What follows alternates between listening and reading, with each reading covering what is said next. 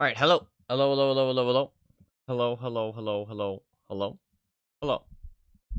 Hello, hello, hello. Welcome. Welcome to the stream. Hopefully everybody's doing well. Hopefully everybody's having a good day. I am struggling to move something on Steam. There you go. Fucking it's fighting back. What is up? Welcome. I am sorry I didn't stream yesterday. I honestly I really wanted to. I tried to get out of bed. I couldn't. I just kept falling asleep, waking up, and feeling like shit. So I was like, oh, I'll just lay down a little bit longer. And yeah, I didn't end up feeling better until I slept quite a lot more. So I just sadly was not able to. I think it's because I was up quite a long time. Honestly, the CSGO matches have been taking a lot out of me, and I've been very tired lately. But be quiet. Not allowed. I get in trouble. But I am here now. I am here now. Hello. Hello, hello, hello, hello. We are going to be watching some more of the CSGO Major. I know I just said it makes me real tired, but it's just such a unique opportunity to watch something like this. And I mean, like, don't really get the opportunity all the time. And I've been having a good time with it. I have been having a good time with it. Two of the matches have already started. We will be jumping straight into them. Honestly, the first match being like already started isn't like the end of the world. They've only done like a couple rounds, so it's not a big deal. And there's fucking lots of matches today. I'm not sure how long I'm gonna go today because I am tired already, but we'll see. We will see. We should be pretty much good to go though. Oop. Oh, I need to hide the wheel. Alright, cool.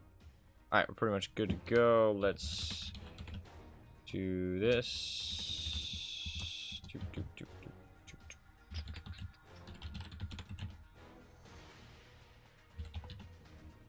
we want to watch Major A or Major B? I named the title of the stream Major B.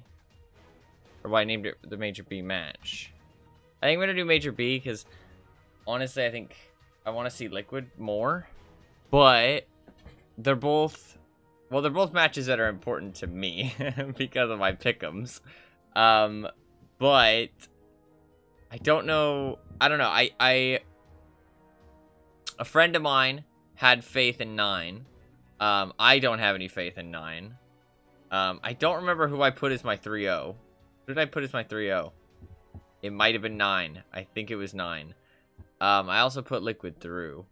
But Liquid was like a very, I don't know. I wasn't sure how I felt about putting Liquid through. The other match is Na'Vi versus Gamer Legion, which I have Na'Vi going 3-0. I think Na'Vi should win that match. But we are missing a player. So we are already at a tactical timeout. Good little start. Ooh, look at the caster. Ooh, flying around. Look at this fancy camera work. Oh, they're going to go down the slide. Oh, so fancy. So I do know Hades. Hades used to be on, we got a lot of anime, dude. A lot of CSGO players into anime, apparently. A lot of CSGO players into anime. He used to be on ENCE, actually. Which was a pretty good team. It is still a pretty good team. He did get kicked though, I guess, or just, you know, moved on to other things. That guy's name is literally Goofy and has a picture of Goofy. I guess he plays into his namesake. Fair enough. They're going on the swings. Okay. Great casters. Or not casters, observers. That's fucking funny. Changing PC. Okay, definitely having some issues over here. Well, while we're having some issues, obviously we can see that Team Liquid is up 3-1 already. We can see how that's gone. Liquid won the pistol round. CT's won the first gun round. They ran out of time. T's did die all in the second round. I do wonder what happened, but they do have tons of money, so they're perfectly okay. They are going to be able to buy. Don't know what kind of money state OC is in, which is their last player. But let's go do a little bit of a refresh, shall we? So Liquid was looking really shaky. They did go really badly into the start of the tournament. I mean, they did not start off strong. Let's be honest here. Pretty much everybody can agree to that. So, I mean, let's see. Their previous matches, they 2-0'd Greyhound, they 2-0'd Complexity, and they 2-1 Fluxo. So, but those are all pretty, like, that's all competition that they should be beating. You know what I mean? So none of that's impressive. The Fluxo match was close. The other two, not so much. So they did kind of warm up a little bit.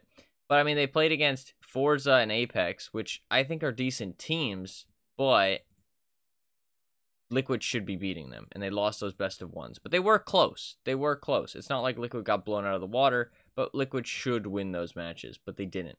That's a little disappointing from Liquid, but they did pull it back. So I kind of have confidence in them. Watching them play, it honestly looked like they played quite well. So obviously we haven't seen 9 play. They're, you know, one of the 8 new teams in this part of the tournament, on this stage of the tournament. Over the last month, though, over the last month, they were at some kind of tournament. They won 2 to Cloud9. They 2-0'd Imperial. They 2-1 Sprout. They 2-1 Into the Breach. And they lost 0-2 to Astralis. They're definitely looking like they lost to the better teams, but beat some of the lower tier teams. I mean, also, I mean, in the RMR, I mean, they did beat G2 16-14. They beat Big 19-15. They 2-0'd Vitality somehow. That's a bit of a weird one. And my friend did have confidence in them. I mean, is Vitality, I mean, Apex and Dupree played really bad in this series. Hades played really well. But I don't know much about this team, this 9 team. To be fair, they might already be in the game. They are in the game. I completely forgot the match was already going on. I'm so sorry. We're going to quickly check how long they've been a team. And that's it. About 9 months, but they added Hades very recently in 4 months. Alright, we're into it. We are into a gun round. Oh, actually, no, we haven't missed anything. We're perfectly fine. But yeah, the T's bought up. And nothing's really happened so far. A little bit of a damage exchange. So we did miss the pistol round, but we're into it. We're into it. We honestly didn't miss that much. Not that big of a deal. Oh, he did spot the jump up. I do think that Liquid should win this match. But we don't know what kind of caliber 9 is bringing to the table here, because this is their first match that they've played in the major. You know what I mean? So they could be bringing some high caliber gameplay. We'll see. We'll see. You don't know what they've prepared.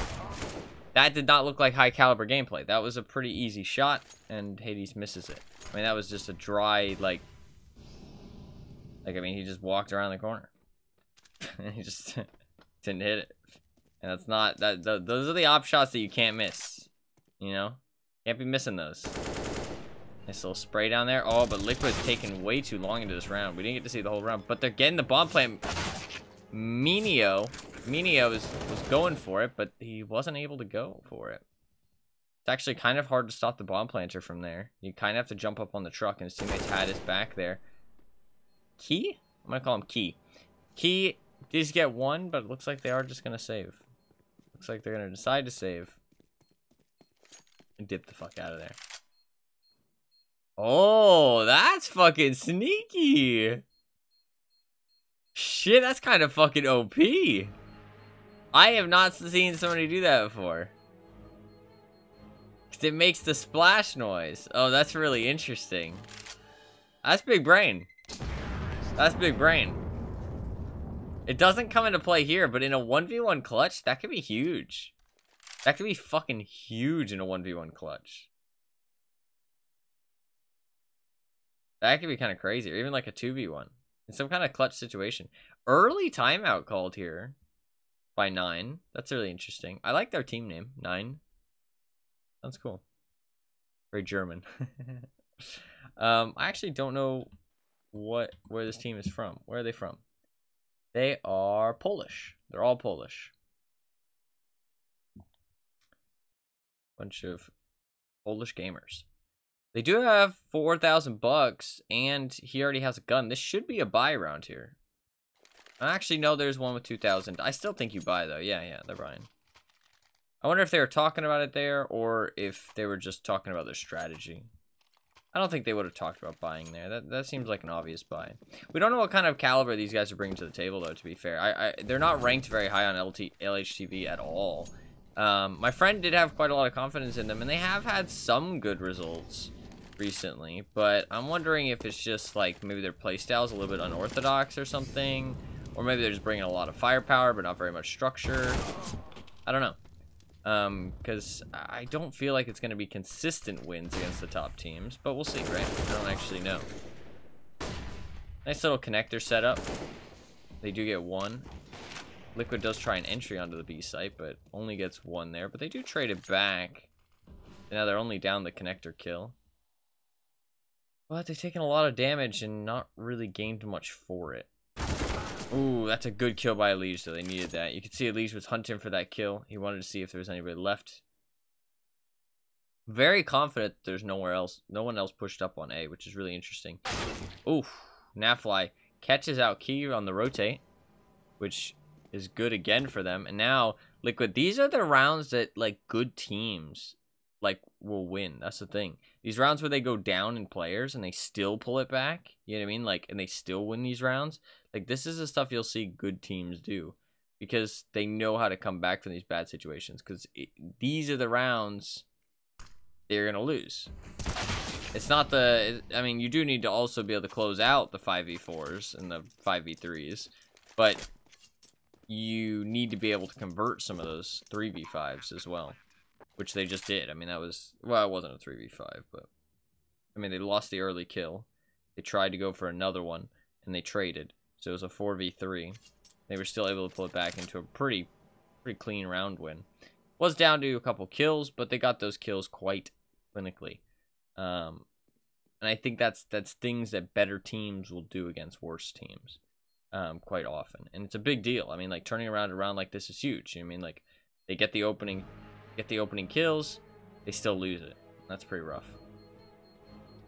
That is pretty rough. Big money for Liquid. You can see they got a couple players with $9,000, a couple with $6,000. They will have to buy up a couple more guns here, but honestly, not much. They're going to be ending with probably, like, quite a bit of money saved. Probably, like, 20,000, 25,000 saved. Which is, like, quite a lot of money. On the side of 9, they are going to go for a half buy, which I think is fair. Yeah, you can see quite a bit of money saved on Team Liquid. They're definitely going to have a buy left over, even if they do lose a round, which is unlikely on this round. So they're looking pretty good into this half. So my pick'em's looking pretty good so far. That's all I'm saying. Although we don't know how the Na'Vi match is going, right? We don't know how the Na'Vi match is going. Taking connector control. Bit interesting to take connector controls. Ooh, very nice teamwork there. Catch that guy out. Nitro gets sprayed down. Not really... I mean, he did kind of expose himself a little wide there.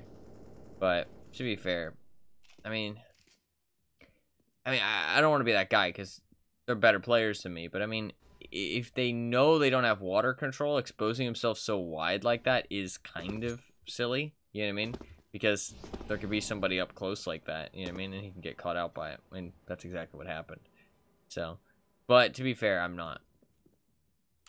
Like, there might have been more going on that I just don't know about. But I don't know. That looks a little silly from what I know.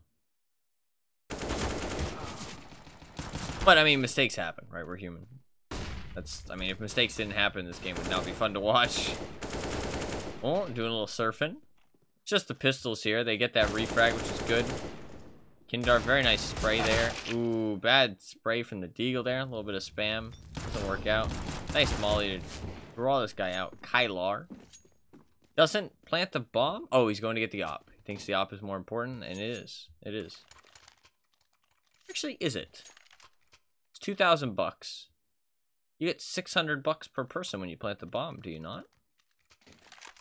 So, actually, no. The op is actually not as important there. It's 600 bucks per person with bomb plant, is it not? No, maybe 600 bucks is too much. Maybe it's 300. don't know exactly how much it is, which is really bad. I should know that. I should know that off by heart. But to be fair, oh, that's really lucky. I mean, like, it's like luck, but it's also like, should he really be standing there? You know what I mean? Like, I mean, like, you can't call him out like it's a mistake, but you also can't really say it's luck because, I mean, people spam that quite often. I mean, there's also no harm for him to spam it. You know what I mean? So, it's like, should the guy have really been standing there in the first place? But I wouldn't say it's a mistake on his part by standing there, but still lucky that he gets the timing right? The grenade definitely helped him. But they get the one in connector to even it back up. So good play by 9 to even it back up a little bit. Good play to even it back up. I'm hoping that Liquid starts picking it up because over the last group stage, it really was pretty bad showing from them. Well, I say bad showing, but, I mean, yeah, bad showing. They should have been beating teams like Apex and Force, but they're just best of ones. You know, as stuff happens, it's a little bit unfortunate. Minio just catches out a Liege in, like, an aim duel there. Just pretty basic aim duel. I don't think there was anything else to it there. No. Unless there was a flashbang and a Liege's flash.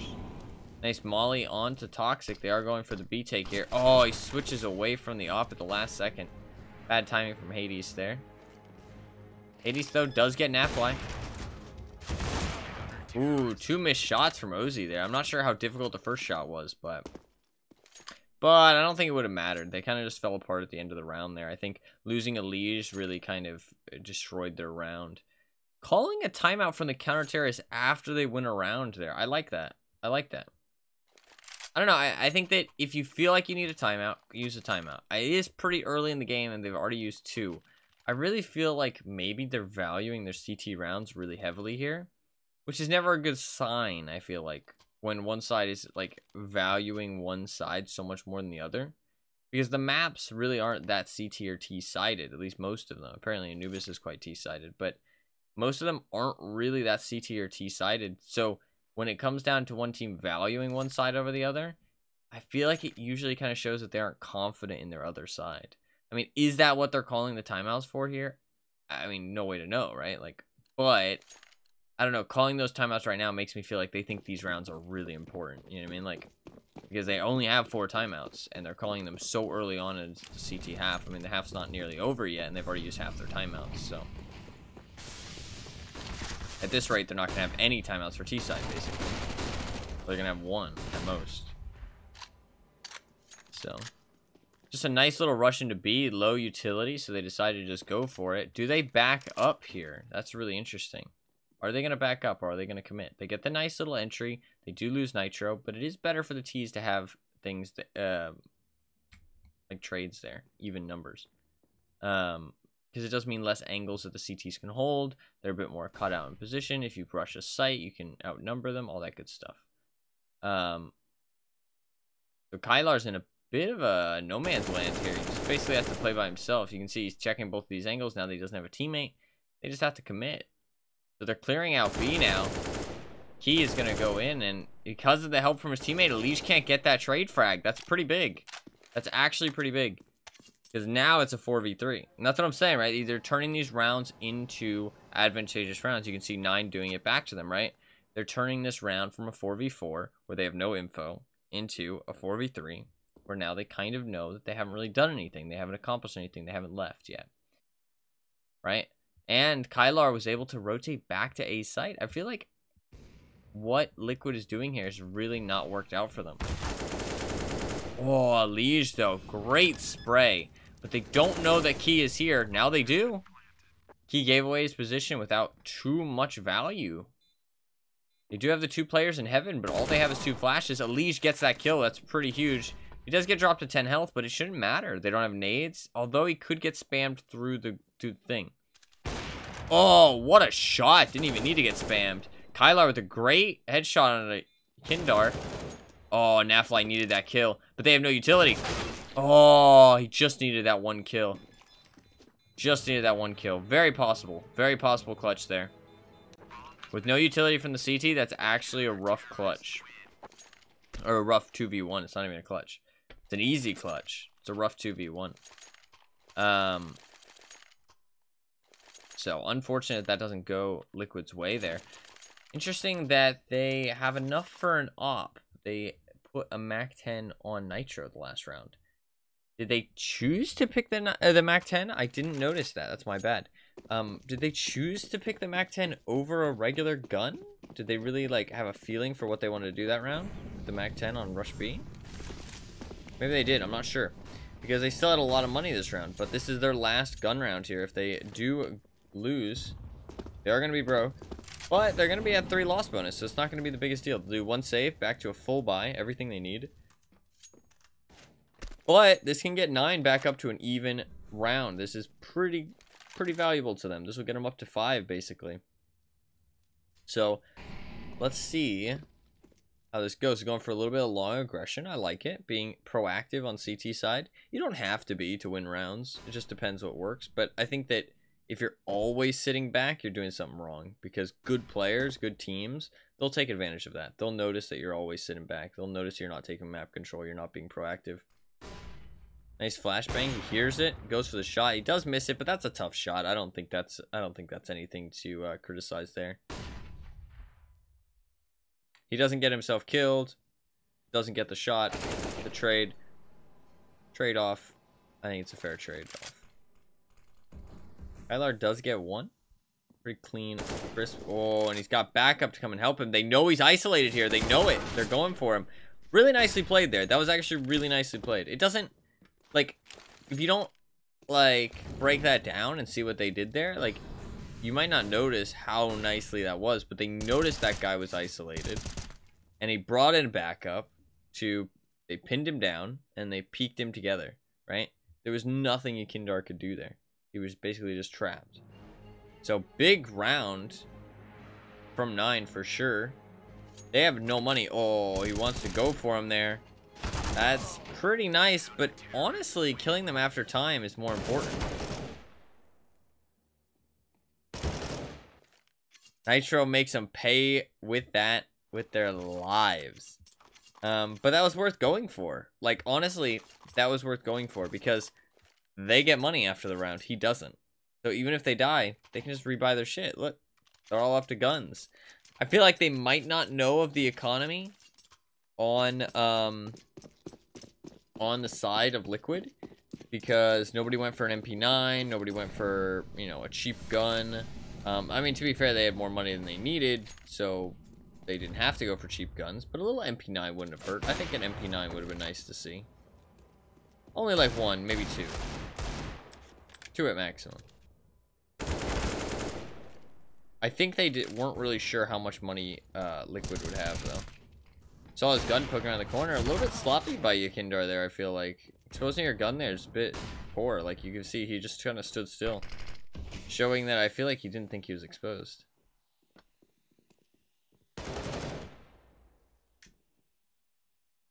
Elige does pick up Nitro's Galil. They actually all save pretty much exactly as much as they need. He just tossed something out of the map. Was that one of their guns? I guess it was. Interesting. Now that one of them is dead, it doesn't really matter. That's one of the things about tossing guns away that are, like the CTs when they're on a buy round. Because, like, if you kill somebody, then they couldn't have picked up the gun anyways. You know what I mean? So, also they all already have guns. So, but I guess maybe they didn't know that, to be fair. They don't have, you know, observer cam. But I mean, I like the idea. I like the idea, right? Take guns away from your opponent. This is a buy round. They don't have an op on Ozzy, but they don't have an op on Hades either. I think, actually, I mean, like, I don't know that much about Hades. I think he's a good player, but I don't think he's, like, anything to super write home about. But, I mean, Ozzy has 1 kill, so, I mean... But, actually, Ozzy did disconnect, so we're not getting... So, Ozzy probably has 4 rounds less stats than everybody else. I think the stats don't carry over. They might, though. If Ozzy actually has 1 kill over 12 rounds, that's pretty sad. But... Hopefully not. Hopefully that's not the case.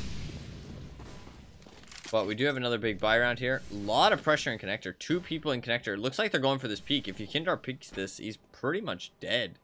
He's just going to get gunned down. They got the firing squad. They got the gun line set up. Oh, looks like they're switching up the setup. They didn't see anybody early. They're switching it up. One of them actually rotates over to B. What is this? Oh, sideways run boost. Doesn't work out very well. But you know what? There was nobody there, so it's okay. And honestly, because it's a sideways run boost, Elige is looking the right way, and Elige can just shoot as well. Kylar has a big thing. Very nice pop flash. That's just clinical. I feel like that's like a lower tier team kind of thing. Like, I don't know. I don't want to seem like not to expect the enemy team to do something like that. You know what I mean? To expect them just to dry peek you and just to swing it. You know what I mean? Like, if they have utility, they're not just gonna swing shit like that. Especially when he's been playing that position. But it doesn't really matter because they get all of the kills on the site entry. They did have a couple going bathrooms, so I feel like it was a mostly long attack, so they didn't have to watch too many angles, but they did have 1 or 2 bathrooms, I think. Wow, what a dink. Indar got absolutely domed. He's just gonna save his gun. They are on 4 loss bonus, so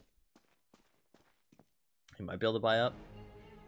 I mean, he can drop his nades to somebody, and then he can buy 2 nades of his own with his 500 bucks, but he won't get any money, obviously, so I would just drop my nades to somebody else, buy $500 worth of nades for yourself, and then they can buy an AK and have nades still. It's a nice little combo. Let's see if he actually does that. Another terrorist timeout by Liquid. They are interesting, all these timeouts. Liquids make a bit more sense because this is the end of the half, right? They want to really make this half work. I think Yukindar drops his nades to somebody else. If they're buying. If they buy. Let's see what they do.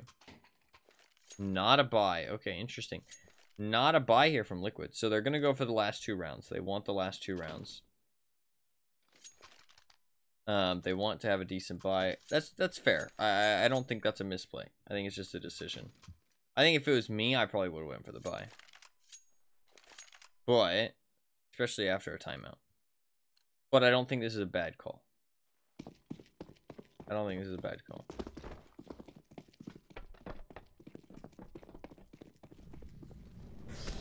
I think they're both equally applicable. Do they have some kind of strat in mind? They have 3 in connector right now. 2 going water. 1 left in, like, I don't know what you call that. B main? I don't actually know what people call that. Because you have water. My overpass calls are a little weak, I'm not going to lie. They're clearing out connector very slowly. 9 doing a decent job on their CT side. They're actually bringing up some rounds, making it a little bit more competitive. Did start off bad for them, and I was kind of thought I was kind of writing them off, but they're bringing it back. I do feel like Liquid's kind of getting a bead on them now, but it might just be too late. 80s, I mean, Elite just doesn't expect him to be there, so he doesn't swing wide enough. They do get those kills. Yukindar just absolutely delivers, turns this into a 2v2 when I feel like it had no real ground to be. Did not deserve to be a 2v2, but it did. Now we got this one in graffiti. They know he's there. I don't think they expect Yukindar to be this close. Kindar's going to, yep, absolutely rip that guy's head off and straight baited into Ozzy there. That's pretty nice. Very nice little bait. I do wonder if Ozzy had any kind of tell that that guy was watching the other guy, because he must have, right? Because he swung out so confidently, I feel like, and took the fight. But to be fair, it could have just been a shoulder peek, saw he was going out, like, dumb. It's hard to judge, no way to know, really. So they actually won that round, the Tech 9 round, which is actually huge for them, because you can see 9's money now. And they actually go for a force. So they're not even going for the last round and a half. They want both of these rounds. They want both. This is greed. This is greed. It might be greed that is for a reason. You know what I mean? Because they... Actually, greed means that you don't need it, right? So I take that back. It might not be greed. It might be just... It's just... They're going all in, right? That's a better way to put it. It's not really greed. They're going all in. They're going 2 rounds or 0 rounds. They don't want to go for just the one. Which I think is a bad play because Liquid has tons of money. And I understand that pistols are good. MP9s are good. But, I mean, do they really give you that much of a chance that you're willing to go all in? It's like, if you look at their loss bonus, it's crap.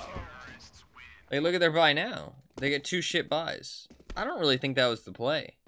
I really don't. Like, it's an all-in decision, but Liquid's money's not bad. They saved an AWP. They saved an AK. They got... Well, they didn't get bombed down. Wait, they did get bombed down. Yeah. They got bombed down. It just doesn't show it. Because if you kill everybody before it detonates. I mean, they got bombed down. They had money left because they were saving. I mean, they must have seen the Tech 9s, right? So maybe they just, you know, didn't keep track of Liquid's economy, or maybe they just didn't think about it. Because that seems like a weird buy, I feel like.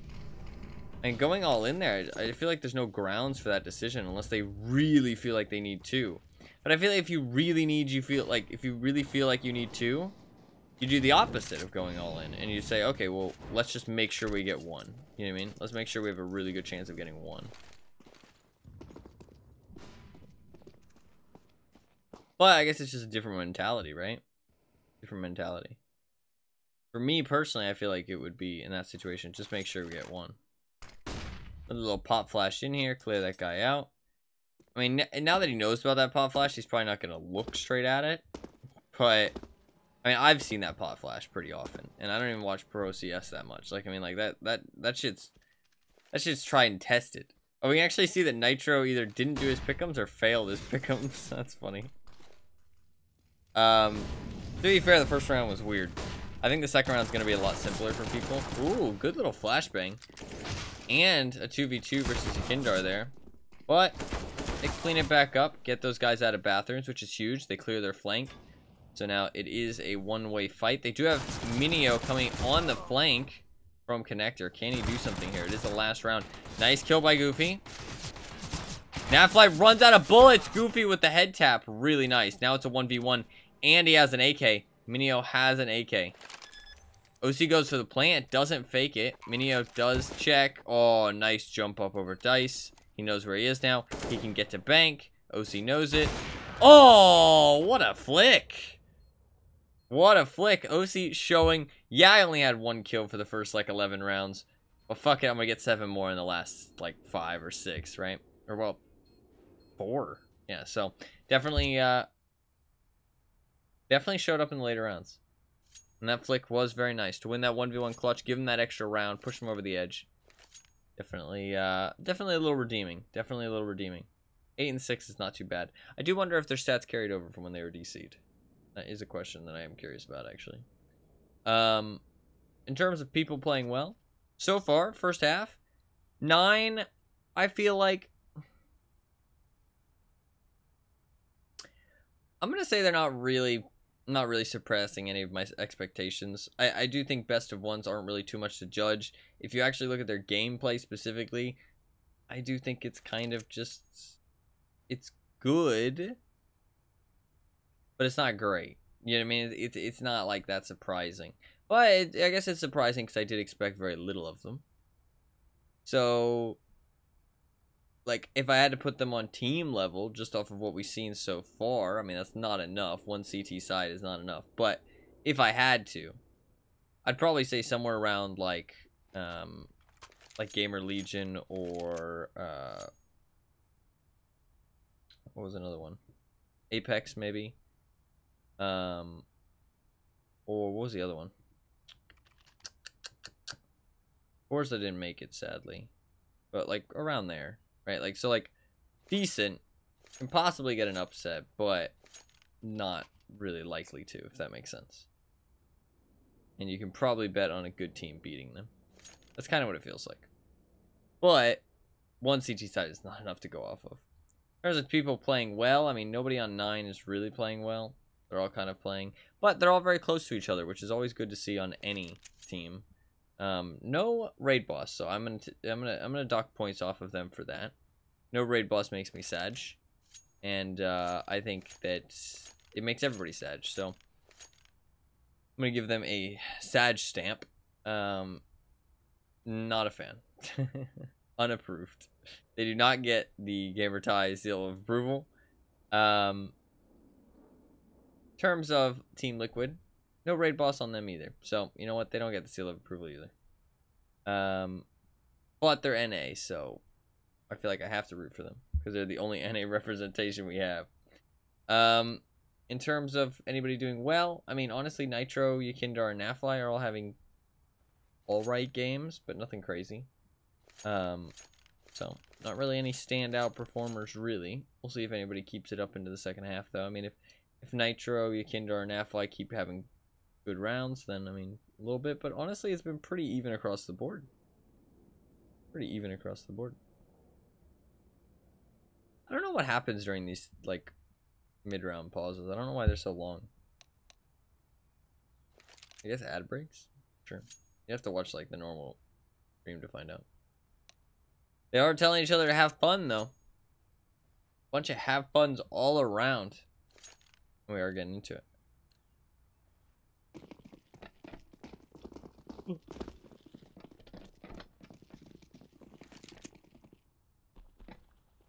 Got 4 going to B here. Very interesting. They're expecting the B rush. But it actually looks like 9 is going to go for something a little bit slower. Hades playing back. And with that, they might expect nobody to be there. But it does look like Nafly is taking peeks. He's actually maybe expecting somebody to be hiding a little bit closer. He's obviously not going to go down the pipe because that would be death. They got 2 people slowly taking long. This is a really weird setup because while overpass is fast to rotate, not really that fast to rotate if you're in long. But I guess they're kind of banking on the fact that the CTs won't be protecting bathrooms, which they're not. So this could work out good for them. That kill is huge by Elige. That makes a lot of question marks for the terrorists now because what do? Do they just commit to B? If they commit to B, there's 3 players there. Ooh, he saw him. He saw him. A lot of their information, their cards are on the table, and they elect to push with it. They do get the kills, though. He and Kylar absolutely ripping off heads. But it's pistol round. Anything can happen in pistol round. I'd say until that bomb goes down, it's all in business. The bomb is actually on B. What's their play with that?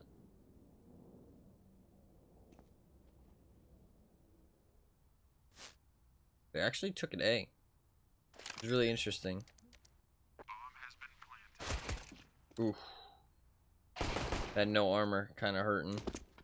And that kill on OC is huge. And now Key just gets the 1v1 Nitro. He has no armor, so. Ooh. That's not good for Liquid.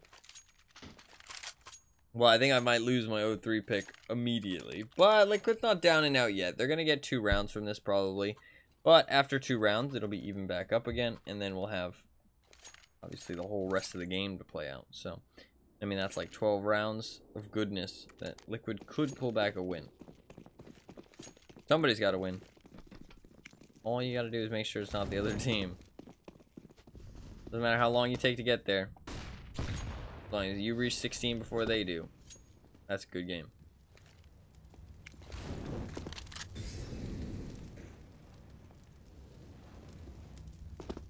Could go into overtime, honestly. Overtime is possible. Is that another weeb gun? They're adding a lot more weeb skins. Oh shit, her eyes fucking glow. Okay, that's pretty fucking cool, actually. Her eyes actually glow. I wonder what the name of the skin means. Okay, that's pretty sick, actually. They actually have, like, hypnotizing swirls in them. That's pretty sick. Little 5-7 setup here. Liquid did force, but I think this is the double save territory, so that's probably why they forced.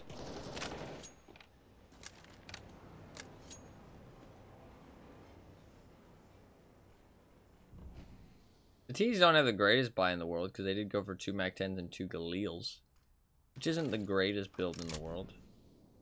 Or buy, sorry, not build.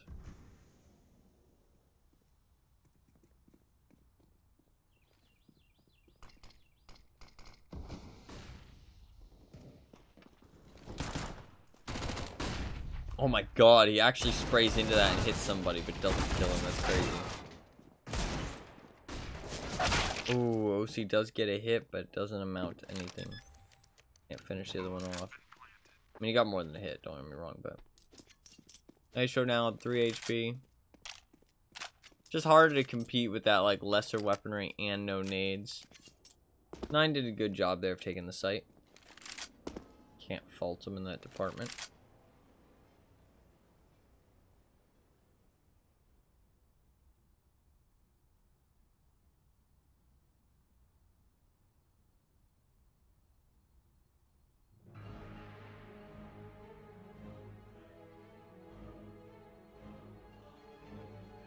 He's gonna save this AK.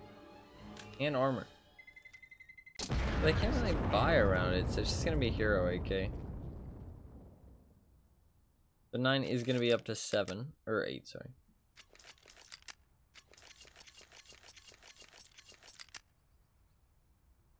What's his plan? I'd say give the 5.7 to somebody, right? Keep the armor. We're talking about it. To figure out who you're gonna drop it to, I guess. Chances are they're probably talking about something else. There's an early game smoke. There's a flash left over. We have 1.57, 1 Deagle, and 1 P250. Investing very little into this round. And saving for an op. The 2 Galeals and a MAC-10 are still out in force, which makes sense.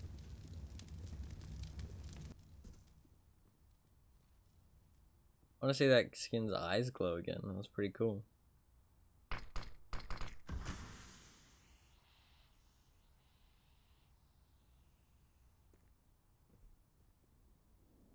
Nitro does spot one. He's got this hero AK. Can he make it work? Ooh. They do get the trade. And it does mean that somebody gets an Galil.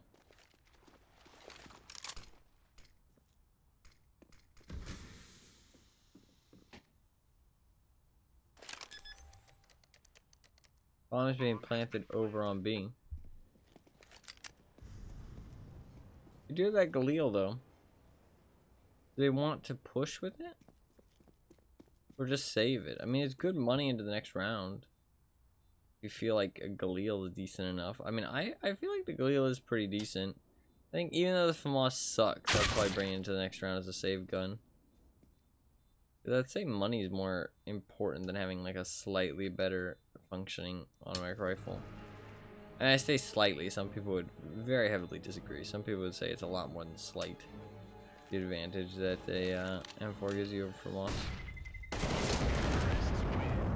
But I'd say MAC-10 becomes more situational, right? Like that's the thing. It's like an MP9. It's like it's more of a situational gun to bring to the next round.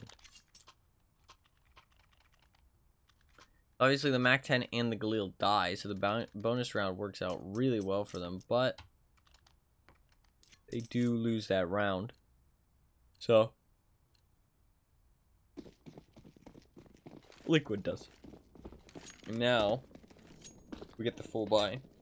You do have that Galil and that M4. Uzi does get to buy the op. So they have a little bit of money. They're gonna have max loss bonus, but that's still not gonna be enough to buy. They're gonna go for some kind of half buy. Would've killed him if he had an AK. No, I don't actually know. It's very hard to judge something like that. The only way you'd be able to judge is, I mean, they're point blank range. They walk around a corner into an automatic gun. I mean, like, if you're suppressor, like, I mean, like, there's just so many things that could go into it that would, like mess up the testing in that form. So I mean, like, if your suppressor pokes around the corner, then the situation's completely different because you had an M4A1S specifically. You know what I mean? Like, it's just all over the place. You can't really make that kind of like comparison. Liege is going to be tested here They're gonna boost over. They are gonna boost over. Oh, he reacts in time. Hades, a little bit of a whiff, I feel like. He gets a lot of shots and then misses it. Ozzy hits the shot. Defends Hades really well. Hits another shot. Ozzy hitting shots. Ozzy hitting shots. It's the third kill this game, actually. I don't even know where they got the third one. I guess they were going aggressive towards Fountain, maybe. Let's see if there's a dead T up here. I don't see anybody. Oof. Doesn't even get to save the weapon. Would he have even wanted to save, really? Yeah, I think so.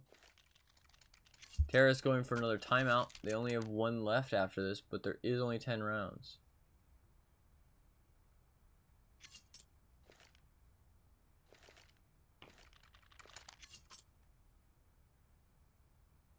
Ten rounds is enough for one timeout, though. They definitely cooled it on the timeouts as the end of the Imperial phase and during, like, the end of the game. So 10 timeouts did. I think it lasted the whole game here, as long as they don't use the next one like super early.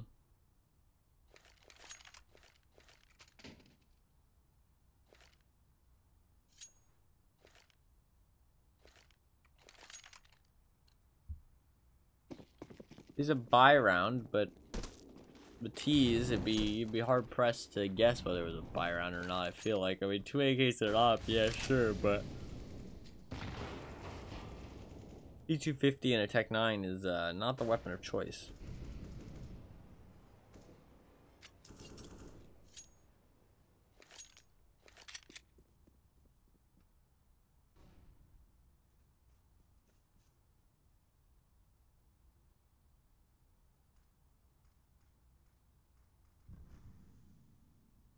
I'm just waiting for him to peek into ops right now.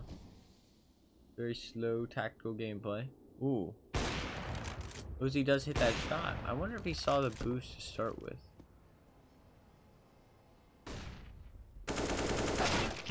Oof. Rough kill there.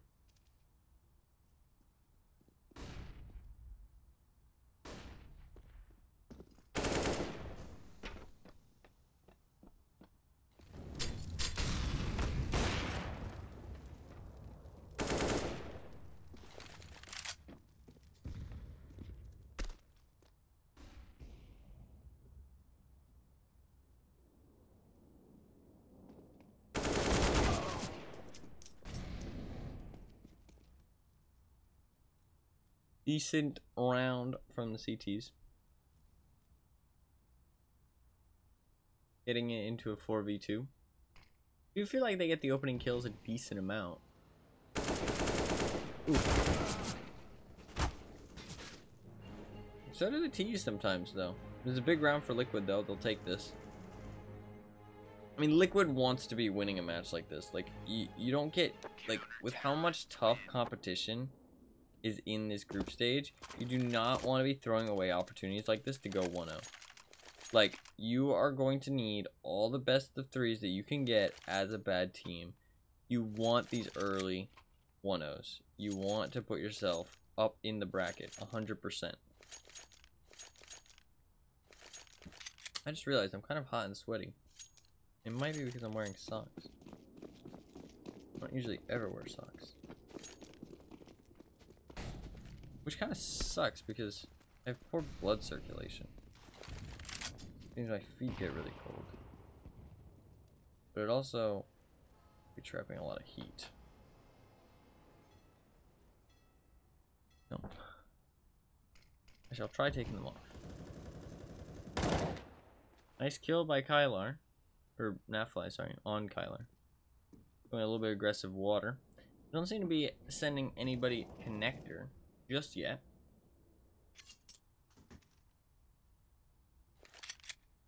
Picks up the pistol.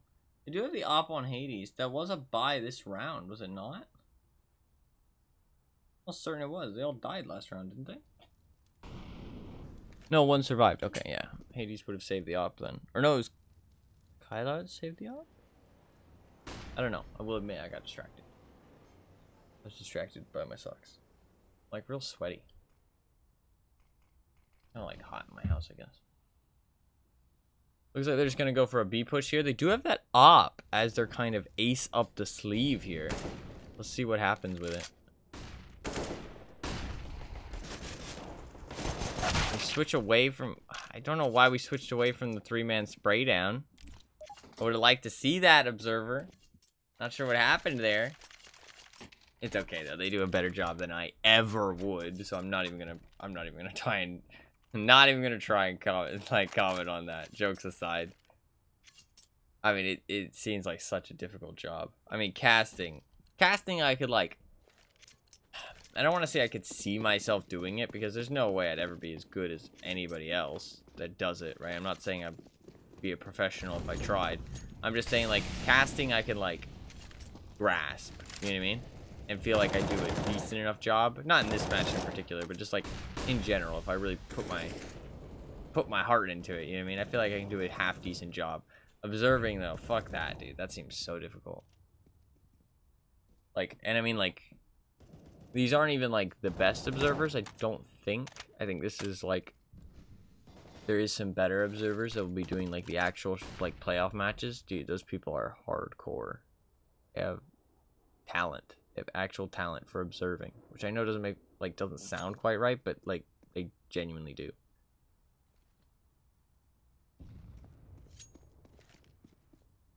And they are a very important part of watching this game, watching any esport. Yakindar with the double op. I have seen him use the double op a little bit. It's interesting that they sent Minio by himself all the way up A. I didn't really talk about this buy, but I did notice it at the start of the round. It's fucking weird. Like, what are they doing? They don't have max loss bonus. It's like... They buy up when one of them has a tech 9. I mean, like, they're gonna have to save next round. Like, this just feels like a weird buy. Like, one of you's on a tech 9 anyways. You know what I mean? Like, why not? Like, they didn't have an op going into this round. This just feels weird. It feels like they're, like, getting desperate. That's what it feels like. It feels like they're getting desperate. And the thing is that you don't want to be getting desperate. Oh, you do not want to. You do not. Man, you're kind of lucky they kill you after time, man.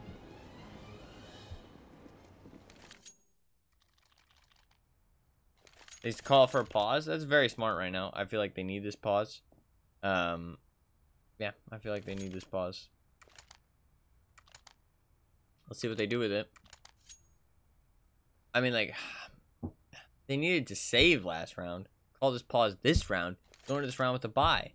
Or call the timeout before this round. Save. Because, like, I mean, what is their money now? You're just letting Liquid get to 14. Right now, this could be a huge buy. You could have an op.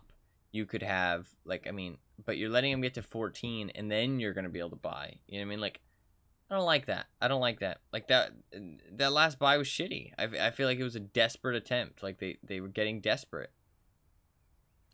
And, I mean, like, now you have to throw away this round when they're closer. I also feel like it's just, like, it feels worse to throw away rounds when it's closer. I know that's just a mentality thing because it doesn't matter. Like, say you're going to buy one round and save one round. It doesn't matter which order you do it them in. You know what I mean? But I feel like it just feels worse having to save on round 13. You know what I mean? Having to save on round 12. Also, it would have been a better save because they have such a large loss bonus. They could save more of their stuff. You know what I mean? Or, like, they could spend more, have better gear going in. Just going for a normal B rush here. Nafly gets 2, Nafly gets 3. Very good job on defending Yukindar. I don't know how Yukindar survives there. He's just dancing around the pillar. Fucking Twinkle Toes over here. Like, crazy. I mean, honestly, that's not really down to him. That's kind of down to Nafly saving his ass. But Nitro playing well as well. I mean, these are, I mean, like, Liquid has some heavy hitters. Like, it's not even, like, heavy hitters. It's not, like, absolute star power. It's just these motherfuckers are consistent. Like, they do good work. Like, you're not gonna, like, look at them and be like, oh, those are scary players, you know what I mean, to face in the server.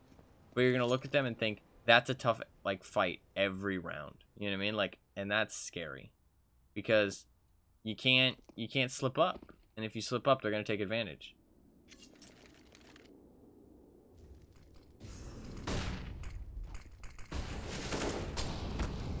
You have to be just as scary as they are every round.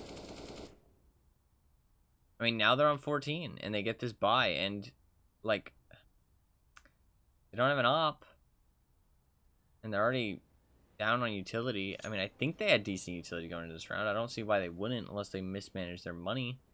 Max loss bonus, but I mean, they have no utility anymore. They've used it all. Still got a minute left in the map, but I mean, they've taken no map control. I mean, they've got bottom of connector, but that's not much. Nitro's so out in the open, he gets flashed here. I don't like that he doesn't like react to the one and done there. Like, I mean, that's a one and done position. You gotta have a teammate. He kind of just sits there after he gets the one kill. Weird. Op not really able to see anything. They have 2 ops for this retake. That's actually kind of bad for him. They throw a Molotov, it misses. I think he wanted it to land on the box. Although now, it's going to be very hard for Hades to fall back. Hades is basically stuck there. Don't expect somebody to be Pit already. Pit gets that kill. OC snipes from the top. And a nice defuse for Liquid. Not looking good for 9.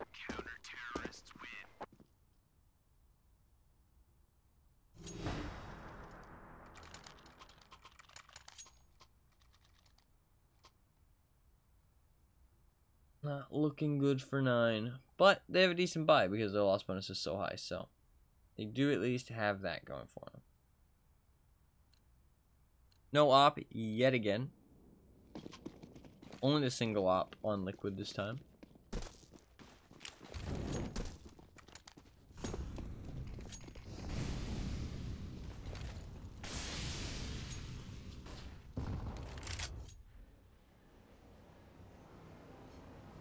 Very aggressive though with the op on Ozzy. Catches somebody out playground. Through the smoke, he gets you Kinder. That's crazy.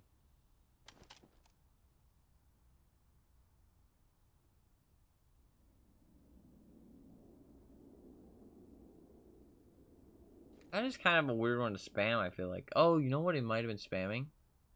Ooh, the incendiary, nice. And the bait. Has a teammate there to back him up with the swing peek. I like that.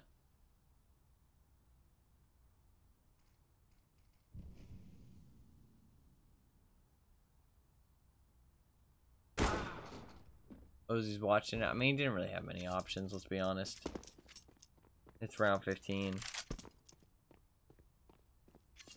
He could have waited for his teammate, though.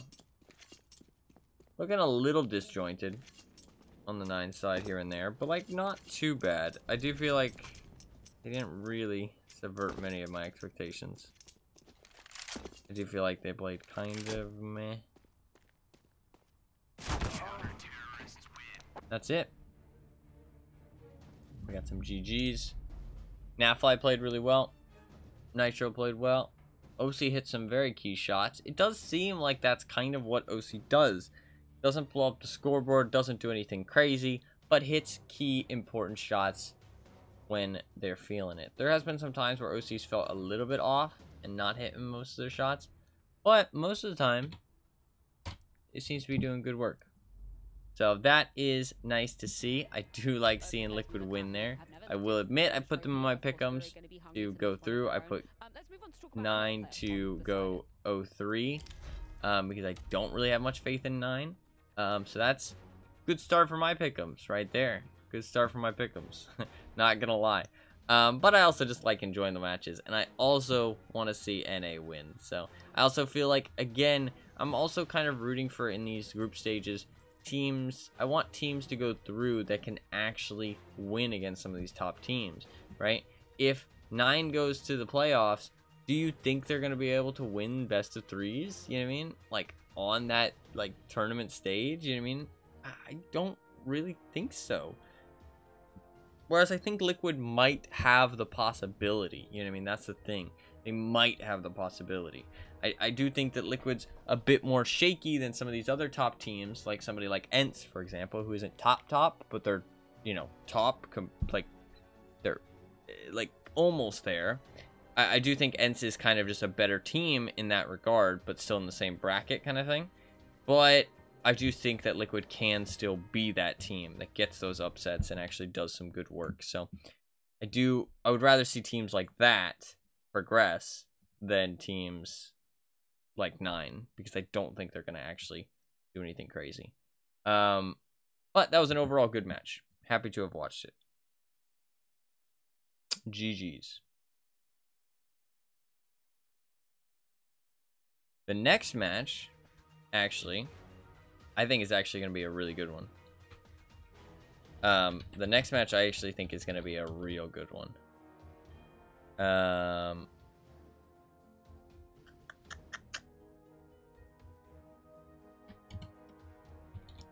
This next match should be really good. I think this will be a very, very close match. Server might not be up yet. So my pick'ems, though, very good so far. Very good.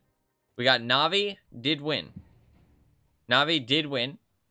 They went 1-0, right? So they went 1-0. The reason I picked Na'Vi, people might be asking this, right? Is because you could see the matchups before your pick'ems, right? And I'd be stupid not to use that information to my advantage. I knew that 9 was going to play against Liquid, right? There is other bad teams, right?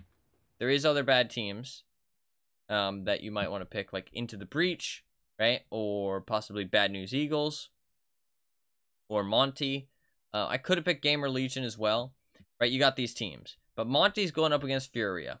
I do think there's upset potential there. I do think it's low, but I do think there's upset potential. Into the Breach is going up against Apex. I do think Apex should win that match, but I do think there's upset potential, right? Bad News Eagles against ENCE. They're going into that match. I do think there's upset potential, but I do think it's low as well. I do think ENCE should win those matches. So all of those, right? I do think that there is those matches. I do think Monty and Bad News Eagles are probably the best teams out of those 5 that I listed. But the thing is that I think 9 is one of the worst, and I knew that 9 was going up against Liquid. I could have picked Gamer Legion, but the thing is that I didn't want both my 3-0 and my 0-3 to be hinging on that first match. You know what I mean? I didn't want it both to be hinging on that first match. And if Gamer Legion wins, then my 3-0 and my 0-3 are dead. You know what I mean? So I kind of wanted to spread my luck around a little bit, right? Spread my, like, kind of points.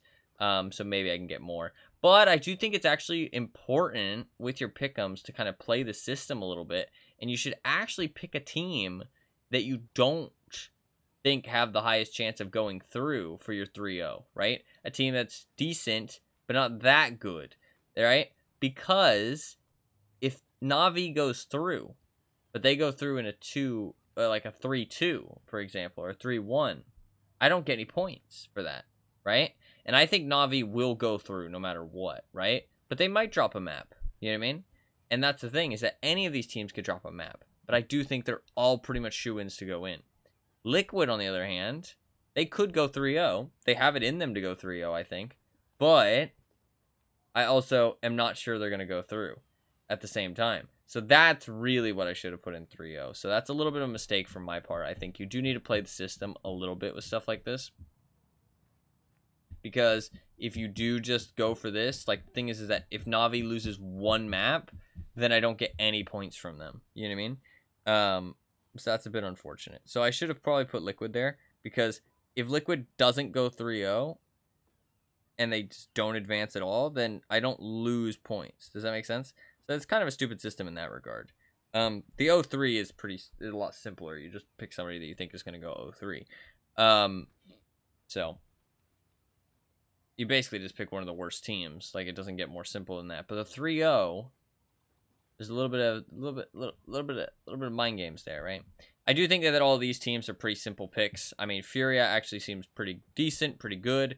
Heroic's really good. Vitality's really good. Ents is really solid. G2 is really good. FaZe is really good. I mean, like, I think I should have put Na'Vi here, and then these are, like, top 7 teams, honestly. You put Na'Vi instead of Liquid. Like, these teams are definitely... These are the teams you would put in the top 8, I think. But the thing is, that's not how these group stages work. Chances are there's going to be a couple teams of these mixed in there, right? All of these teams are not going to go through, especially because of the match, like, seeding that we got. Two of these 7 teams here, disregarding these two, Liquid and 9, are going to go 0-1 to start off the day because they're playing against each other, right? So it's not like they're just playing against the chumps. No offense, these guys aren't chumps. They're all miles better than me. But, like, compared to the better teams, they don't really... They hold a candle, but they don't hold the torch. Let's put it that way, right? So I do think there is some upset potential. But with the way that, like, the major works, I don't think they're all going to get through. Because they're all going to go 0-1. They can play against each other. And there's upset potential because it is best of ones. And everybody's good. Like, it's not like these players are bad players. It's not like they're bad teams. You know what I mean? There's always upset potential. They get a good map. They get a decent map. They're on their game, right? Counter-Strike is very up and down. Like, nobody's really consistent. That's one of the most important things about being a good pro player is being consistent. Either consistently really good or just consistently good. You know what I mean? Or consistently opping, or consistently, like, you know, getting those trade kills. Like, whatever your role is, just consistently doing it. It's about being consistent. Nobody wants a player who's off and on, right? Like, that's just not how it is. So, I think there will be some upset potential. So I'm not sure who's going to, I don't think all of those teams are going to go through. So, but I do think that with the pick'ems, you just pick who you think is, like, the most likely to go through. You know what I mean? There's no reason to pick people, like, you don't get extra points, you know what I mean, for doing risky picks. So I just picked who I think is the most likely. But I think there's a very good chance that Fnatic and NIP could go through as well. I was considering putting them instead of Liquid, but I do think Liquid have them in them. And I also just kind of wanted to go for a more fun pick, to be honest, because I knew that I knew that like, it was either going to be Fnatic, NIP, or Liquid. And I was like, well, I like Liquid the best. And I think they're all pretty equal. So I'm just going to go with Liquid. You know what I mean? So I think any of them could have been good choices, to be honest. I think any of them could have been good choices. But I think the rest of the choices were pretty staples, to be honest. What I should have done is put Liquid in the 3-0. And then put, I should have definitely put Liquid in the 3-0. And then I should have put Gamer Legion probably in the 0-3. Or maybe, I mean, honestly, they played well. Maybe Into the Breach. But they're playing against Apex to start it off. Apex isn't, like, that good, but Apex did look solid. But they looked solid for a lower tier team.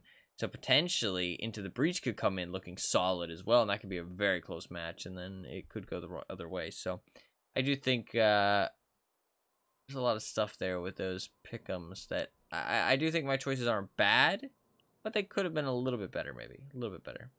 I could have just stuck with 9-0-3 and then Liquid 3-0, but then I'm resting, like, my 3-0 and my 0-3 on one match, which is something I wanted to avoid with Na'Vi and Gamer Legion to start off. And I do think Gamer Legion actually played pretty well. Like, I do feel like they, like, started it off pretty well, so yeah.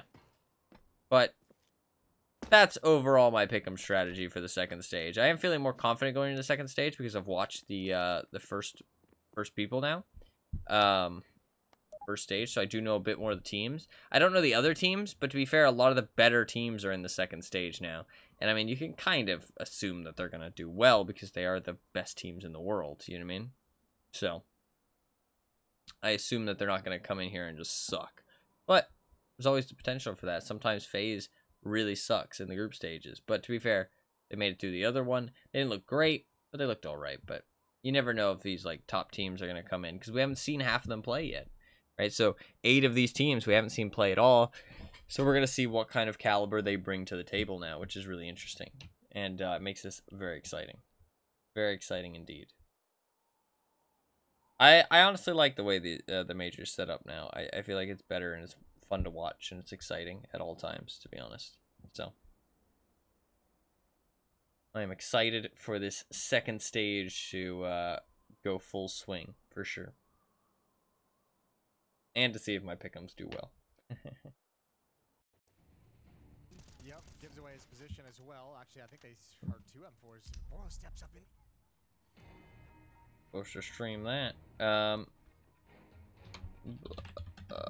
We did get kicked out of the server. I was in the server, but then I got kicked out. Apparently they're reconfiguring. The other match has started, but Furia versus Monty I'm not like as excited about. I think Fnatic versus NIP is going to be a really good match. And I also want to see Fnatic play. It also has Crims on it, which is really cool. It's cool to see one of the old guard of CSGO. Like, I mean, Crims is a fucking legend at this point. You know what I mean? Like, if you know CSGO pro scene, you know of Fnatic. You know what I mean? Like, the original Fnatic. Like, those guys were legends. They were the villains. You know what I mean? They shut everybody down. They destroyed dreams. Like, that's they were insane. They were untouchable. They were legends, like literal legends. Literal legends. I mean, there's very few other teams that have reached that level, and I think honestly, if you had to put teams up there, it would be NIP, the old days of NIP, where they went on their crazy win streak, Fnatic, and then I would say SK, Luminosity. Right, the original like lineup for that, and then Astralis. I think those are really the only teams that have ever reached that. Na'Vi as well. Navi's always been one of those like, but like the thing is that Na'Vi has always had this kind of like, you can see like they've always been near the top, but they've never quite been the top except for once. You know what I mean? But if we're not talking just majors, they've definitely won some big tournaments. Don't get me wrong. But they definitely deserved a major.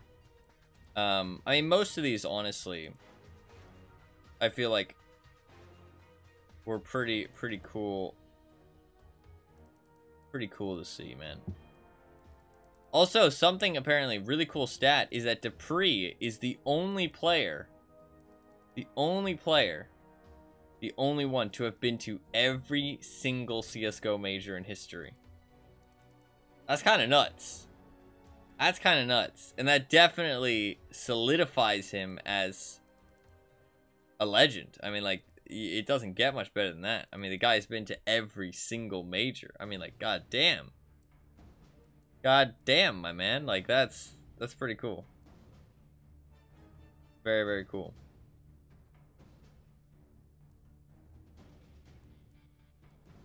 The 1 NA win. I'll take it, though. This NA win was fucking epic, too. These guys fucking brought it home for America. That one was a cool one to see, man. That one was a cool one to see. I loved watching that one. That was like, dude, the fucking NA energy, man. It was fucking epic. It was absolutely legendary. Honestly, you could probably watch that back on video and see how epic it was. Like, dude, that whole tournament had good vibes. Cause like,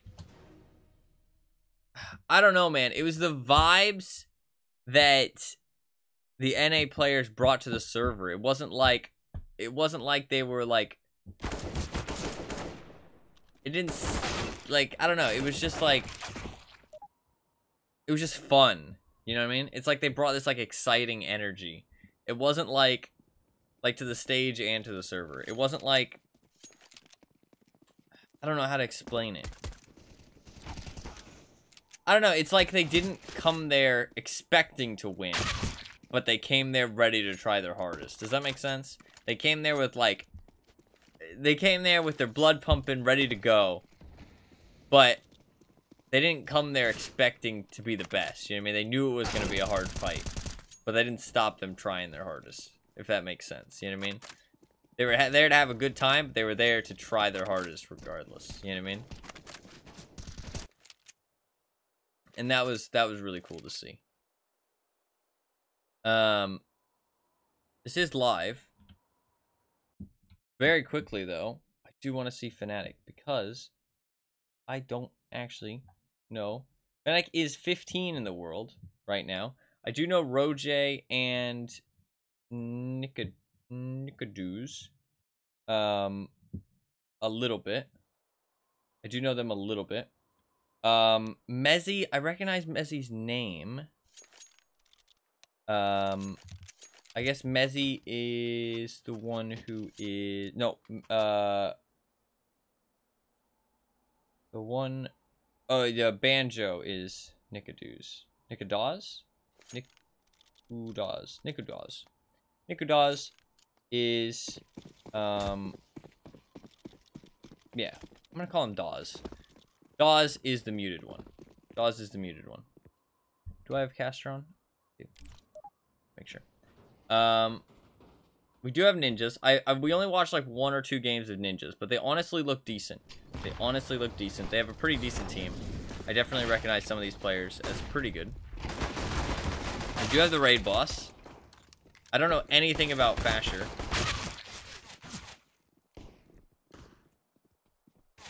Lexi B, a little bit of a poor showing there so far. But that did not go well for the ninjas. One sec, I wanted to bring up Fnatic real quick. HLTV like stuff is really annoying now though. We're not gonna mess around, don't worry.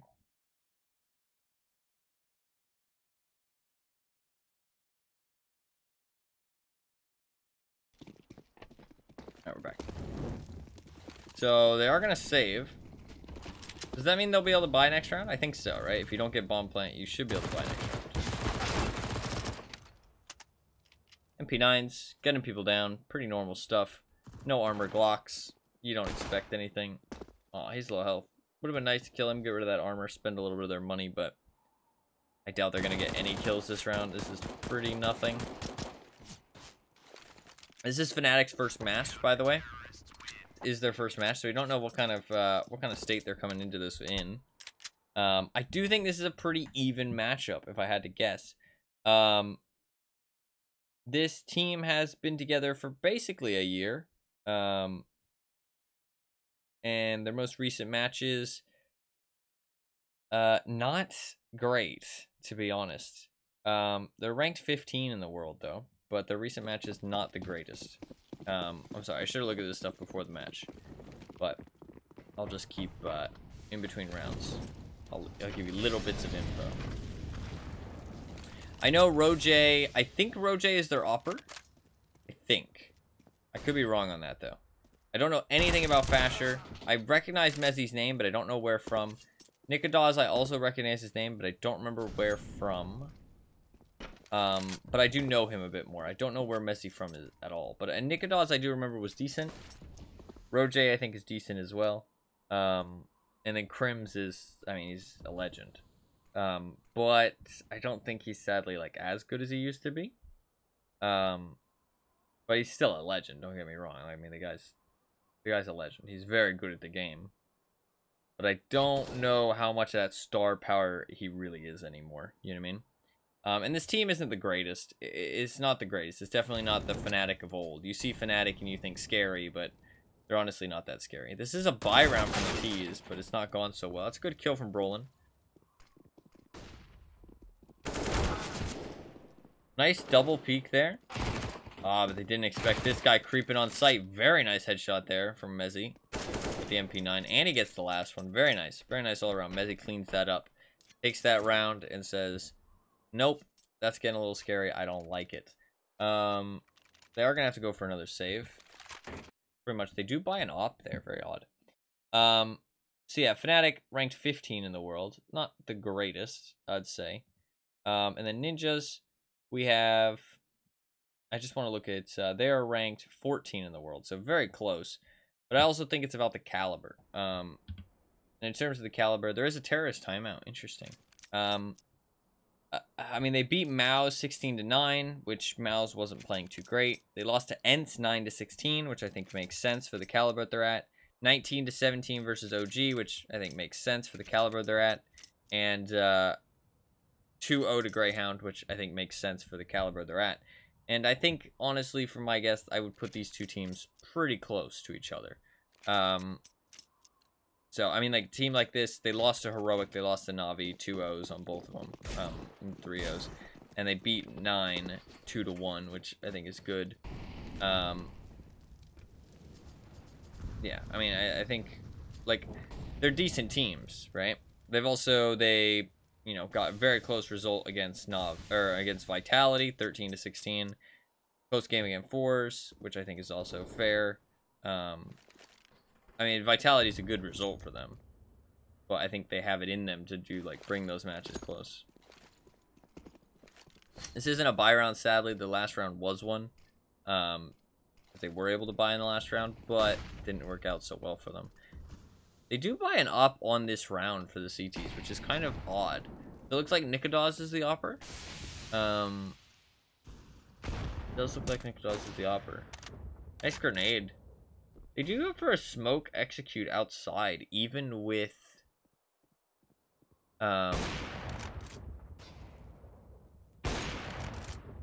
pistols. Which I think is kind of odd to do your smoke execute when you don't have any guns. Like, you're kind of revealing your hand when it's not really going to be as effective, I feel like. So I feel like it's kind of a waste. Roland out in the open here. Catching somebody out in the open. Still doesn't get the kill. Deadly Tech 9 just isn't the play. Why was that guy looking over there? Why was Config looking away? Very odd. Very, very odd. But over on the NIP side, I think I only watched one match for them. But you have Config, which is a very good player. Head Trick does seem to be, I remember he was hitting some op shots. I was impressed.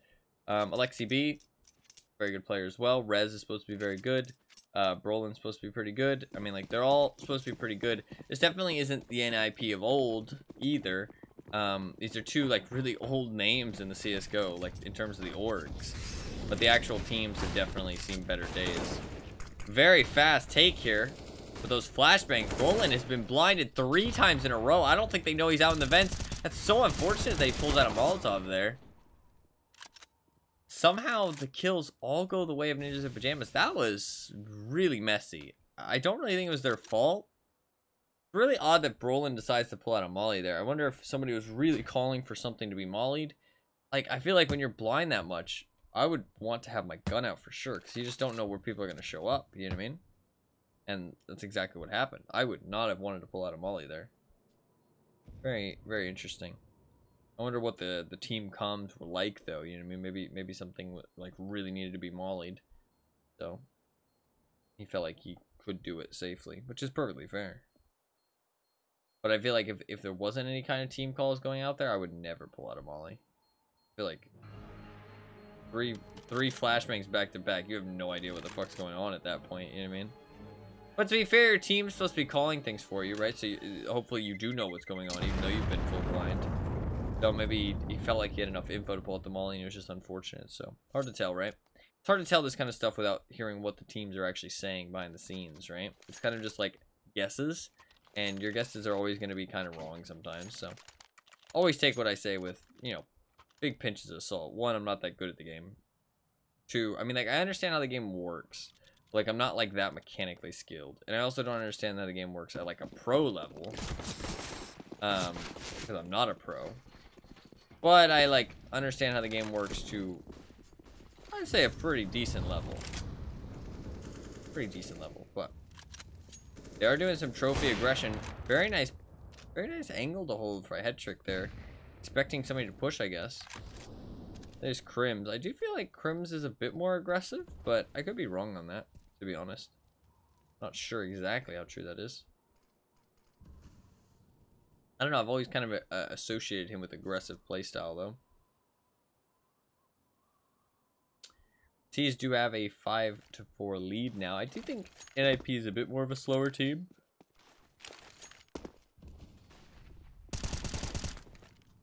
Roger, nice kill. He was flashed by head trick there. Ooh, that's an awkward peek. Nice job by the T's to hold that angle. Nice job by Brolin to rip his head off.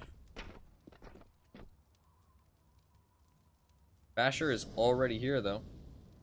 What can he do with the position? Nice Molotov. Oh, but it doesn't matter. Fasher with the peek. Really nice. Headtrick dodges the flashbang. Mezzi is already here, though. Where is their third player? Oh, dropped down the vents into Nikadaz. Instantly dead. Yeah, I do think Nikadaz is actually definitely the opera. Oh, Fasher has to reload. Headtrick gets him through the wall, but his teammates come to help him. That's an M4A1S right there for you. If he had the M4A for it, wouldn't have needed to reload. Unless he was baiting. I don't feel like he ran out of bullets, but I guess he did. Nikadaz is getting a lot of kills so far. And Messi. The opposite 007. They got 711. Not working out so well for the ninjas right now, but they do have enough money to straight buy back into it because they are at max loss bonus now. So they will be able to buy straight back into it. Not the greatest buy of all time. No op. A little bit low utility on a couple players and a Galil, but that's not really that big of a deal. CTs have pretty much everything they need. See if that op keeps working out for him. Op helped him last time. Head trick I don't feel like did too bad. I feel like he was hitting some shots when I watched him play earlier in the tournament. In the last group stage, so we'll see. I think Ninjas did decently in the last group stage. I feel like they held up their expectations. They didn't exceed any expectations, if that makes sense. I do feel like they held up their expectations. They did decent. They are like, if I had to say they were, I'd say they're like an A tier team, or like maybe a B tier team. But B tier team makes them sound so much worse than they are. But I mean, if we're talking like the S tier teams being like the tournament favorites, the A tier teams being like the second tournament favorites, then yeah, they're probably B tier team. In the tournament at least. So yeah, I'd probably say B tier. Because otherwise you group a lot of people into A tier that probably don't deserve to be grouped together. Like Ents, for example. I'd say Ents is like A tier. But I wouldn't want to put ninjas in the same tier as Ents, because I feel like they're definitely worse than Ents. At least in my opinion, from what I've seen. So I'd put ninjas a tier lower than that. So I'd say both of these teams are like B tier teams. But I could be wrong about Fnatic. That is just a guess, an assessment I've made. But we'll see. We'll see how much it goes through. I mean, right now they're winning, but I mean, we've only seen 5 or 7 rounds from them, so it doesn't really mean that much. Don't call this timeout. They do have the hero op. I like this timeout because this is a timeout on a save round. But they're going to be talking about things that they can do better. The coach is going to let them know things, right? Not only that, but they're also going to be talking about what they can do with this hero op. And I like that, right? Because it's not just a save round. What? Why are we buying? Why are we buying? Why are we buying and why is Nikadaz saving $2,000? Is it double save territory? I guess so, actually, yeah. No, they would have had like 4,000, right? It would have been a shaky buy, but at least would have been a buy. Maybe they really feel confident about Nikadaz's op. Maybe. I mean, he has been hitting some shots. I do find Nuke a little bit hard to commentate because I'm not like the best at this map. I also am a bit tired, so. Nice shot, he gets the tag. Oh, he gets another tag. That could come in handy. Oh, he almost gets the other shot. They're going to be able to go and get that op as well. Oof. This buy, though, man. They had like $2,000 each, did they not? This would have been enough to buy right now. I don't like that, man. I think you just go for the hero op. You just save. Like, I get it. You want to buy up something around the op, and they would have had no money. But, like, they could have bought this round. I think you just hope that your op goes nuclear. Like, I think that's literally what you have to do. Put him into a position, give him a couple teammates to play around with, you know what I mean, with the low tier pistols, and just hope he goes nuclear. You know what I mean? Like, I think that's what you just hope, because like now they have to save. Like, they go into that with like some extra pistols and armor, sure, but it still like was on the op to do well there. You know what I mean? CTs are going for an A site stack. I've been talking about a lot of other things other than what's happening in the rounds. I apologize for that. We go for an A site stack. Do this little boost to make sure the stairs are clear. It does look like they're just going to sneak into B, though. They did their little execute. No, they're just going to sneak into B. That execute, like... Excuse me. To be fair, I said, like, oh, you know, why are they using it at the start of the round on pistols? But it is the fucking generic T-side and nuke execute. Like, I mean, literally every match it happens on both sides, so... I guess I should have thought about that. That's the eagle is his name. Chinchilla is God. Really like chinchillas. Although it has an @ symbol, so I think it might be a player who gave it to him. Or like not a player, but like somebody on Twitter. Because that does happen with pro players, actually. They give skins, like people who are very rich, give very expensive skins to pro players before majors, so that way they can go and use them. Sometimes signed, sometimes not signed. Depends. Some people like to sign them and promote themselves. Some people just do it out of like the kindness and they just want to see some cool skins. They just want, like, I don't know, the players to feel cool. I don't know. I don't really get it, but fair enough. I mean, it's cool to see your skin showing off at a major, I guess. I guess that's the point, right? I guess it's just for personal gain at the end of the day. So, nice clean round there for the T's. Let's try and be a little bit more focused on the round here, because we are going into a gun round.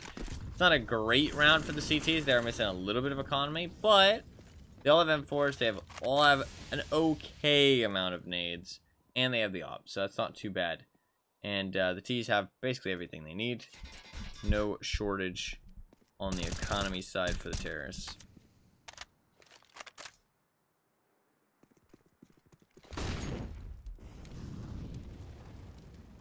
Pretty slow so far. They got a couple people on the outside. They're looking up. They're not looking up. I mean, they are looking up, but they are lining up a smoke execute and a Molotov. Force Roger out of position. This is a different execute, actually. Another Molotov to force Roger down. That's interesting, because this is actually a different execute here, so they can get different amounts of control. They're trying to control something different here. They're actually taking, like, full outside control. This is not something you see very often. Usually the smoke execute is just to either fake going into secret or just go into secret specifically. Don't really see people, or go hut. But you don't really see people. Ooh, bit of a bad peek by Config there. He didn't really peek the actual spot. He does go underneath, though. That's a nice play with how low he is. Molotov to slow down their push, and they only have 24 seconds. That's really quite important. They decide to go A instead. I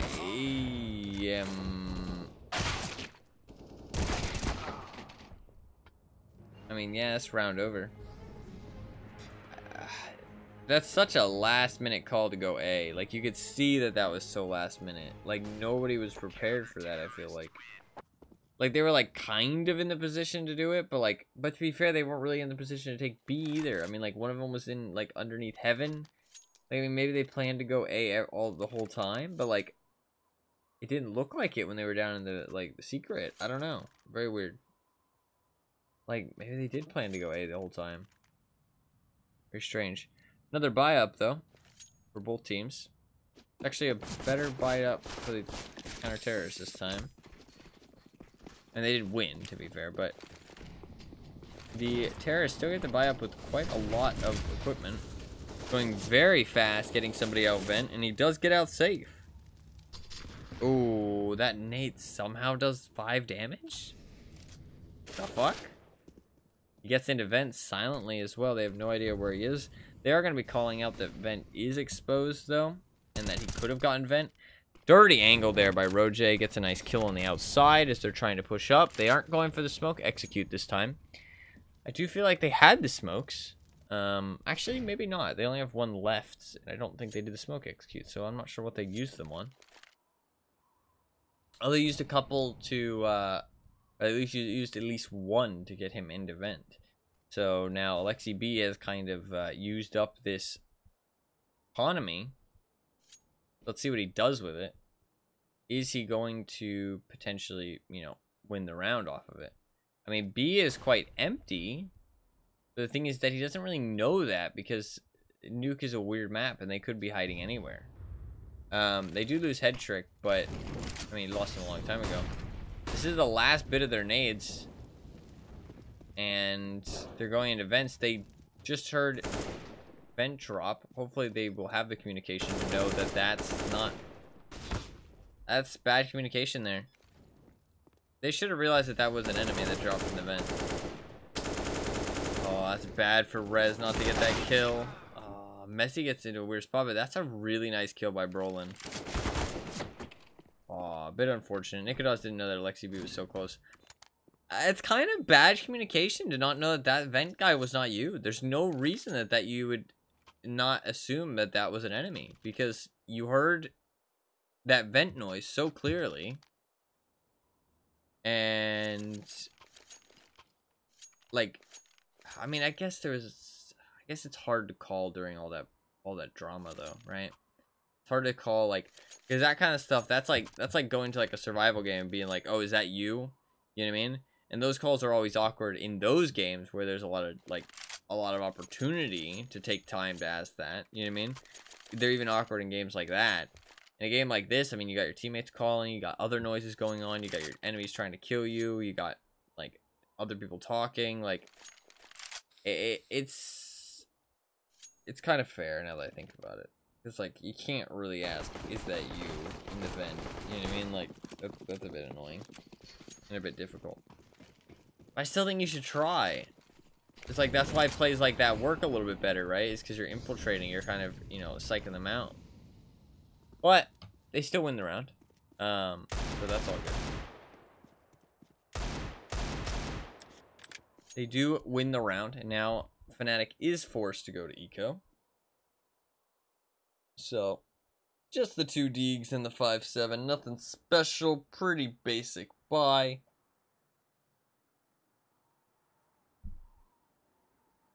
That AK name is actually so toxic. That is AK-47 Vacation. Otherwise known as Vacation. As in, get banned. And it has I Buy Power stickers all over it. Actually, it only has one. It does only have one. But never mind, never mind. I thought it was full I Buy Power. Just the one, just the one. Oh, fair enough. It might not even be referencing them at all, to be honest. It only has one. Alright, they've taken a long vacation. This round is now interesting all of a sudden. What the fuck just happened? Roje with the 5-7 and the AK that he picked up. Nikodos with the Deagle as well. Hetrick though finds it way too out of position. Just because Hetrick was being a weirdo in there, but he played that really well. Get behind him, catch him off guard. Especially with the op, right?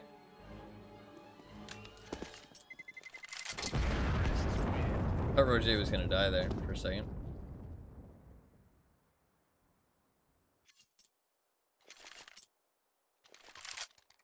They're still able to buy on the Ninja side for sure. They're actually starting to rack up some cash. Not like a crazy amount. I think they're going to be... Yeah, 2 of them are going to be broke. One's on 3,000, one's on 5,000, one's on 7,000. So definitely still enough to buy, I'd say, but it's going to be a bit of a shaky buy. Maybe one person without a gun if they lose this round. Definitely no op, I'd say.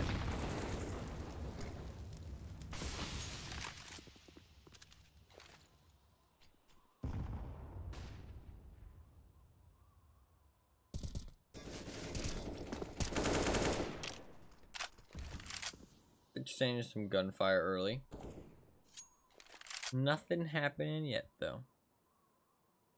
Nothing happening yet. Very chill. Ooh, looks like it's going to be a ramp, though. There's 4 people setting up for ramp. Crims is going to be tested. I really want to see Crims go ham in some of these matches, honestly, with Fnatic. Just want to see the old guard, like, of CSGO really let the pressure on, you know what I mean? Only 1 kill, sadly, but it happens to everybody, right? Ooh. Nice shot by Headtrick. I do feel like Headtrick hits his shots, man. I feel like I remember that from last time I watched him as well. I sadly didn't watch very many NIP matches. I think this is the second one I've watched. But from what I did watch, Headtrick was hitting his shots. It was pretty satisfying to see. So...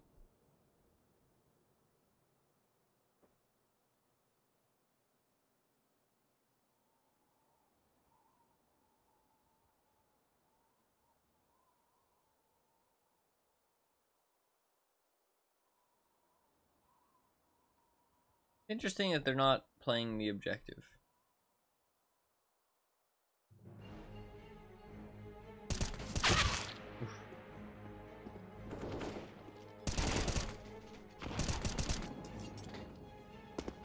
Nice job by Mezzy, absolutely. Just running out of time. They're running out of time a lot on ninjas, I feel like. But, I mean, to be fair, they're in hard situations, but I feel like they're running out of time a lot. And then that's kind of making them make bad plays. Timeout? I hope they talk about the time running out. I hope they talk about, like, let's hasten it. You know what I mean? Let's get this pace up. Let's, you know, do things a little bit faster.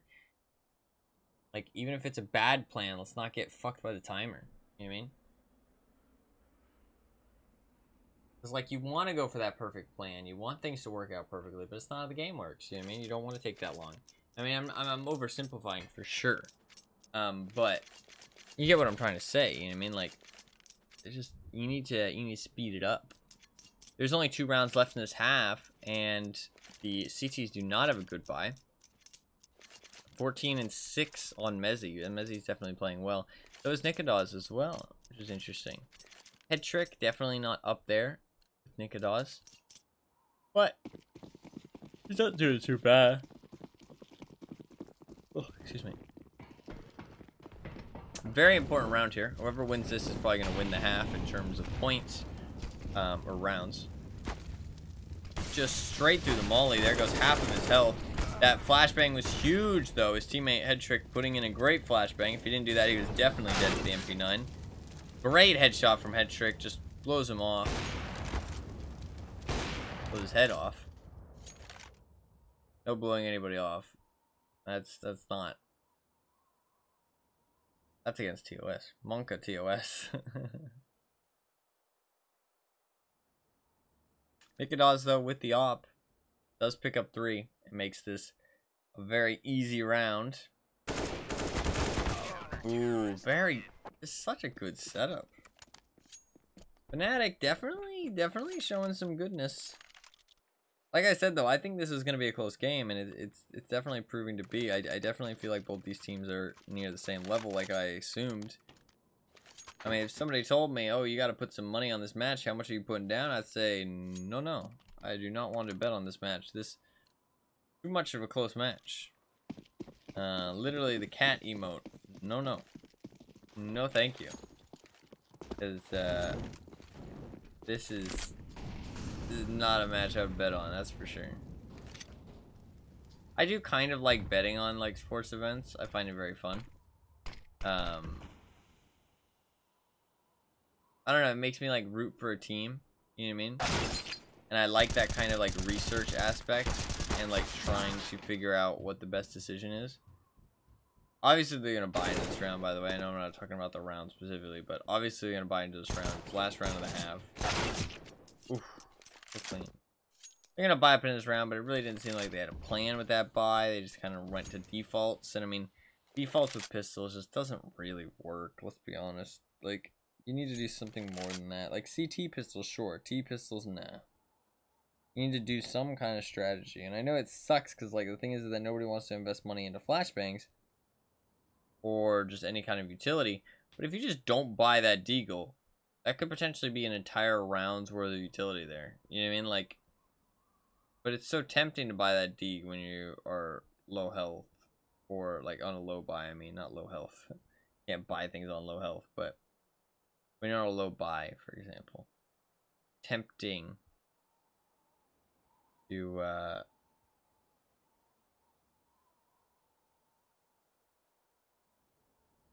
tempting to buy that deagle.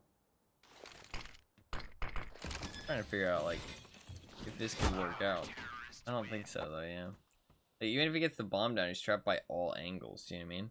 So if he goes into single door there, after he plants the bomb to go and fight them, then he kind of just fights the guy in vent. And if he dies, say the guy in vent dies, right, he kills him, they know he's in single door, he doesn't really have time to go double door without them hearing him. So it's kind of like, I don't know, kind of like he's screwed.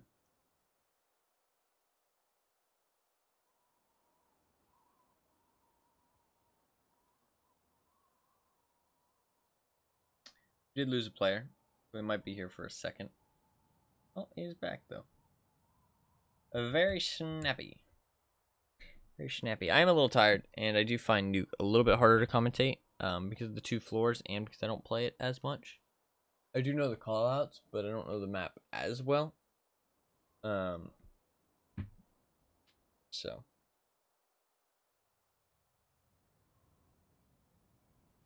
Oh, I'm really tired. I've been so tired lately. It's these CSGO matches, honestly. I've been staying up really a long time to do them, and then I've also had other stuff going on.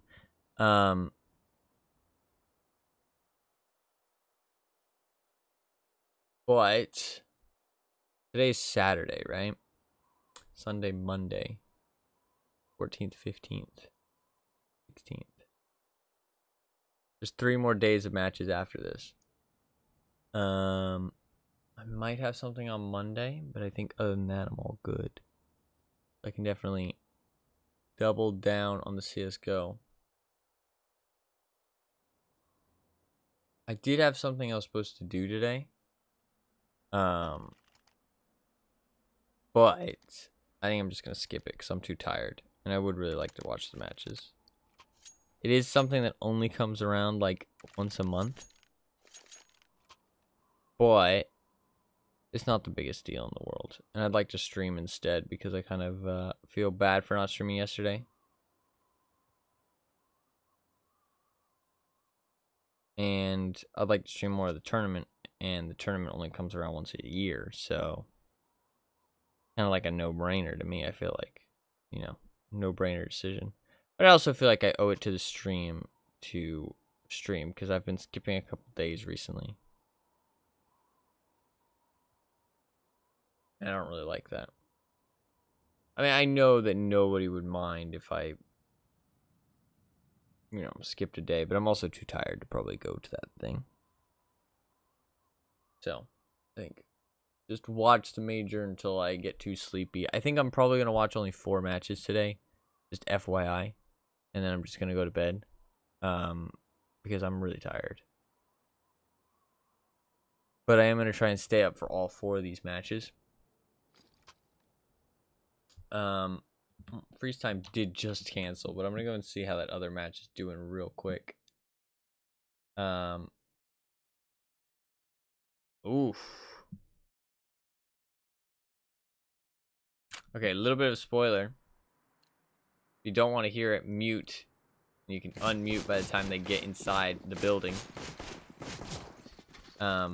Monty is winning.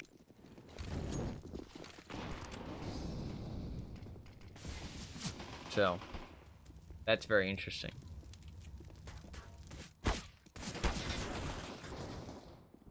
Config, with the dualies, the raid boss. I didn't comment on the raid boss setup, but I love it. That's all you need to know.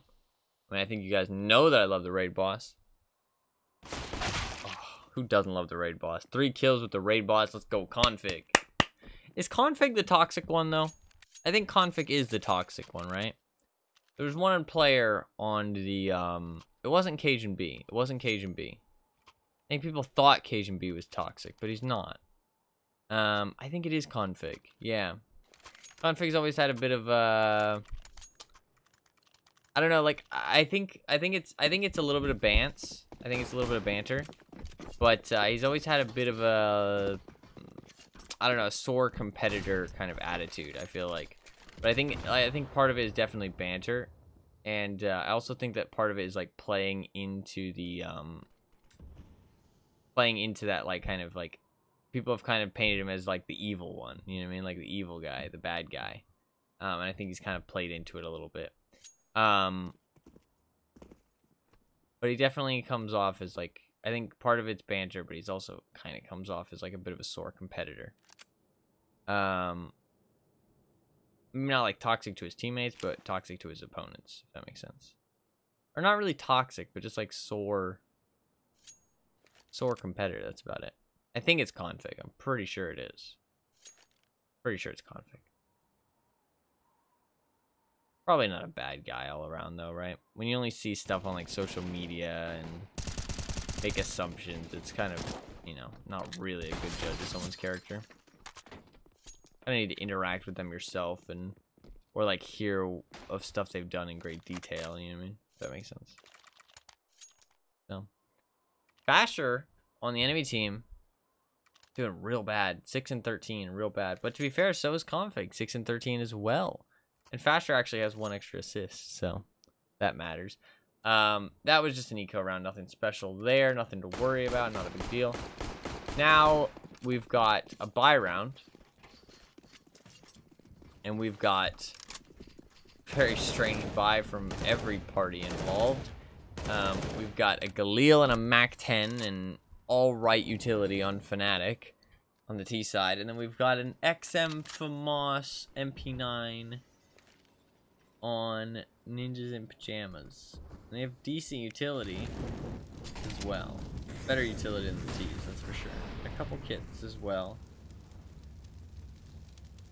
So this is actually a pretty even buy, all things considered, even though the CT's won 2 rounds, but the thing is they'll be able to buy a second round. That's what they're aiming for. But because of that bad buy on a more important gun round, I feel like T's do take it. I feel like they played a little bit too aggressive, maybe, because of the bad weapons, and then the T's were able to capitalize on it with an execute. Isolate them from their team, that kind of thing.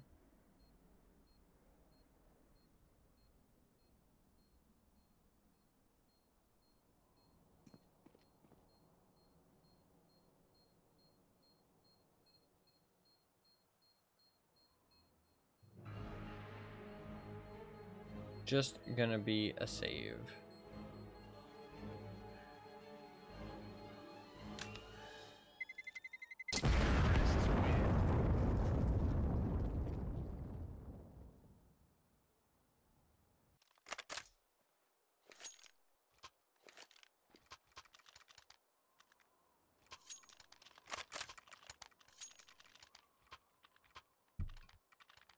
CTs are going to be able to buy up again, though, because they use those shit weapons. So even though, like, that's the thing about the bonus round, right? People call it the bonus round, bringing those shit weapons into the next round. Is that even though it gives you a less of a chance to win that round, it basically lets you buy up again, which gives you another round with potential to win. And let's say you do win the bonus round. Holy shit, your economy is skyrocketing. Some people will drop the MP9 as a scout, and they'll just get a different weapon instead, which makes sense. There's a lot of money to spend when you can go for the bonus round instead.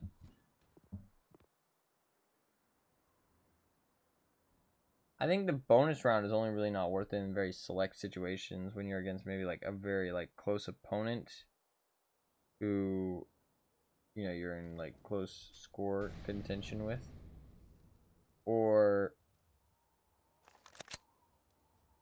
maybe something to do with, I don't know, honestly. I feel like you really should always do a bonus round these days. Oof, very nice setup there to get that guy. But Head Trick is able to find one as well through a box and a railing. I'm not really sure how, but kill him up in heaven though. But he's not before he dunks on Nikadaz, which is really unfortunate. I would have seen the bomb if he had just rotated out a little bit further. There's no way for him to know that. No way he saves now, right? Come on.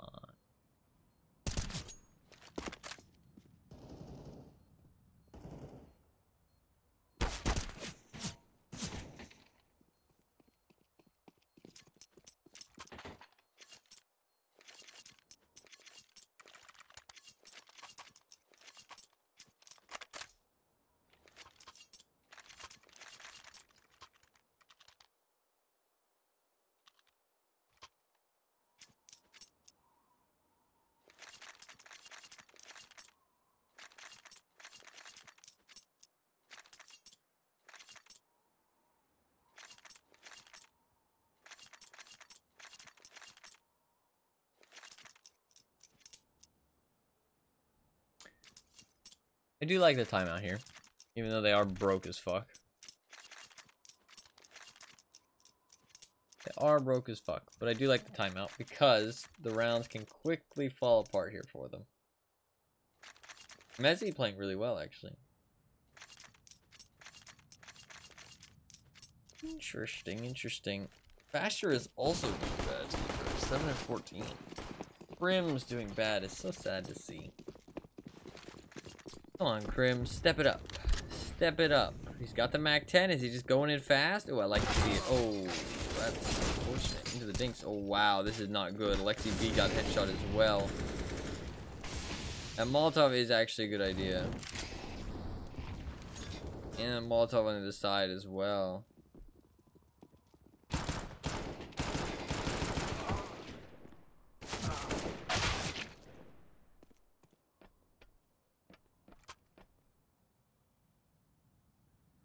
Down to a 1v1 at the end, but yeah, he only had a pistol and no armor. So, it's a little bit scary there for such a cheap buy from the Counter Terrace. Really should not have gotten that scary, but it was.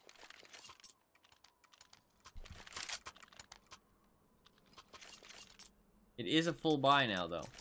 What's interesting is that the T's do not have an op. I wonder if that's by choice?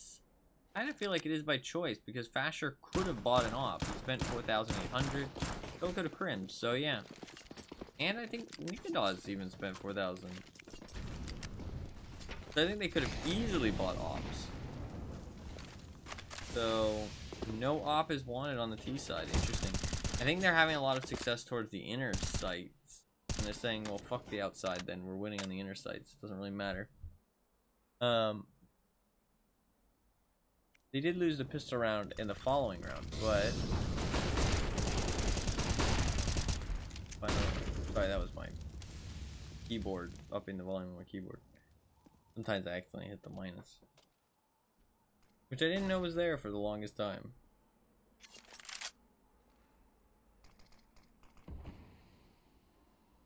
Little bit of a kill in Squeaky, but it doesn't really amount to too much.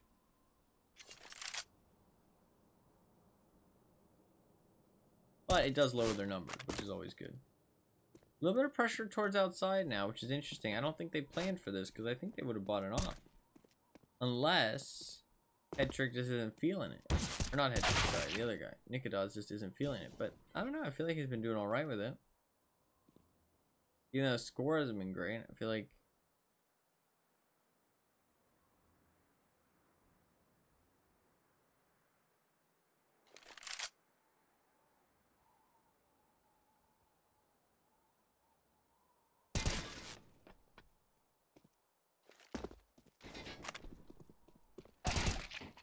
Found himself into an awkward position here, which means that they're baited into config. Lexi B tries to shoot on the ladder, but it just doesn't work out. Oh, okay, the knife. Mezzy knifes head trick because he walked into him in the vent. He fakes the bomb plant. They can't plant in time. I didn't even notice the timer because my headset's off. Couldn't hear it. Could not hear it. A 10-second warning. Fnatic calls a timeout after that. I like that. I like that. They know they're going into a gun round. They're talking like, let's talk this out. Let's figure out what's working, what's not working. Let's get it together. We win this gun round, we win the game. Not exactly, obviously. 15 and 16 are quite big hurdles to pass because that's like, I mean, it's like Overwatch, right? The last couple rounds, everybody becomes a god. Or a potato. One of the two. I mean, if I had to choose, I feel like I'd rather be a... No, actually, people eat potatoes. People really like potatoes. You'd rather be a food that nobody likes.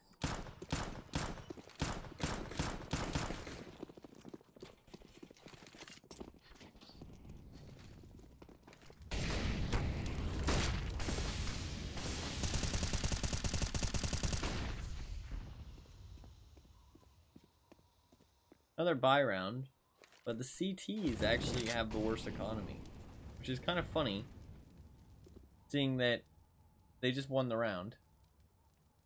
Not only did they just win the round, they won the round with 2 alive, and the CTs only have 1 alive and ran out of money. But the Ts, sorry, they ran out of time and they had 1 alive, but they have a better buy than the CTs. Oof, nice tap. Oof, nice tap again. Rez is sitting in the vent waiting. He's like, bro, you stole all the kills. What the fuck, man? I don't even get to shoot anything. 2 very nice taps. Kind of shuts down this round, honestly. So I think Ninjas is going to start pulling it back here. That's a pretty hardcore shutdown. We're thinking the Fnatic was pulling this back. Well, I thought that. I thought they could pull it back.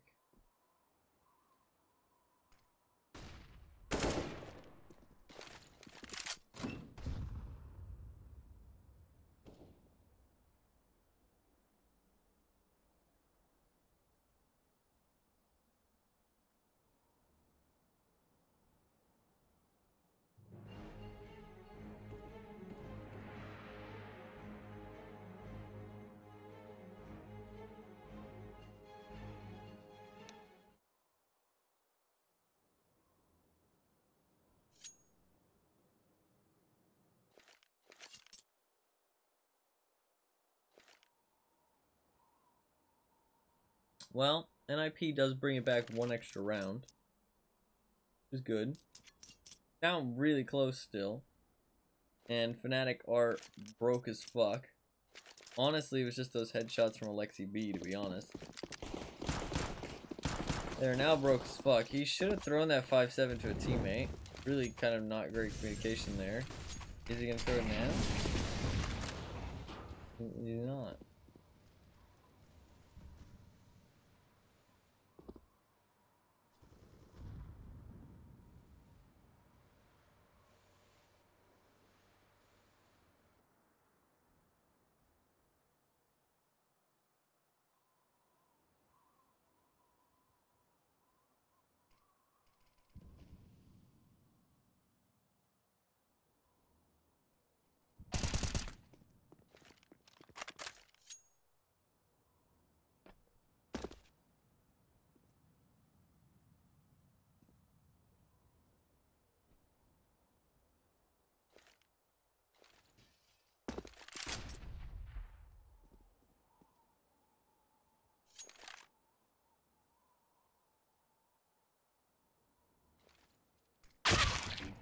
Oof.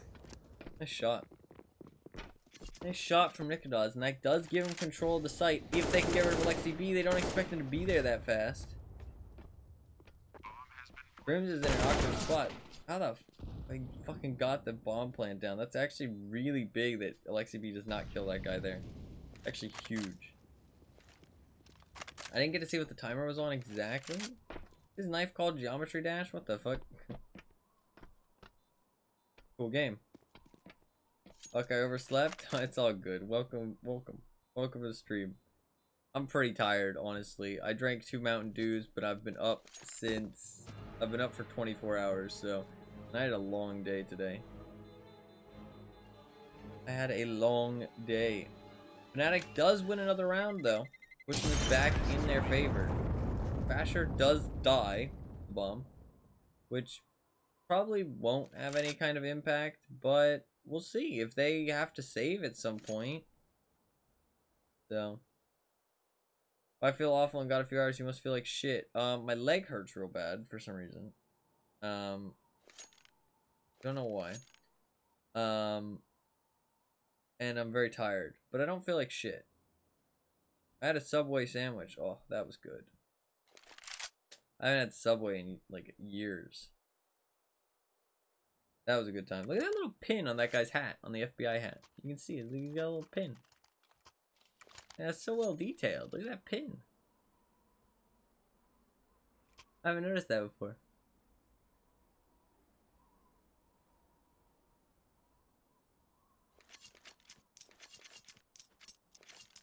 Fuck, whose timeout was that? I don't think it was a terrorist timeout, right? I don't think they had time to call one. It must have been a CT timeout. Pretty big buy. This is basically NIP's last chance. This is NIP's last chance. That nade over the door seems really important, honestly. Man, Fnatic's going for something fast. Oh, whiff spray there. A little bit of a... Well, I say whiff spray. It's more of like an awkward fight for Roger. It's not really like a whiff spray. Terrorists have no loss bonus, so actually, if they lose this, they're broke as well. Fasher dying to the bomb actually will have an impact here. I don't know if he could have avoided it. Headtrick gets that 1 kill. I mean, they just slow peek that with no flashes or anything. That looked not great, honestly. That looked not great. Cute details, yeah. Yeah, that looks not great. I mean, slow peeking into ramp. Ramp is like one of the last places you want to slow peek into with no utility. Like, dude, going into ramp with no utility, that's like fucking matchmaking strats, I feel like. I mean, obviously, there's more to it than that in a pro match. You know what I mean? There's the mind games. There's, you know, making your position not predictable, right? Like, maybe he's never played ramp before, you know what I mean? And he just predicted they're going to go ramp this round, which is perfectly possible. I mean, maybe that's what that timeout was for. Maybe the coach fucking, you know, got behind him and said, fucking go ramp with the op this round. Trust me. And he called it. You know what I mean? There's no way to know. It's not as simple as just, oh, they walked a ramp and died, lol, lol, lol, so bad. You know what I mean? It's not like that. But I just point out the stuff that's like a little bit more questionable, you know what I mean? Fnatic actually saving their guns here, it's actually huge. And that's actually a good decision. That's actually a really good decision. Because they have money on some players to buy guns for other players. If they die, they can't rebuy. So you can see Nikodas and Crims can buy guns for 2 others. And they're not going to buy the gun on Nikodas, which is fair. Because he can save for the op. Because Mezzi could buy for himself. So they still get a very full buy here, even though they lost that round because of that save. So that was a very smart save, actually.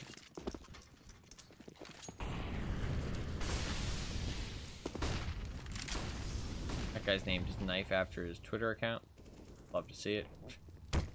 Crims gets a nice kill through Squeaky, and he just goes for it. I don't know about that, man. 13 to 11. I mean, I get it. I get it. You got a nice kill. You're feeling frisky, but like giving that advantage back that early in the round, like we've got that advantage very early in the round. You've got that advantage. Take advantage of it. You know what I mean? Why give it back? Man, Fasher was ready for that peak, that's for sure. To be fair, I think Alexi B was making a lot of noise with all those grenade pulls and all that shit.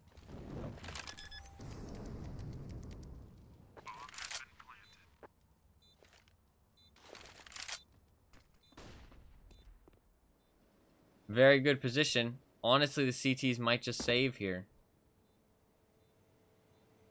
They might just save. I think they are just going to save. I feel like saves have become so much more common in Pro CS now. I mean, like, I don't mind it because it is strategically smart, and there is strategy behind canceling saves by chasing after people and hunting them down and stuff, right? But it does lead to some boring rounds where there's 4 people versus 3 people left alive and everybody's just standing around saving. And I do wonder if Valve is going to try and, you know, push people away from saving guns as much. Because I don't know how they do it, but they do tend to want the game to be fun to watch. And they do make some changes for it to be fun to watch. But they always make sure that they're competitively fine changes. So I'm not worried per se, but kind of skeptical about what they would do.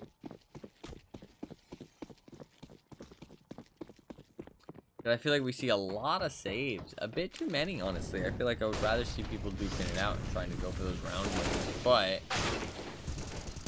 just an all-out brawl here, but they're only coming out of one angle. I mean, they can come through the smoke at Squeaky, but are you really going to do that? That's kind of the problem with that smoke at Squeaky. It's like, yeah, you smoke it. It's nice and all, right? It blocks the middle, gives you some cover, lets you out of the Squeaky door into the vent area.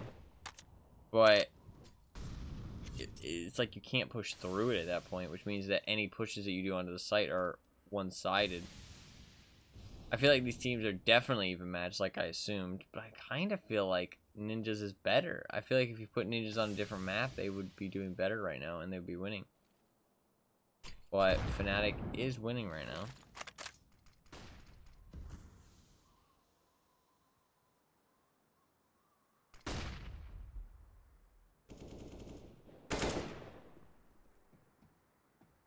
Jay gets another kill to even it out a little bit, but don't think it's gonna go that well.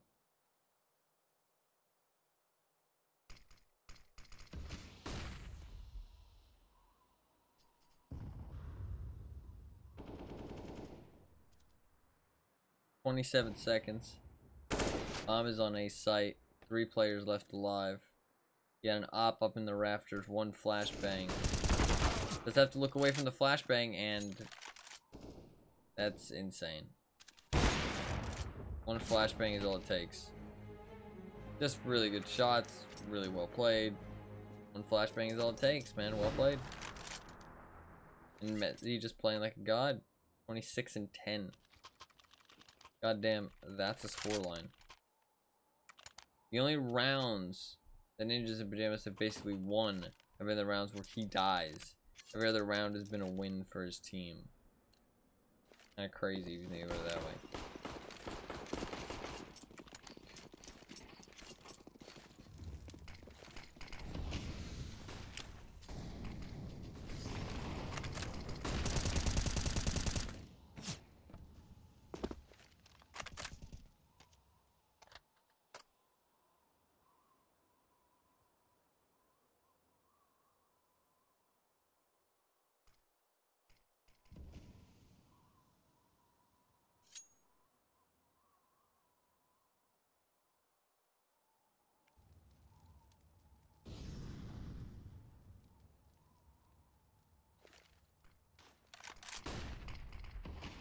Big round for Ninjas, obviously, end of the game.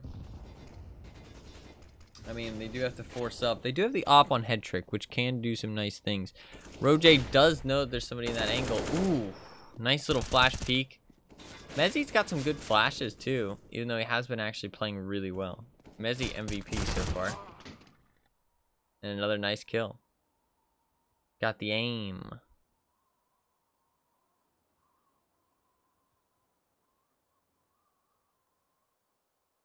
This match has definitely felt like I thought it would. Head trick with the op. Oh, that was so close. Didn't want to go too aggressive, but he kind of needed to. Oh, the timing. The timing is going to definitely solidify that one. A little unfortunate. I do feel like I said, this was a bit of an even match. I mean, I feel like Mezzi was playing really well. Roj played well as well. But it's sad to see Crims do so bad. I'd love to see Crims do well. Nobody on Ninjas was doing particularly great, but I do feel like this was a really close match. So I do feel like it was a close match, like I expected it to be. I think both of those teams are kind of like B tier teams in this tournament, and they both have the opportunity to definitely upset some people. So very interesting there. And I do think FaZe kind of came out like I expected. That was the first match we got to see of them. And Mezzy seems like he's pretty fucking good. So it'll be interesting to see. Nikodaz seems alright. It's always fun to watch Oppers, but he seems alright. And sadly, Crims did really badly. Hopefully, Crims starts doing a bit better. Ninjas, I feel like they kind of performed like they did. I wonder if that map's just not great for him. I'm not sure. I think I'll have to see him on a different map versus another opponent. See how they do. But I feel like those teams are evenly matched. I think if you put them on a different map, we'll see a very different, not a very different outcome, but I feel like it could go Ninja's way for sure. I feel like that map didn't fare very well for Ninjas, and also the match was like a bit closer than it looked. Wasn't like as one-sided as like 11 to 16, if that makes sense. But GG. I'm not a big fan of watching Nuke, honestly. I just don't really like the map, to be honest. Not my favorite map. But it was a fun match regardless.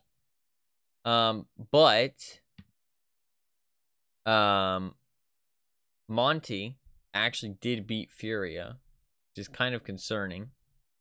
Hopefully that doesn't mean that Furia is playing real bad, but that is really good for Monty. That puts him up in the 1-0 bracket. And I think Monty could beat Fnatic. I think Monty could beat Liquid. Don't know if Monty could beat Na'Vi, though. But I think they could beat Apex and probably could beat ENCE. But probably not any of the other 4 good teams. We are going to watch a match that's already started now, because it's going to be a really good match. But it has already started by like a couple rounds. But I think this is definitely one that's worth watching. I think I might just watch 2 more matches today because I'm really tired. But I definitely wanted to watch this one and the next one.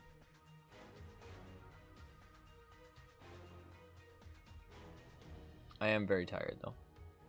So forgive me if I go quiet at times. Forgive me. We have... Going into this one, we have not seen Heroic play yet. Heroic is supposed to be one of the best teams in the world. Actually, the best team in the world by the rankings right now. And then we have FaZe, which is... Brokey's got the fucking Zuko pick. I like Zuko. I like that show. That show is very good. So, I respect it. I respect it. You going quiet means micro sleep a little bit. Yeah, a little bit. So we're only 2 rounds in. They won the pistol. That was a bit of a force from Heroic. We're honestly not missing that much. Heroic is supposed to be very, very good. They've got some firepower on their team. It's kind of like quiet firepower. Like you don't really know how much firepower they have because these names are actually quite young. It's a lot of young players that are actually very good. And they haven't been around for that long. But these guys can fucking shoot. They're actually very good. And so they don't, like, it doesn't, like, rain, though. Popping heads. It doesn't really, I mean, he didn't even buy a gun. He just brought a USP. But to be fair, they knew they were going to save that run. Like, this team is, like, kind of like a silent killer, honestly, because you don't really think they're that good. Because a lot of the people on this team haven't made a name for themselves other than on this team. So, I mean, because a lot of them are very, very young. Like, they're like 19 and shit. I think Javi is the youngest player that was in a major. He might have been 16. Like a year ago or something. Like, he's like really young. So a lot of people are a big fan of Yavi because he's like incredibly young. but most of them are very young. And then they've got Cadian, who's opping and IGLing, which is not a common thing. You don't see the opper IGL super often. The only person that I can think of who really made it famous, or is like very well known for doing it, is Fallen, which is, I mean, he's a legend when it comes to CS:GO, for many a reason. Great IGL, great opper, great like opping and IGL, which is pretty unheard of. And just like, I mean, people call him the father of Brazilian CS, right? And just an all-around nice guy. So, but Cadian has actually made it work, and I mean, Cadian is a really nice guy. If you've seen Cadian, he is a really nice guy. I like Cadian, and he's been around a long time. Been around a very long time.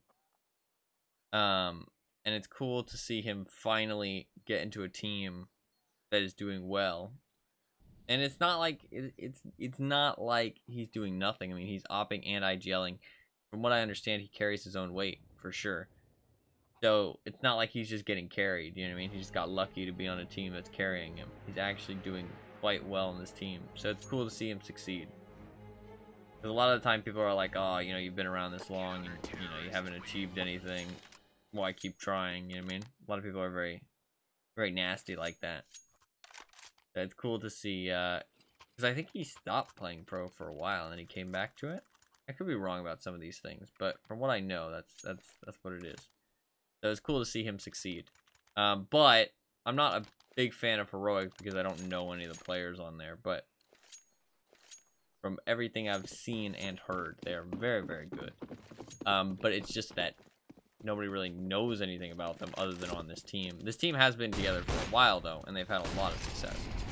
Like I said, right now they are ranked the best team in the world. FaZe is also ranked one of the best teams in the world. Not the best, but one of the best. I mean, these are definitely S-tier teams going into this tournament. Like these are teams to watch out for. So them fighting each other in a best of one in the first round is pretty scary. Pretty scary for sure. I mean, one of these teams is going to be 0-1 going into the next bracket, which is kind of insane. Inferno is a crazy dueling ground for this too. FaZe is pretty good on Inferno.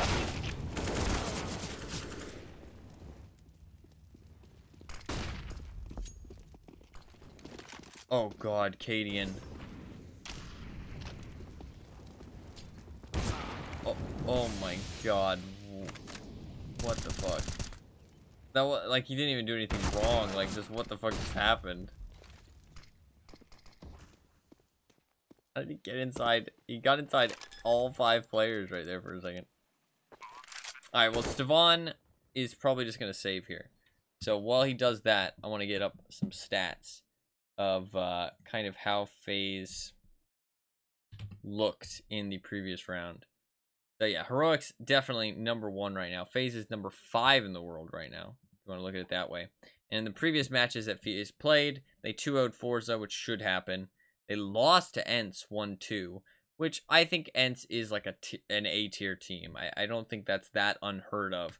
But they did go 16-12 versus Pain and 16-14 versus Monty, which are teams that they should be doing better against, I feel like. But they are best of ones, and I do feel like FaZe starts off pretty slow on group stages. So I don't think it's like that much to take away. But I mean, this roster has won a major, this FaZe roster, and they've been together for like over a year now. Like they've been together for a long time. I mean, this team can do some stuff. They did find Stefan eventually because he did lose his gun. They are calling a timeout. I'm going to quickly check the other team, Heroic. So Heroic is ranked #1 in the world. They've been together. This lineup has been together about a year as well.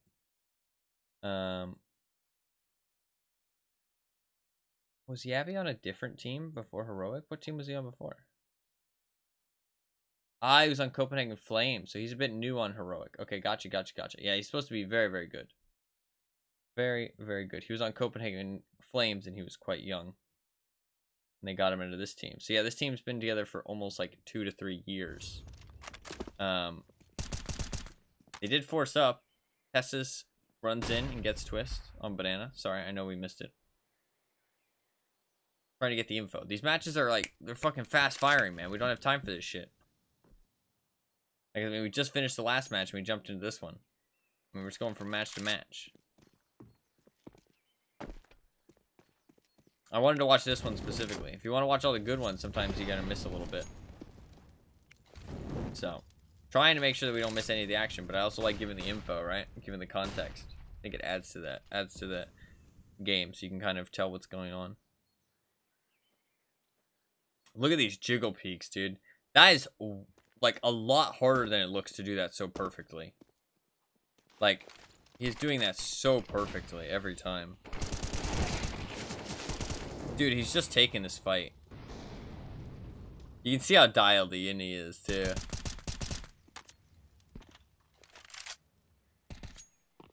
It really is. The story of Heroic is this, like, kind of, like, old... I don't want to call him an old dog, because that seems, like, really rude. But kind of like this old dog leading all of these, like, these young whippersnappers to victory. Like, that pretty much is what Heroic is. Like, I mean, Cadian has been around a long time. And pretty much all the rest of these players have not been around at all. Another save for FaZe. They're being forced to save. I mean, they just got forced to save against 357s and no utility, basically. That's nuts. That's nuts. They are going to buy up here, and so is the CT team. I mean, if I check their ages real quick, that's kind of important, I feel like. 24 is the oldest. The rest of them are all 21, 20, 19, and then Cadian is 27. No, Seasoned Soldier, yeah, for sure. For sure. And a lot of these players didn't really have a name for themselves before this team, I feel like. And they've been together for almost 2 years now. But Yabby is new. They got rid of somebody. I can't remember who it was. But they were a good team before they got that. And Yabby's supposed to be pretty strong firepower. But honestly, everybody on this team is supposed to be very good. So it's cool to see Cadian do well. I've always liked Cadian. He seems like a cool guy. It's cool to finally see him, like, succeed.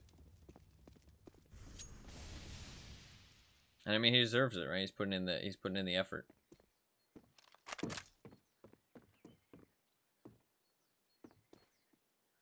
Yeah, he does get killed by Brokey, but looks like it is going to be an A take. Kind of shush. Kind of isolated here. Tessus runs up to defend to help him, though. Flashbang comes in, only gets the one. Nice take by FaZe there. It's funny because that stuff looks a lot simpler than it is, but if you get those timings wrong, if you give these players an inch, they will take a mile, right? If you get those timings just barely wrong, where they can turn and they can fight back before you get that trade kill, man, they will fucking annihilate you. Like, that's all they need, you know what I mean? So you really do need to time those takes with your teammates very well. So it might seem simple, might look easy, but them all going in at the same time like that and kind of, you know, being able to trade so easily is a lot harder than it looks. Because those time frames, people just, like, their time to kill is so fast because their aim is so good and their reactions are so good, and they know, like, they're just so experienced and stuff. Like, they're just so dialed into what they need to be looking at, where they need to be looking at, reacting to, like, unseen circumstances, all that stuff, that, like, their time to kill is so fast that if you even mess up by, you know, half a second, now that's an equal aim duel. It's not a trade anymore. You know what I mean? Like, and it's crazy. Crazy. The CTs are going to force up, and they actually get a really good buy out of this. They forgo having helmets on 3 of their players to save some money, which means that they have a really good buy other than the 1 MP9.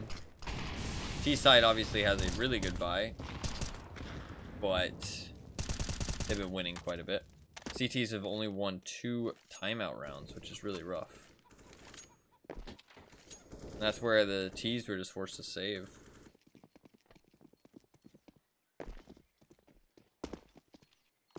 I don't think it really matters too much how Heroic's been doing, because I mean, 1, they're ranked the #1 team in the world, so obviously they've been doing well recently. But 2, usually teams take a long break before they go to the major, so their match like history isn't like too important.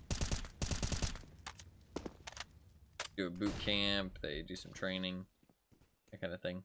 Also, some teams save strats for the major, because the majors are so important. I mean, the majors are renowned as these, like, I mean, they're twice a year, and they are very, very, like, it's like that they're more, like, publicized, right? I mean, there's other tournaments that have the same prize pool, but nobody talks about them because, or not nearly as much at least, because they're not the major, and it's not in-game, it doesn't have the stickers, it doesn't have the, you know, souvenirs, all this stuff. Oof. That was a nice jiggle peek. But the MP9 from Yabby guns 2 of them down.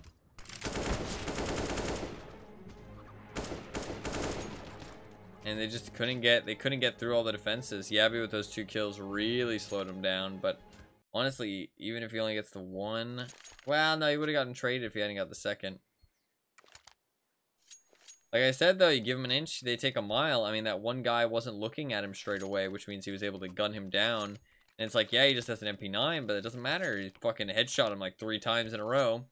And because that guy died so fast, the other guy came around the corner, and Yabby was already, like, ready to shoot at him instead. You know what I mean? So, and then that means he gets 2.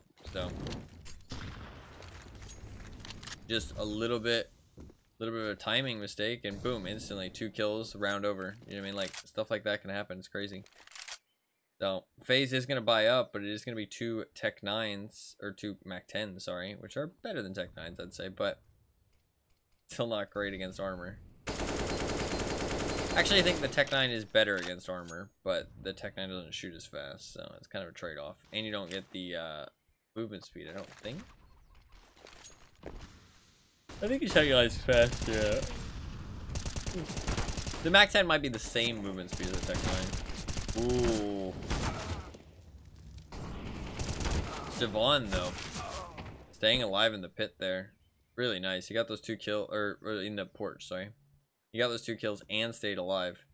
Twist only has a Mac 10 here, but this is Twist. He could win this. Like, I mean, I've been talking about the star power on Heroic, right? Well, not star power, but more so like firepower.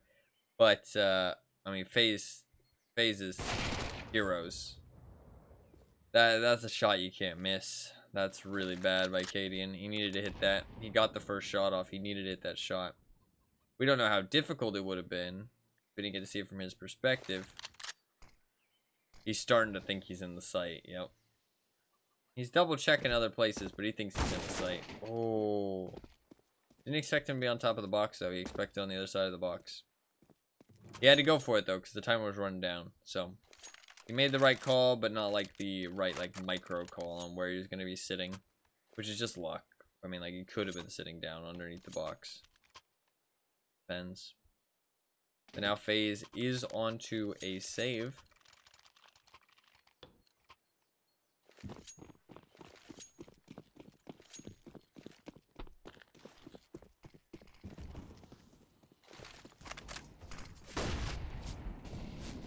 God, Stevan is just going. Very weird to do this on a eco round, but fair enough. Maybe he wants them eco kills. Himself a little confidence. You never know. You never know.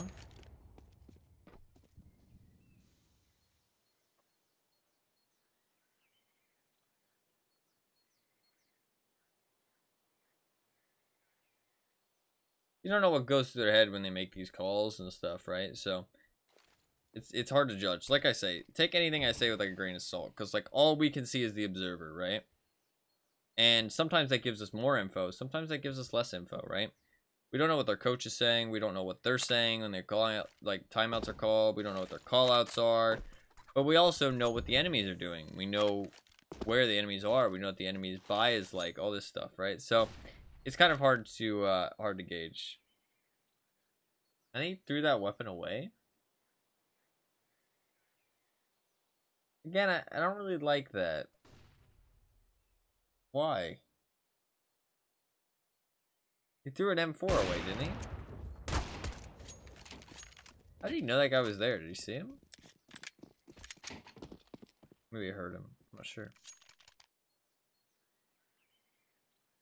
Almost certain he threw an M4 away. It was a blue one. I don't understand why, though. I mean, like, I get it. You're stopping it for, like, Tessa's from grabbing it, but, like, you could have used it, or you could have saved it. I don't know. I guess he didn't want to save. Oh, it's T-side, yeah. Okay, never mind. Sorry, I'm tired. Yeah, fair enough. You can't really save it. And you have low health, so I guess you're not really going to get to use it that effectively. Yeah, fair enough, fair enough. Drop it, it's fine. That makes sense. Does mean that Testis is still on a MAC-10. Or MP9, sorry. Are they going to be that upset about that, though? Because the MP9 is not a bad weapon. Not a bad weapon. Throws that smoke on purpose, not to get Molotov. That's really interesting. Because it's a bit of a waste of a smoke if they don't throw a Molotov. That's a bit of a waste of a smoke grenade. I guess it stops a op peek as well, to be fair. Testis is going to be the B player. So that MP9 is mostly going to be fine. Throws him a flash. Dude, look at those jiggle peaks. Crazy good.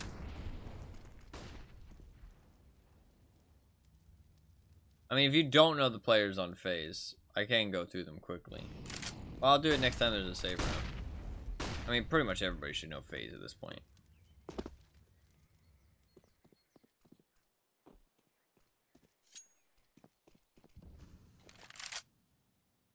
Pretty much everybody should know phase.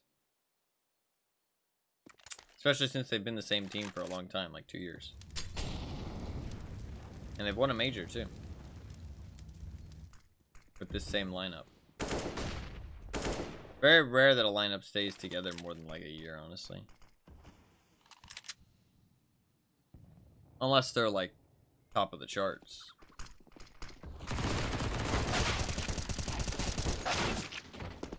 Bit rough there. That flashbang was really good. Testis couldn't see shit, so MP9 didn't go so well.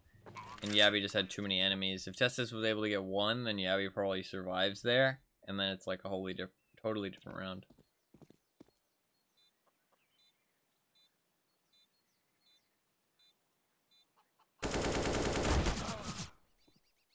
Bit of a one and done position if they peek together, which they did. Very smart. Brokey gets to shoot and retreat, which is nice. Gives them info. Nice peek by Cadian. Nice kill by Brokey, though. Ooh, that was really good for him to get behind that box. Dude, that's just so clean. Pulls out the knife, gets the extra movement speed, goes towards the box, walks so you can't hear him as he gets closer up banana. Like, man. Really nice play there. He's going to be another buy round, but it's a bad buy round from the CTs. But they're going for it anyways. I'm not a super big fan of this, but I'm not, like, strictly a hater either.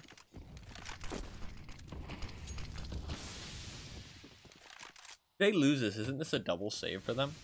Yeah. If they lose, it's a double save. This is a big round for Heroic. If they lose this, they probably go 9-6 at best. I don't know how much I like putting all your eggs in this basket. I would take the 7 and then try and go for 8.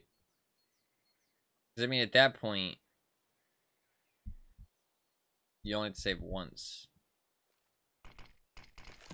in the future if you lose.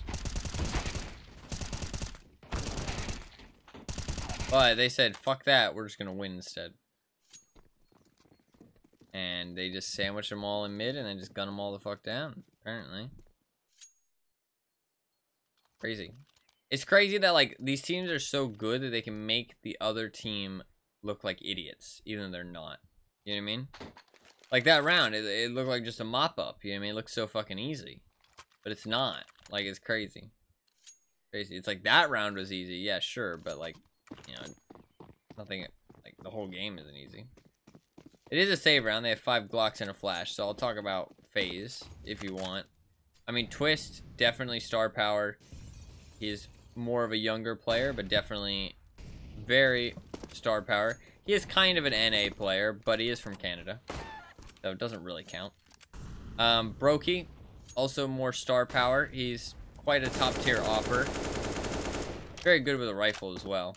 I wouldn't say he's like the opping level of like JW, Kenny S, Device, something like that. You know what I mean? Not that level of star power opping, but a very good opper. I mean, he's like right below them. You know what I mean? Like, he's definitely in the conversation for very good offers.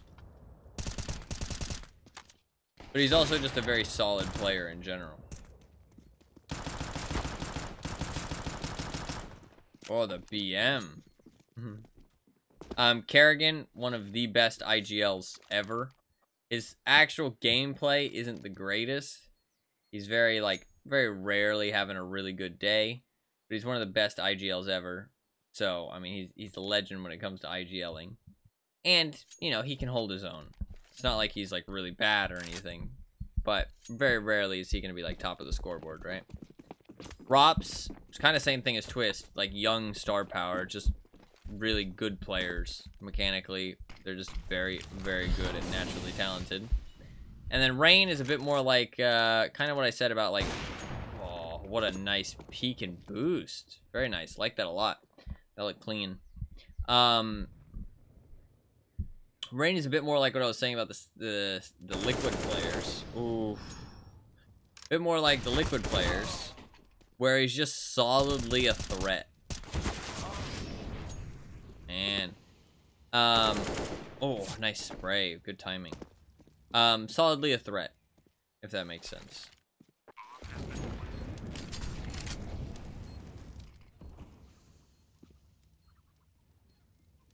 What even happened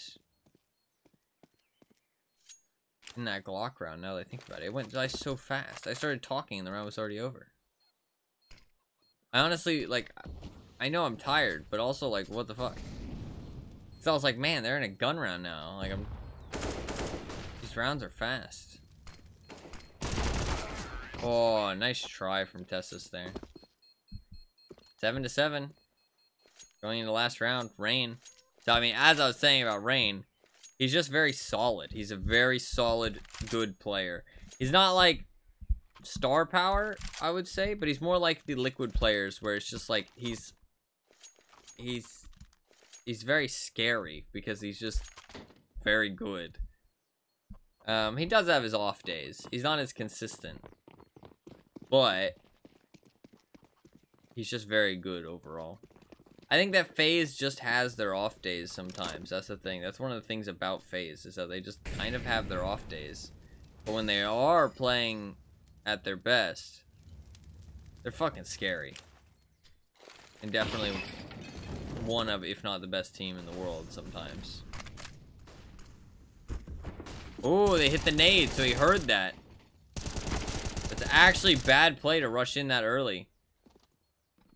Man, these spray downs, those double 2-player spray downs. They hit that nade, which meant that it made a noise, which means that instantly he could turn around because he knew that it hit a player.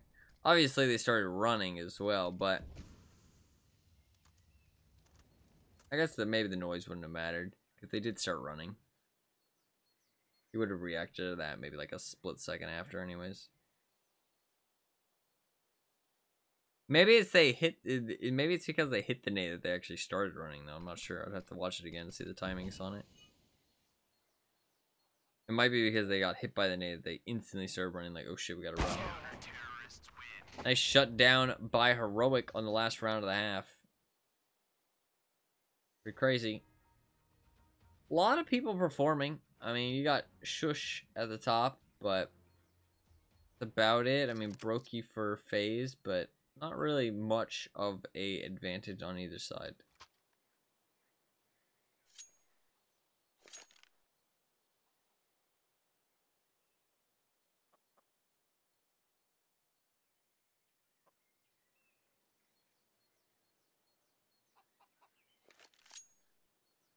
These halftime breaks are always so long.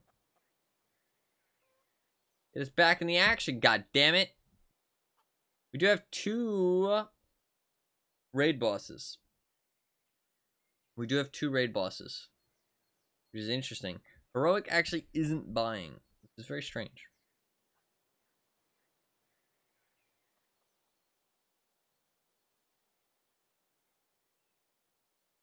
Well, maybe it's not that strange. Maybe one of their players is in the bathroom or something. I don't know. I don't know if they're allowed to have bathroom breaks.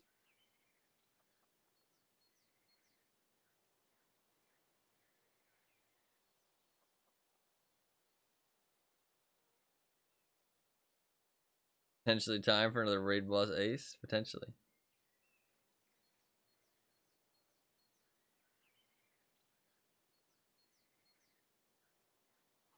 Actually, while we're waiting,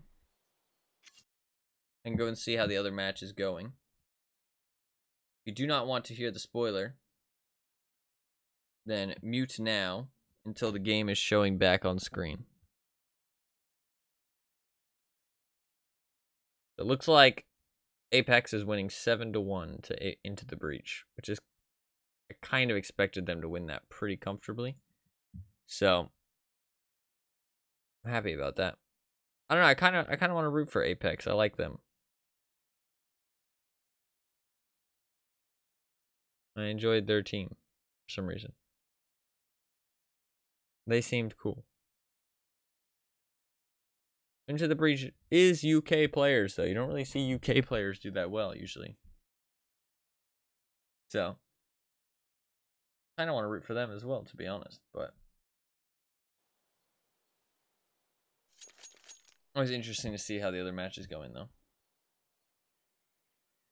I like to say no spoilers, though, in case people want to watch them after the fact. Because sometimes during CSGO majors, I watch them on VOD, because they save them on YouTube. Usually. You can go back and watch them. Or you can watch the Twitch stream. But I think it's a bit easier to watch them on YouTube.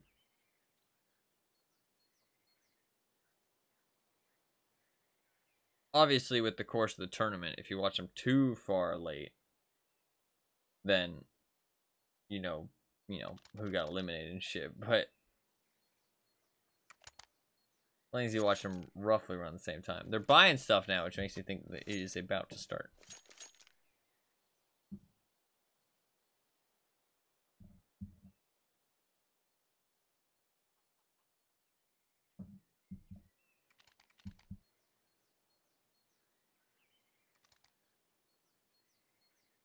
There you go. Freeze time pause has been canceled. About to get into it. Second half. Very even match so far, like I expected. Let's see how it goes from here.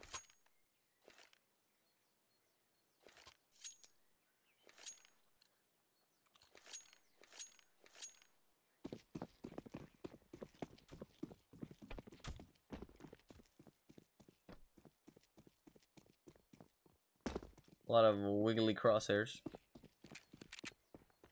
Brokey going into apps with the dualies.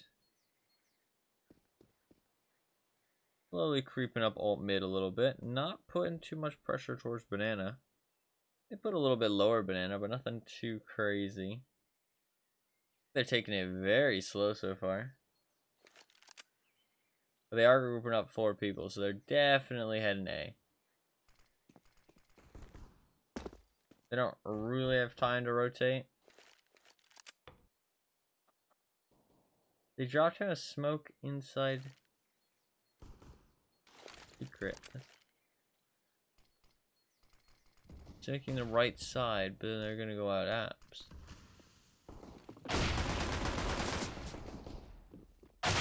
Oh, nice shot by Katie, and he needed to hit that.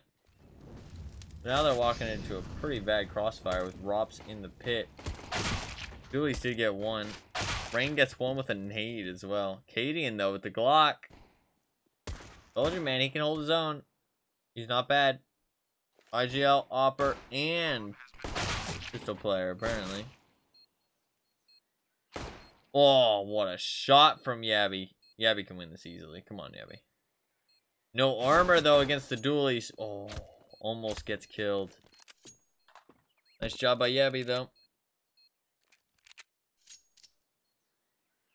It would be pretty cool to see Cadian win a major. That would be kind of sick. I mean, who else should win a major, though? Vitality? Oh, Apex, man. God, the emotions. Imagine Apex's emotions if he wins. Bro, I think the guy would combust. I think the guy would actually explode. Oh! My man got legged, but it didn't even matter. FaZe did buy up into this one. Dude, if Apex won a major, holy shit, I think he would cry. Not, well, no, he would cry. 100% he would cry. He cries a lot. But he would do a lot more than cry. There'd be a river. He'd cry a whole river. Devon killed Cadian, sadly. Rip. Okay, though. It is just a force, so.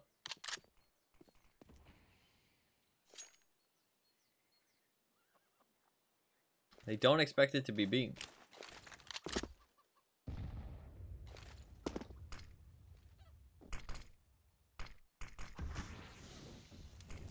Arrogant is rotating back over, though. God, this sight take. Very coordinated. But now they're going back A. Oh, that timing. Oh my god, that timing. Timing. Oh, that flick looked crazy. That was such a nice shot by Kerrigan. Again, like I said, he can handle himself. Kerrigan is not bad.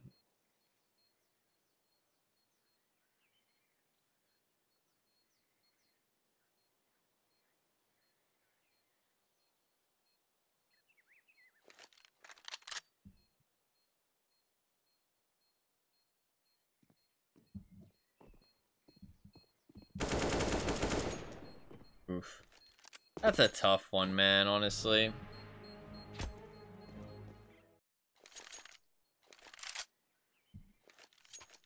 No utility, no kit. I don't think they had a kit anyway.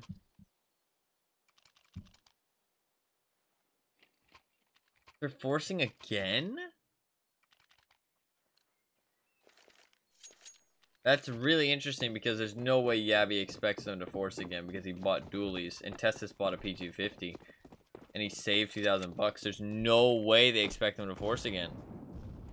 This is such an odd force that they don't expect it. Heroic don't expect it. They're being so greedy too. Dualies and a P250? That's so greedy. Oh, that's so greedy. That's so greedy. Why would you not go Mac 10s at the very least? I guess to be fair, if you're playing these slow angles, like they traded out the pistol to Cadian, so now it's a lower health player. if you are playing slow and playing these angles, I guess it kind of makes sense because you can like kind of conga the AK down the line as people take damage.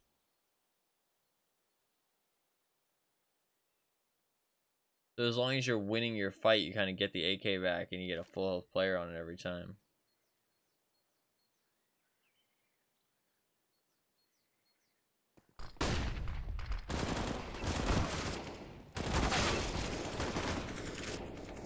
The greedy play works out. Not gonna lie, I kind of wanted to see him punished for the greedy play there. It's like that force call from Kerrigan really caught him off guard, dude. I mean, dual Berettas and a P250 against that is crazy. No, they're not forcing again, are they? Rops is down to 1,000. Okay, they have max loss bonus, so they're okay. They're okay. I feel like Rob's bought a little low. But to be fair, 1 or 2 people can buy a little low. That's not a big deal. It's like if you have everybody in your team without nades, that sucks. You know what I mean?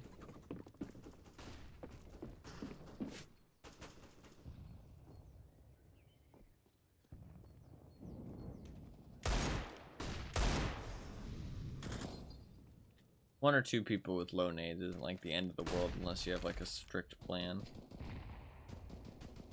Or it's a nade heavy map. At least on CT. On T side, or on CT, sorry. On T side. On CT side, you kind of want as many needs as possible because kind of need people to hold down choke points.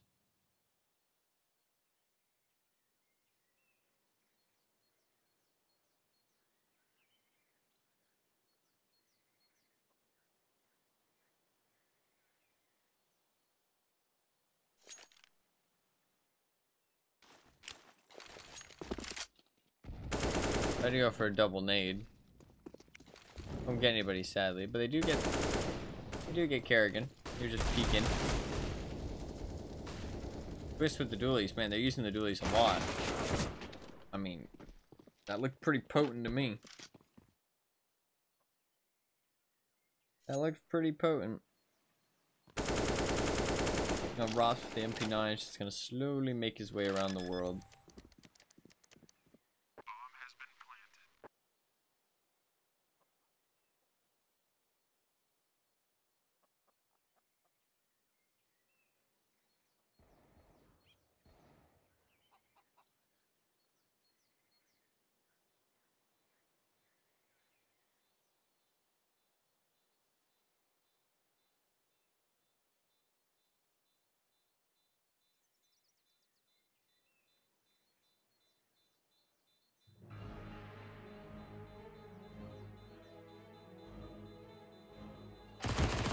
Oh. Dude, how do they do it? Those headshots are always so crisp. And those guys were all so low. If Robs actually knew how low they are, I think he would have peeked them. Because who the fuck cares? You fucking got rid of the MP9 anyways. Guess you're not gonna buy a helmet, but still. They are calling a timeout. FaZe could go 0-1 here pretty easily. And then I mean imagine FaZe fighting somebody like, I mean, who else is gonna be 0-1? I mean, Furia is gonna be 0-1. I mean, Furia's not a bad team. At least I didn't think they were, but I didn't see them play, to be fair.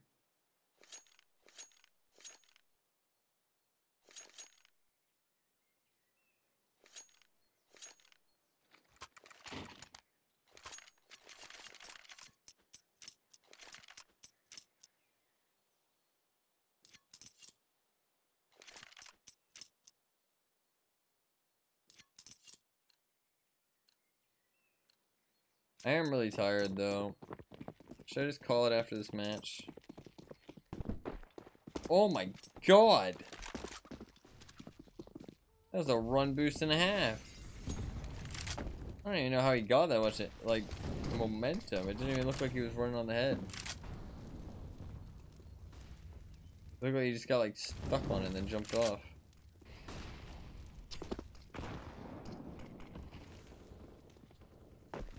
I could just call it after this match. And then we got in 3 full matches, which isn't too bad. with how tired I am. Nice kill by Cadian, taking that early banana control.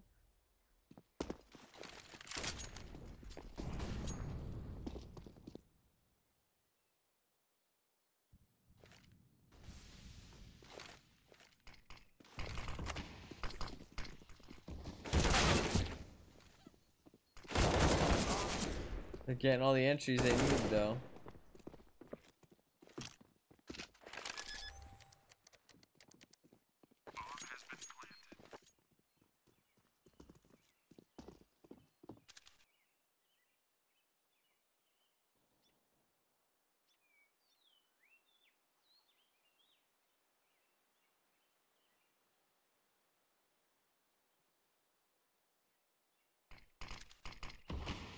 Just holding, trying to save the op. I don't think they're gonna let him though.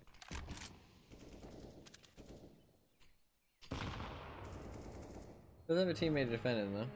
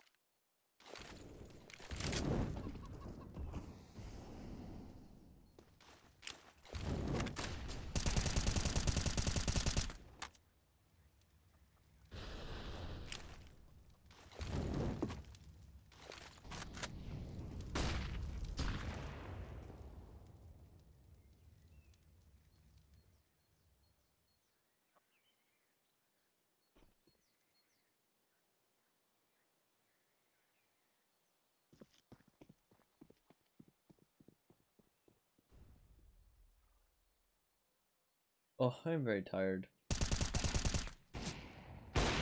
Oh, what a nice kill.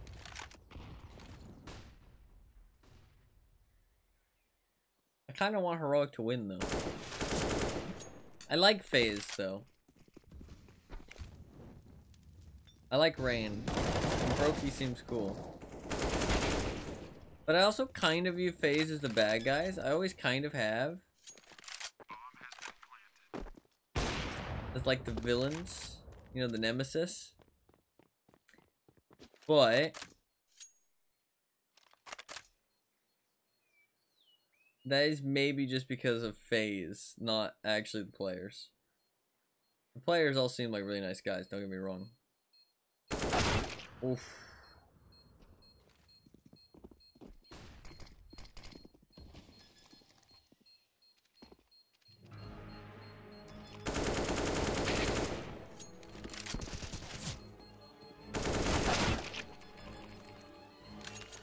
God damn. Nice job by Katie in there. I told you, Katie ain't no slouch. Katie ain't no fucking slouch. That was the last round. FaZe had money. I think I missed a couple rounds because I'm fucking so tired. I think I might end it on this one. Even though I did really want to watch the next match too. Oh, it's gonna be the French mirror match, dude. Oh, that's gonna be a real good one. I think I'm too tired though, genuinely.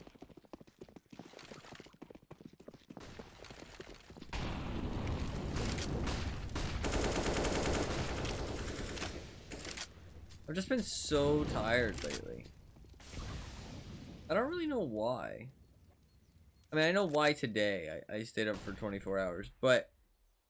And I had a long day. But I don't know why other days. I don't know why.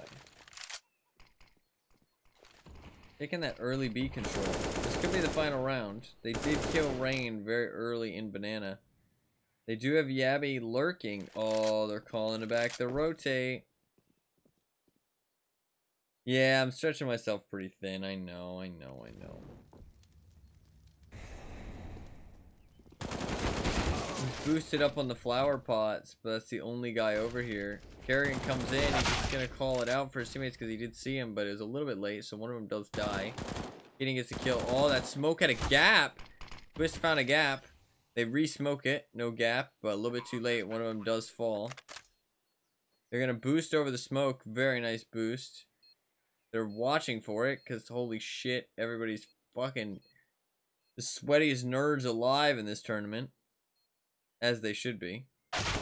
They should bring their own fucking sweat towels because they need them. They should be sweating.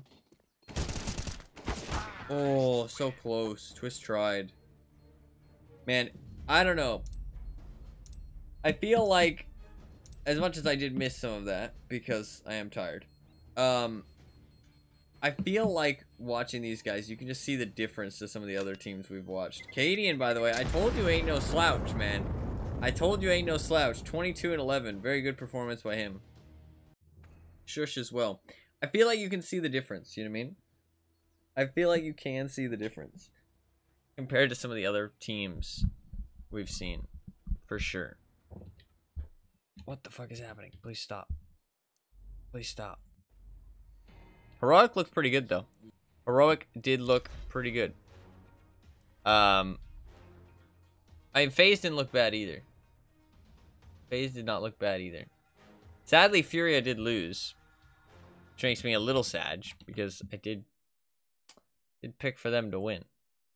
But, I am so tired, though. I probably should get off, because stretching myself so thin is going to end up with bad streams, just in general. The Vitality versus G2 match is going to be so good, though. It's going to be so good. It's going to be so good. I did have a thing today, though, that I kind of wanted to go to.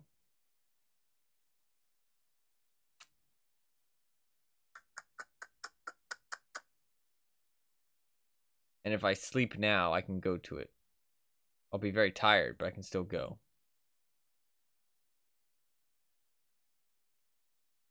Should we do a poll in chat? We do a poll in chat. Should I go and get a little bit of sleep?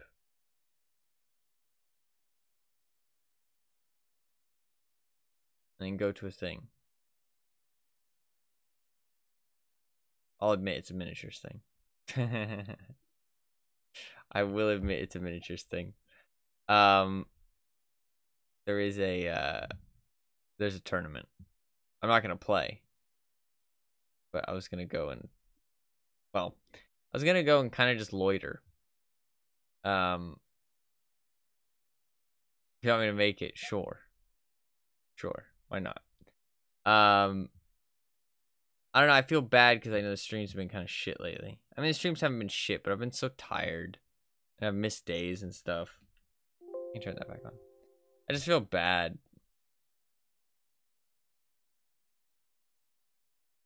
I mean, how much have I streamed in May? Let me check.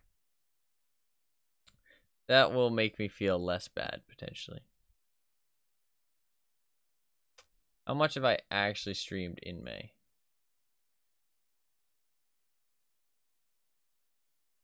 So far.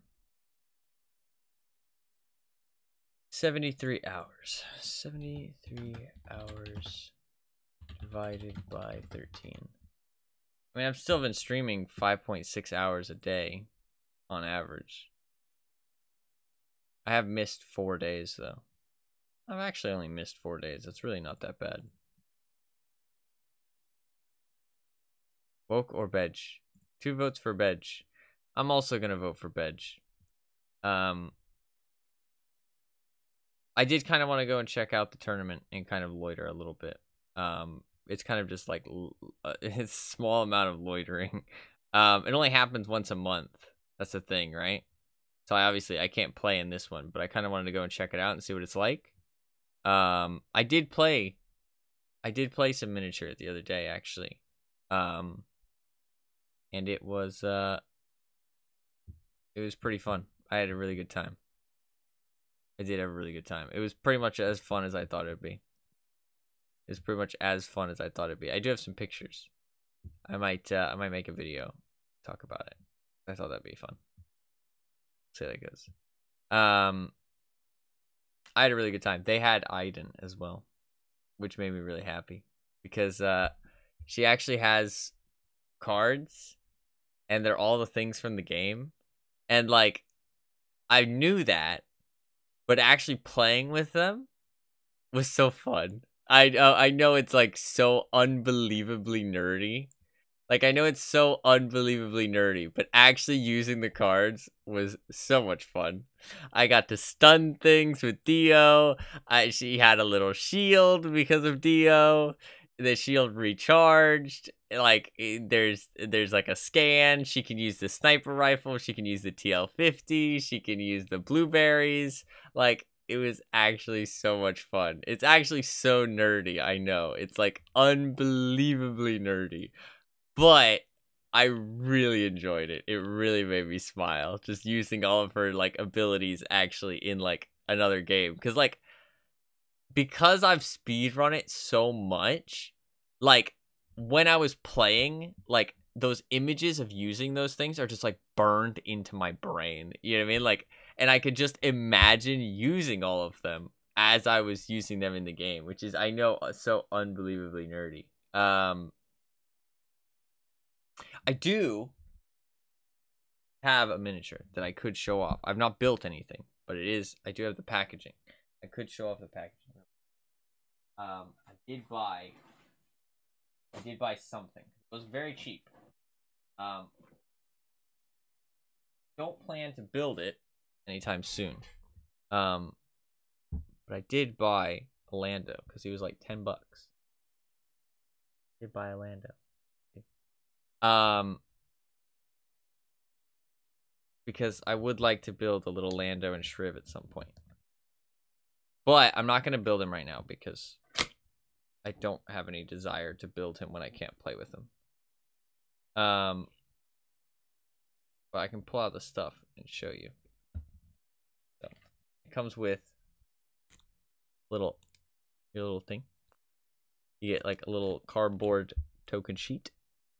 You can punch out all these little tokens. So each thing that you buy, each like expansion you buy, comes with a whole bunch of tokens, right? Whichever ones the character use, really. So you get some wounds. Remember to take wounds. You get his commander token. You get some suppression, some wounds, just whatever they think you might need, right? And you can just like add it on. You also get some operative. I think you can deploy him as an operative. And then you also get some upgrade cards, which are sometimes specific to the things in the pack, and sometimes just like little extras that they add on, whatever they think you might need. And then you also do have his unit card. I'm not going to take anything out right now. But there is a card, though, you can see. It actually does have Shriv on it. I'm not sure if you can see that. Yeah, you can see that, I think. You see? It's Shriv. And they're on the thing. It's actually funny because he is... You can see the planet in the background. This is the Star Wars Battlefront 2 Lando. You can see the planet in the background is the planet from Battlefront 2 of him and Shriv. And that card is him and Shriv blowing up that weapons depot. On Solist? Yeah, Solist. That's the name of the planet. That's really cool, actually. Which I'm surprised, because like not that many people know about Battlefront 2's campaign. Like it's not that important. You can see the Legion miniatures were a lot smaller than I expected them to be. I thought they'd be small, but they were actually even smaller. They were very small. It's like, because everybody shows them off like with a camera up close, it's hard to gauge how big they are. They're actually quite small. Like the base is like, I mean, actually I have the base here. You can see. I can give you a little bit of an example. I mean, this is my finger, and that's the base. Look at how small that is. So small. I feel like this is smaller. I feel like this is like really small. Maybe I got scammed. No, I mean, like it is the bright box. I mean, all this stuff looks normal, but this base looks so tiny. Look at how tiny that is.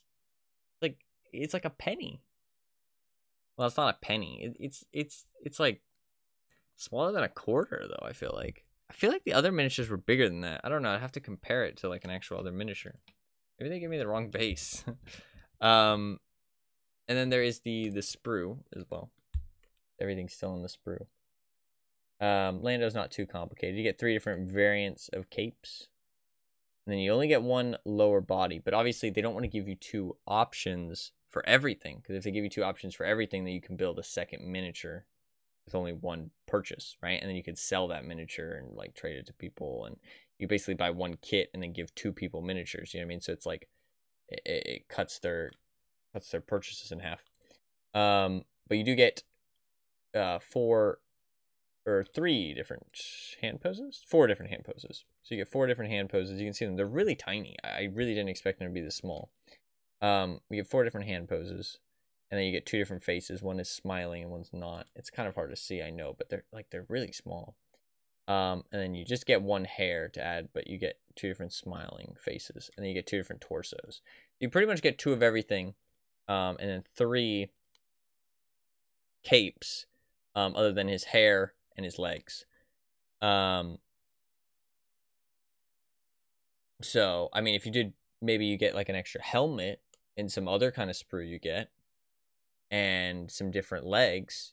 You could kind of combine a miniature a little bit. I mean, it might look a little off, but maybe you can get some pieces that look, you know, you could add a cape to one of your rebels potentially, because they're all like roughly the same proportions, right? If you get like humanoid characters, because like obviously, I mean, I could add a cape to one of my droids if I wanted to. I have 2 extra capes, you know what I mean? Whichever cape I choose to put on Lando, I'll have 2 extras. So I could put some capes on my droids and just say that they're like fucking caped Mechanicus. Who knows? You know what I mean? You can do whatever you want. I could put capes on my leaders. Actually, one nice thing about Legion is that I really enjoyed the game. Like actually playing it. It was a lot of fun. It was actually a lot of fun. I had a really good time. I enjoyed it probably more than I thought it would. It's really enjoyable because it has this aspect of it's like a card game and a miniatures game at the same time, right? Like a war game. But it has this feeling of like some games, it feels like you're kind of like, I don't know how to best explain it, but like it feels a bit different on like kind of the way you're controlling your troops, if that makes sense. Whereas like when I was playing it, it felt like you were like the general commanding everything, right? And it felt like a strategy game, if that makes sense. And like you were like kind of strategizing because each unit kind of had its own set role, and you were also thinking ahead. It was kind of like chess in a sense, right? But a bit more complicated than that, right? Because chess is kind of a simple game, but it's the in-depth strategy that makes chess complicated. But obviously this game doesn't have as in-depth strategy, but it has more mechanics. So, but there is a lot of depth to it. It's not super simple. And like some people really like it. I mean, the guy who showed me how to play the game, I mean, he says it's his favorite game. Absolutely, of like all the tabletop games he plays. I mean, he plays quite a few. But there's not like as many people in my area that play it. So that's a little unfortunate, but maybe I can find some people, right? There's like an okay amount. I mean, like I said, there is a tournament today or tomorrow. Can't remember. I think it's today. Maybe it's tomorrow. But I had a really good time. That match is still going on. We can watch it. Let's see.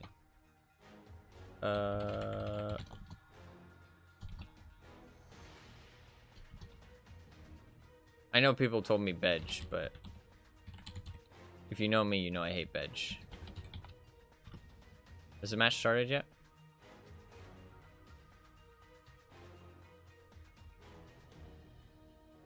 I know I ran a poll and 4 people voted Bedge. I think I was one of them though, so I'll take that.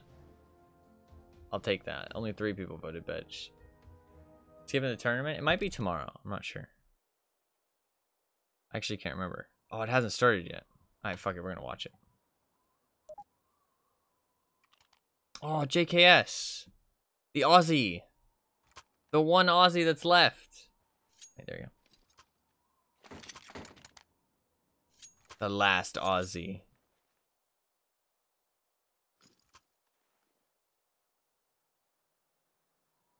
Is he flipping off the camera? Is that allowed? Isn't Money C's picture? He's flipping off the camera in that picture, isn't he? Aussie, Aussie, Aussie. Oi, oi, oi. Welcome, animal. Welcome. What is up? Welcome to the stream. How to summon the Aussies. I had a really good time with the Legion though. I want to play some more for sure. It really makes me want an Iden, but the thing is that you can only play Iden with Imperials, which really makes me sad.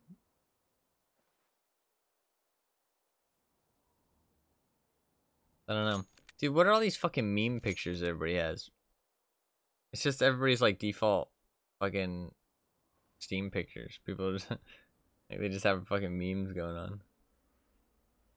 Straight up memes. Oh shit, we starting. Alright, we're getting into it.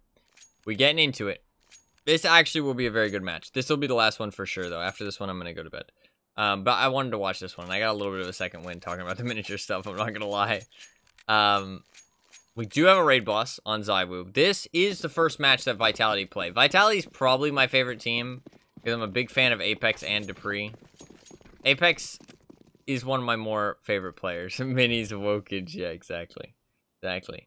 I do like G2 now these days, though. Because I like JKS. But I don't really like Nico very much. No offense to him, but never been a big fan. It is on Nuke, not one of my favorite maps, but this is mostly French players, but it is a mixture these days. It's not fully French anymore. Like I've been saying throughout this tournament, like multinational teams are pretty normal. Wow, very aggressive there from Apex. He gets rewarded for it though. Very nice kill. A little bit laggy, but that fixes it. ZywOo is down here with the raid boss though.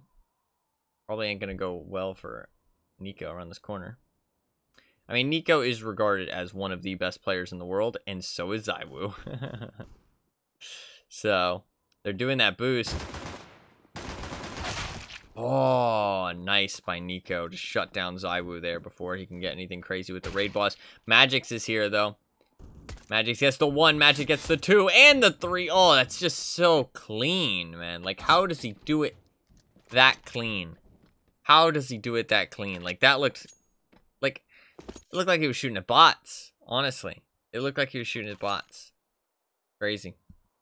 Crazy, crazy, crazy. Magic, yeah. Magic's a pretty cool guy too, actually. Magix is a pretty cool guy as well. I think if I had to pick one team to root for that I actually think can win, it would be Vitality. I like their players. Cool. Magic's a cool guy. I'm not a big fan of ZywOo just because I'm not really a big fan of those kind of people that are the best. Because, I don't know, I feel like it kind of grows a big ego. Not saying he has one, but I feel like it kind of grows one. Same thing with like Simple and Nico. I've never really been a big fan of those kind of players.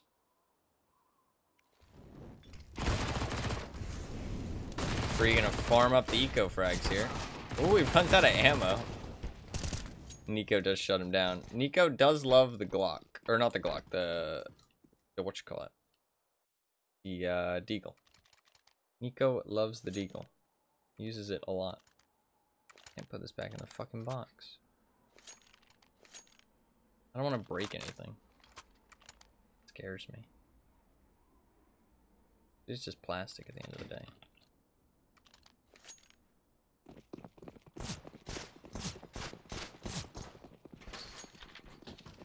Fuck in there. This is gonna be a save from G2.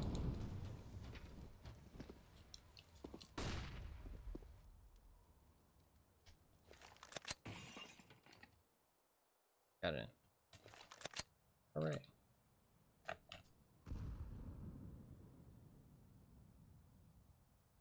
So, I'll build a Lando eventually, but not anytime soon. I have one. He was really cheap, so I thought I'd grab one. He was real cheap. Because I would like to build like a Shriv and a Lando and all that good stuff one day. And I really enjoyed the game, so.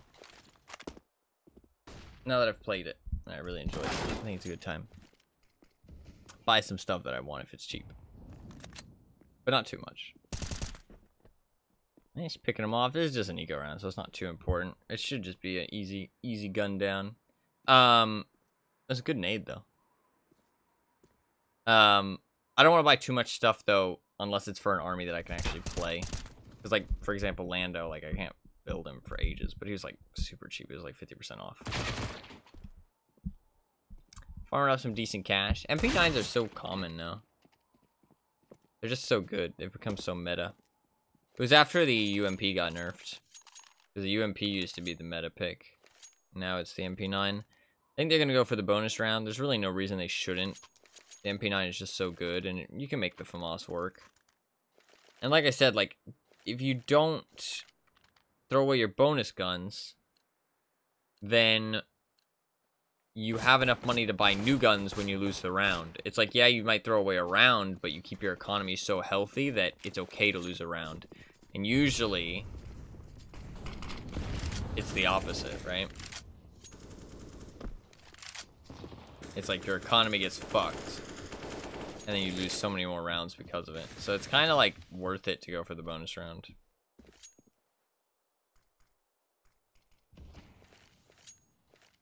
As long as you have a couple M4s, and that's usually like pretty much every pro team runs like at least 3 like M4s, I would say, or 3 AKs.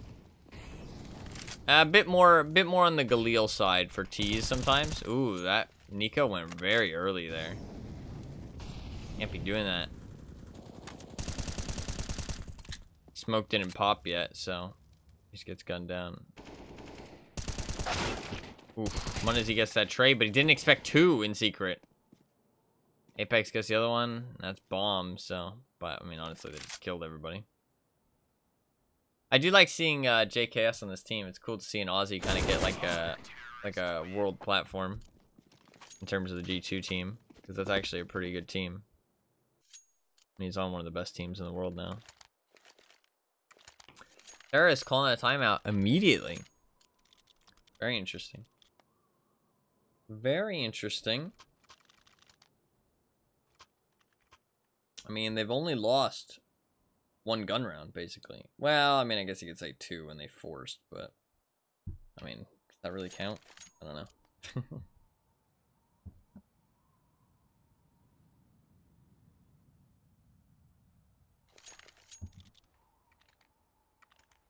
Doing a half buy here, that makes sense. Munizzy is their opper. I mean, if you don't know Vitality, I mean, they're definitely one of the best teams in the world. Magic's is, again, I would say, like, I'd say a little bit more star power, to be fair, on Magic's. But still just a solid player. Yeah, I mean, that's kind of just a slaughter. Nice shot of the smoke. Zywoo is kind of their star player. He is the opper, but he's also pretty fucking good with the rifle. I mean, he's regarded as one of the best players in the world. I mean, him, Nico, Device, and Simple are like the 4 that people talk about for being the best. Like, those are definitely people that are talked about for being the best player in the world. Like, overall. You know what I mean? Not at any given time, just overall.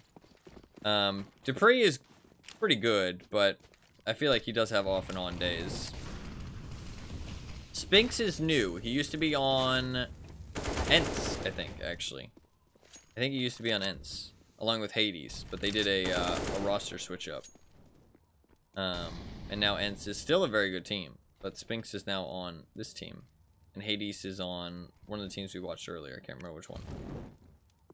They're down into secret. They were able to get through the outside, but they're all down here.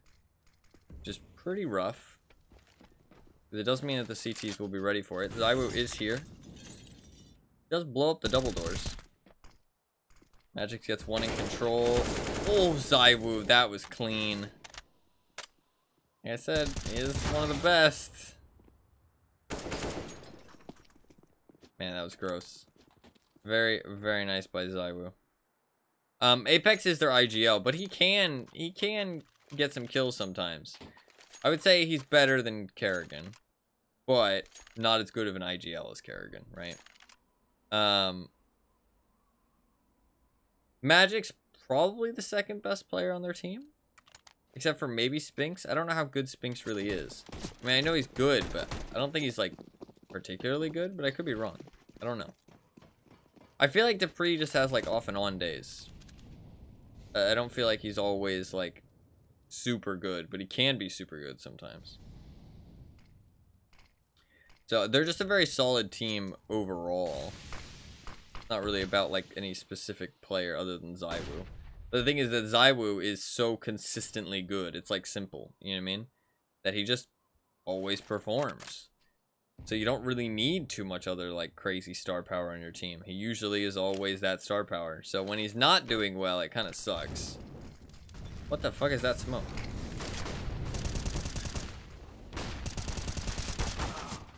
What?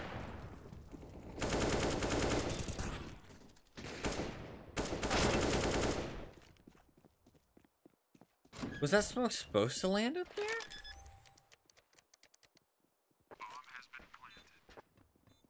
I don't understand.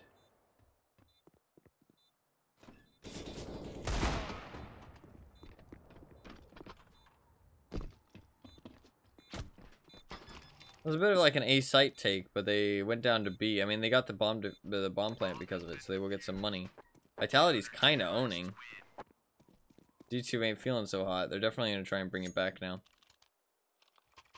Ain't the most exciting, man. I mean, you can see fucking Zai was 12-1, right? I mean, he's very good. Very, very good. We almost got some 007s on the enemy team. Monazi almost went 007. Almost. Sadly not, though. Sadly not. We do love to see some 007s. Monazi is supposed to be very good as well, but he's younger. But a lot of people say he is a very, very, like, rising star in terms of how good he is. Apparently he's supposed to be very, very good. He is an opera as well. We might see some spicy op duels between the two of them. This is just a best of one, though. If G2 gets off to a bit of a slow start, which definitely seems like they kind of are right now, at least on the T side. Let's see if they've got anything good here. They did call another timeout. They have a full buy. They have everything they need. This is their round to prove it, that this is just a slow start and they can pick it back up. Nico going in very fast, catching out Spinks. Immediately dead. Zaiwu, though, immediately with the reaction, but Magic's died, I guess, in ramp. So JKS won that duel, killed the ramp player. They do have control of Secret now. Apex is already down here, preemptively. But holy fuck, look at the CT money. Doesn't even matter how bad this round goes, they'll be rich. They'll be rich. Apex is sitting in a very good defendable spot. You can see he's pretty much covered by everything except double doors. And if they open double doors, he can react to that. Sees the person jump through. Sprays down Munazi as well. Very nice for him to get two-piece there. Now it's Zaiwu in a 1v2. He knows that he's here. Oh, he tries to go for it. He kind of needed to. He kind of needed to isolate there, and the Molotov pushed him into that fight, so... Just a rough situation. He gets the bomb plant as well. Nicely done. Nicely done by Hunter, actually. I mean, it might not seem like a lot, but extra money. Might as well. Might as well. Zaiwu is up to 13 kills, because he's just insane. But, they proved it there. They got the round. And that was despite some heroics. I mean, Zaiwu got that trade frag really nicely. And Apex got a nice two-piece on their entry into B site, so... That was kind of a good showing. That was the first kind of life we've seen from G2, I feel like, so... Let's see if we can see some more.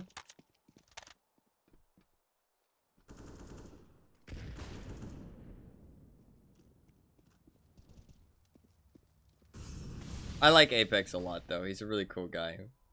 I like him. I like he has a lot. He wears his heart on his sleeve at all times. I mean, if you want to see some real emotion, maybe too much emotion, some people would say, you can watch some Apex highlight clips, like face cam specifically. He is so emotive. It's really fun to watch. But like, I don't mind that as long as you're keeping your head in the game and you're not affecting your teammates. And it's not affecting you. You know what I mean? But that's what I mean by keeping your head in the game. Ooh. Apex only gets one there. That would have been nice to get the two. Still a 3v3 though. Oh, nice shot by Magix. I feel like it definitely felt like the two people in hut were kind of caught in, or mini, sorry, were definitely caught in no man's land. He tried to save his teammate, I feel like. And that gives away his position. He can't really win at this point with the bomb down. His position is just given away. He doesn't have the time to rotate. I think it's just a save. It's unfortunate. It would have been cool to see him try it.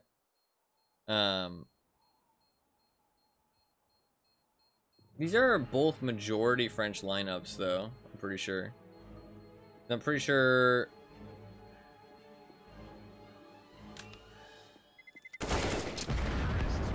Good kill. Nico's French. No, maybe he's not French. No, actually, Nico isn't French, is he? G2 actually isn't majority French anymore. Let me check that.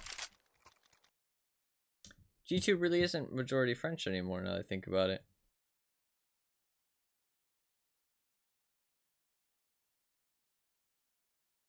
Yeah, because they are Bosnian. Nico and Hunter are Bosnian. I think they're from Bosnia. Pretty sure that's Bosnian, right? That's what you would call people from Bosnia. Um, yeah, because they're brothers, Nico and Hunter. And then JKS is Australian. Hooksy is from Denmark. Munazy is Russian. So yeah, it's not even, there's no people from France at all. None of them are French. It's actually crazy. Only 2 people in this entire match are French. I'm so wrong. It's crazy because I've always thought of Nico as French since he joined G2, but he has never been French. Very fast round. We're only like 10 seconds into this round. We really didn't miss anything. They just ran straight in. It's crazy. Every roster is like fucking multinational now. It's crazy. Pretty crazy. Zywoo and Apex are French. Those are the 2 French people in this game. It's cool to see though. Oh, that was a nice little boost. Munazy catches out Zywoo because of it. Munazy catches out Apex at ramp. We didn't get to see that, sadly. I mean, I have the caster cam on. This was a really fast round though. I mean, we did miss like 10 seconds, but it was still hard to process what was happening. Nico knows that there's another one, but he doubts himself.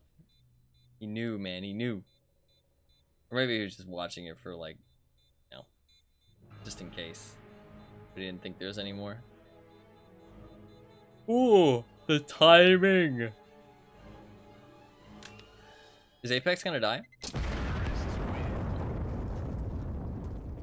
Oh, he shot his little USB. They do have tons of money. We are seeing some life from G2. They are starting to bring it back. They are starting to bring it back. It's really interesting that they picked up JKS. I'm really curious as to why. I mean, no offense to JKS at all, but I mean, I think he's good, but I don't think he's that good. And it also seems weird to pick up an Australian player out of nowhere who's never played with like on the top tier teams or really ever played on like a multinational lineup type thing. Actually, to be fair, JKS apparently does stand in a lot for other teams and stuff. So he actually probably has a lot of like practice. Just like, you know, generalized practice. Probably makes him a pretty good fit into any team.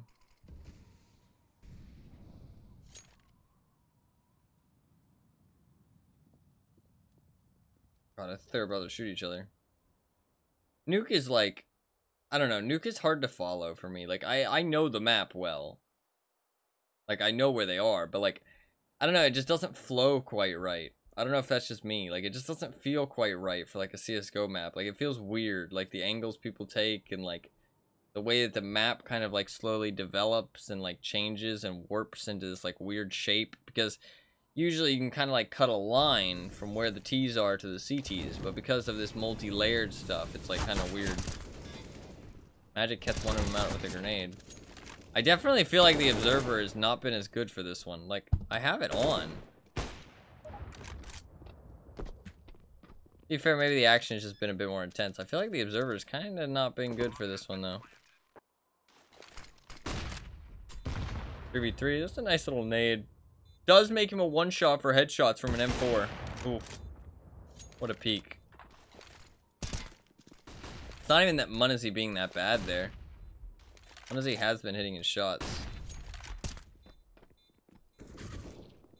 JKS to cover Munazy's ass.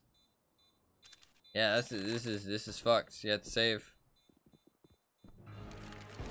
Felt like Spinks was just kind of sitting around the whole time, but to be fair, maybe their call was to save from the start.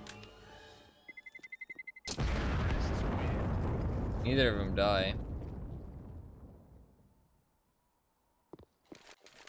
G2 showing back up. G2 has arrived, yeah. Good timeout call. Very good timeout, Cal. Daiwu still has to up. This is their last buy round, though. They're going to be broke after this one. But that's the thing. If you save up enough money to buy 4 times in a row, which they literally have, well, along with some saves, you can reach max loss bonus by the time you run out of money. So they will actually be able to buy next round.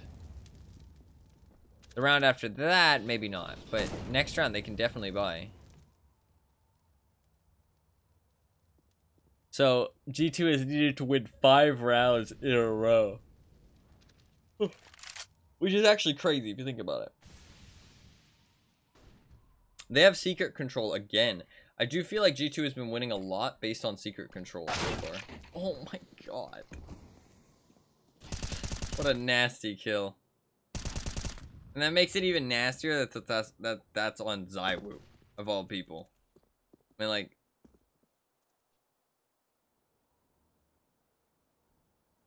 Very, very nasty kill.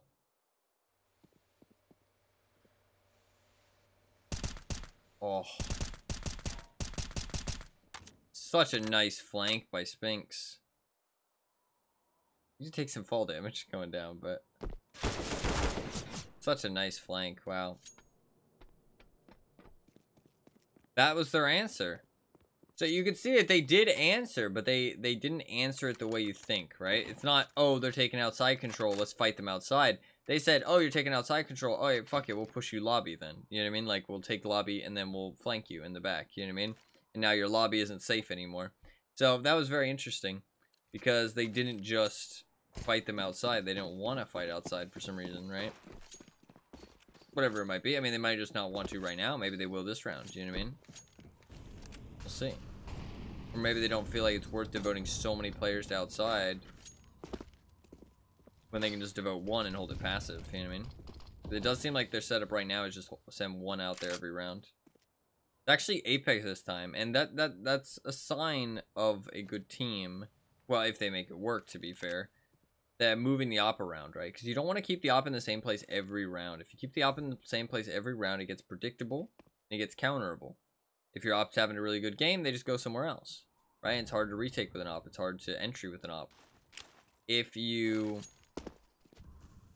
know the op is going to be there, you can just smoke it off, right? You want to be dynamic with the op. You want to be proactive, not reactive, right? It's like, oh, I'm going outside. They haven't shown up outside for 3 rounds. Oh, we've lost 3 rounds. You know what I mean? Let me switch up where I'm going now. Like, that just doesn't work. You got to be proactive with it.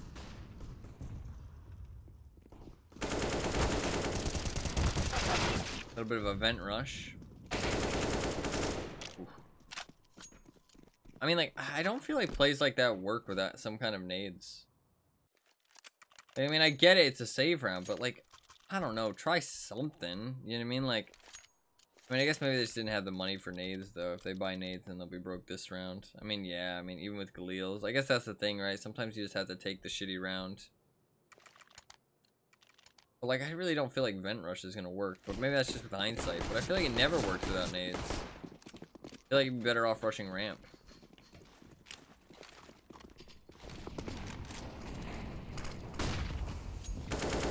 Like, at least ramp, you usually have to fight 1 guy, right? And then you at least have B control. You can maybe get the bomb down quickly. You know what I mean?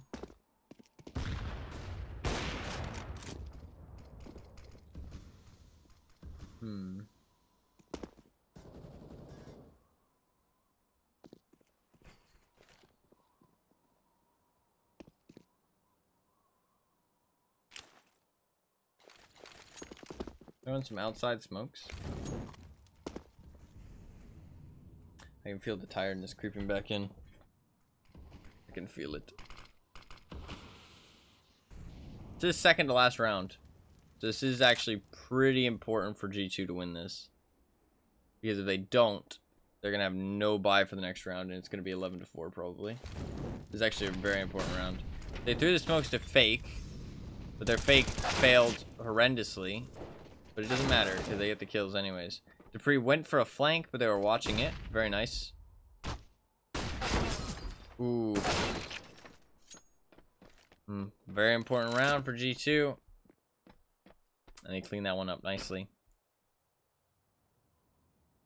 They watched the flank very nicely. They used their grenades. They pushed that back. They did try and fake outside, but it didn't pay off. I don't know specifically why. Again, I don't know. When I see nuke, I just get less invested in actually paying, like, close attention. I honestly think he should go for this. Like, I'm not even joking. It's hard, though, because they don't have the hindsight of knowing that they're broke as shit, right? Like, if I knew that they were broke, which you can keep somewhat track of, if you're a very good player and you know all the values and you kind of memorize them by heart, you can keep, like, majority value of it, or track of it when they're buying and stuff. If I knew they were broke, I would be like, fucking go for it, dude. Like, if I was his teammate. Because chances are you can buy another op. It might stress our economy, but you can buy another op. But the damage you could do to their economy if you win. Like, I mean, if you win, that's 2 rounds instead of 1. You know what I mean? At the end of the half. So, it's like extra value, right? And at the end of the day, they were able to buy a really comfortable buy anyways, even though he died. So, yeah. I would have been just like, go for it, bro. It did look like he was kind of straying away from it, kind of opting to save, which, I mean, I appreciate that, right? Like, no ego, just kind of, like, play the smart play.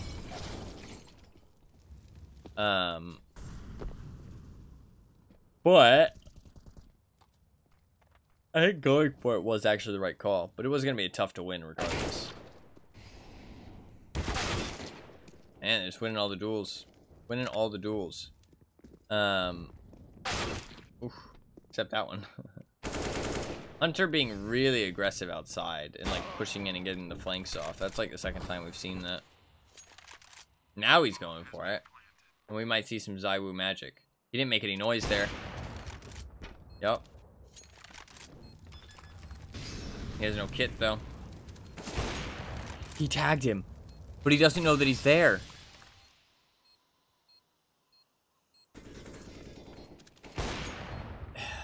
He's just insane. He's just insane. That's the thing, man. Like, when you have somebody like that on your team, sometimes it doesn't matter how bad you play the round. You just win anyways. You just win anyways. I mean, he's 19-6, and they're still 10-5. I mean, to be fair, 19-6 doesn't mean that you aren't going to lose rounds. I mean, this is 6 deaths are the 6 rounds that they lost. Well, 5, but I mean, Spinks is 15-8. That's not bad either.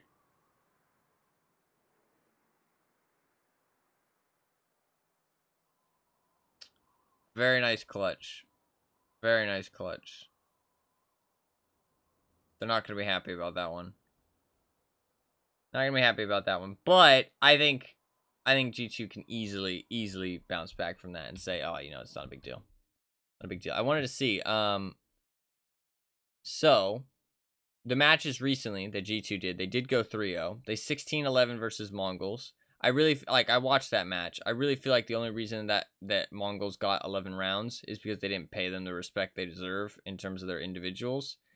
G2 kind of just was kind of half-assing it, and they got punished for it in a lot of rounds. But then once they tidied up their gameplay, they did a lot better. Complexity 16-9. It's a best of 1, so it's hard to judge best of 1s. And they 2-0'd Apex, so they really didn't have to play anybody good. This is really the first match where they've had a tough challenge. Vitality, you can't really check their previous matches. It's the first time they've played in the tournament. But I did want to check their roster, how long they've been together. So they've been together for like 8 months. They added JKS and Hooksy 8 months. Hooksy's rating is really low. He might get kicked from the team soon. That's like really bad rating. Yeah, that is not good rating. Let me just make sure. Hasn't started yet. We're all good.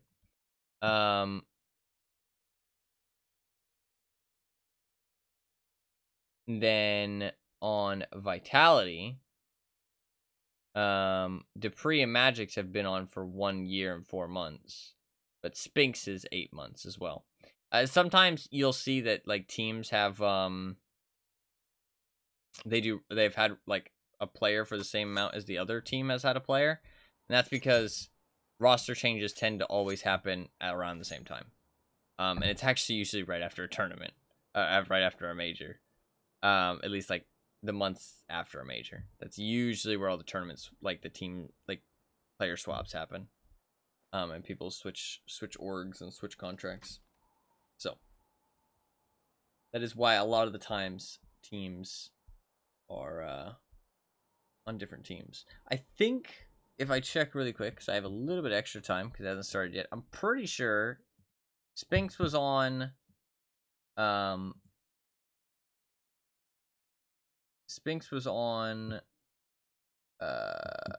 Ents. Yeah, okay. This and Hooksy was on Copenhagen Flames. Hooksy has not been playing well, apparently, though. He's not been playing well. The next match hasn't started yet either. I'm curious to see how the other one's going.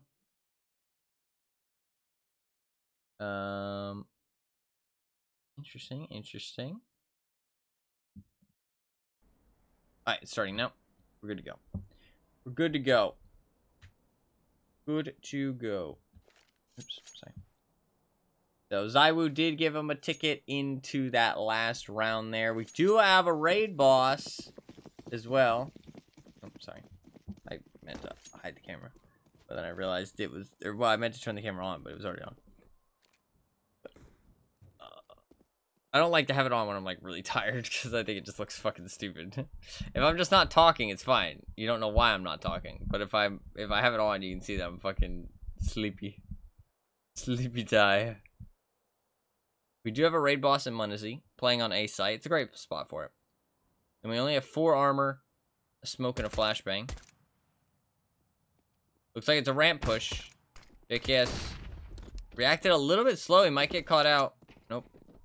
Moves into cover pretty easily. Does get the one shot. Doesn't expect Magics to be there so fast, though. It took him a little bit too long. Hooksy gets a nice kill from above.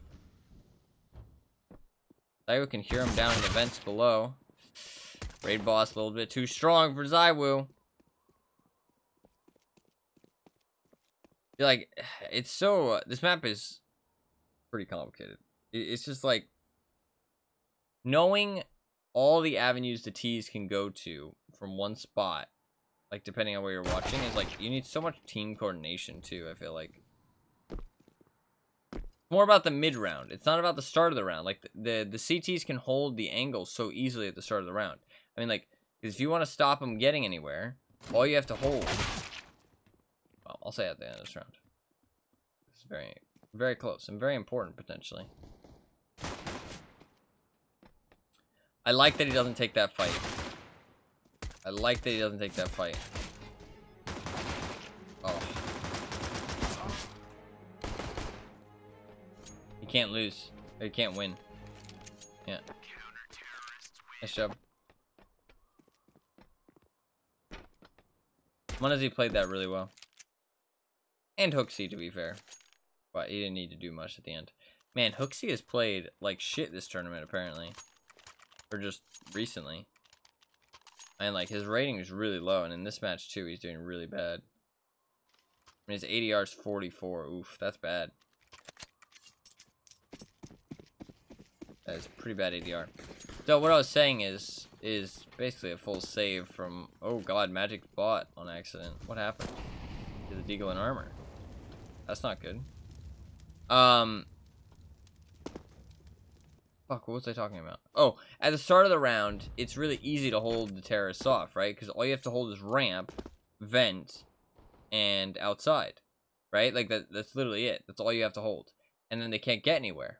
It's the mid-round that starts getting difficult. It's the mid-round that starts getting confusing. And it's adapting to those mid-round pushes, and when you lose players, that really matters. That's when the difficult stuff comes in. That's when the team coordination skill comes in on Nuke. Like the positioning, the processing, and the team coordination of like, where do we need to sit to stop the T's? Where can they be right now? Where is danger zones? Where is, you know, no man's land? like, what territory does the enemy control in this situation? You know what I mean? And that gets really difficult on Nuke. Mid-round. I guess that's the thing, right? Is that all you need to do... This is a very interesting situation, sorry. Nicely done by G2. Clear up that situation. They do get the bomb plant. They didn't have armor, though. And just a Deeg. Oh, no, he did have a FAMAS, right? Yeah. But it is a FAMAS at the end of the day. So I guess as a terrorist, your main thing is that you want to either slip in the cracks of the defenses, either in vents, in ramp, or outside, or you just want to break through the defenses and get your whole team through, right? So that the map is different, and then you can send one back to flank the other way instead. I guess that's the way I need to think about Nuke. That's the way to think about it and actually, you know, do well on it on terrorist side. Is that you have to think about it as like a dam, and then once you break the dam, the water can, you know, flow down the river.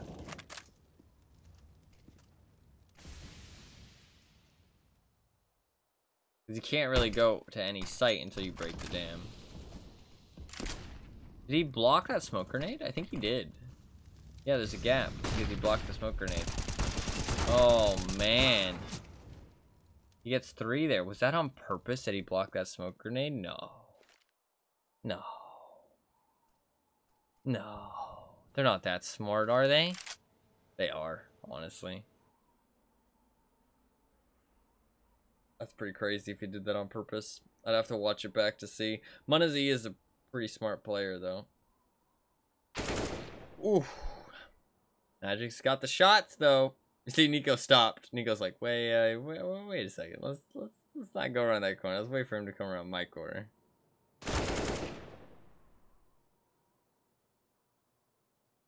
Some people genuinely think pros cheat, by the way. Some people genuinely think that pros cheat. They'll see shit like that and be like, oh my god, such fucking obvious walls. But it's like, they're just that good. You know what I mean? Like, they are just that good. And it's not like, I'm not even joking. Like, they are just that good. Like, you have to think that they are trying their absolute hardest right now. They're trying as hard as they possibly can to win this game.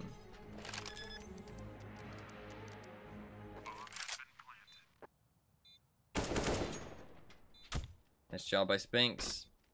Apparently Spinks has actually been doing well on Vitality.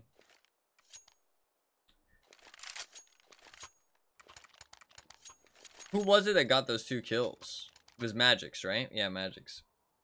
Those 2 kills in Secret were nasty. They needed those. They needed those.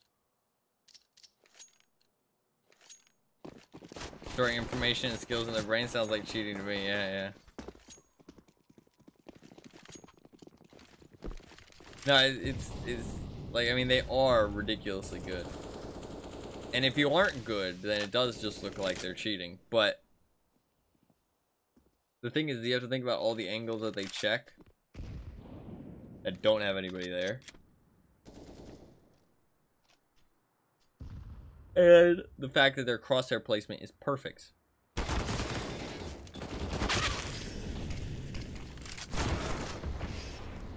Nice. Good teamwork there to take those 2 players out without losing anybody, goddamn. Like, they're human, they make mistakes. But, like, they know every angle. Like, they legitimately know every angle. These maps, they've played them thousands of times. Thousands and thousands of times. They know every angle they need to look at. You know what I mean? So, of course, they're going to place their crosshair there pretty much perfectly every time. And even if they don't place it perfectly, they have the tiniest amount to adjust ever to the headshot. Unless you're in an off angle. And they've done that millions of times. And so they know. And also, it's about feeling out, like, he probably felt like there was an extra enemy there because of the way that guy was pushing. And that we haven't seen many other enemies. That, like, there's so much information that goes into it of why he might think there's somebody else there.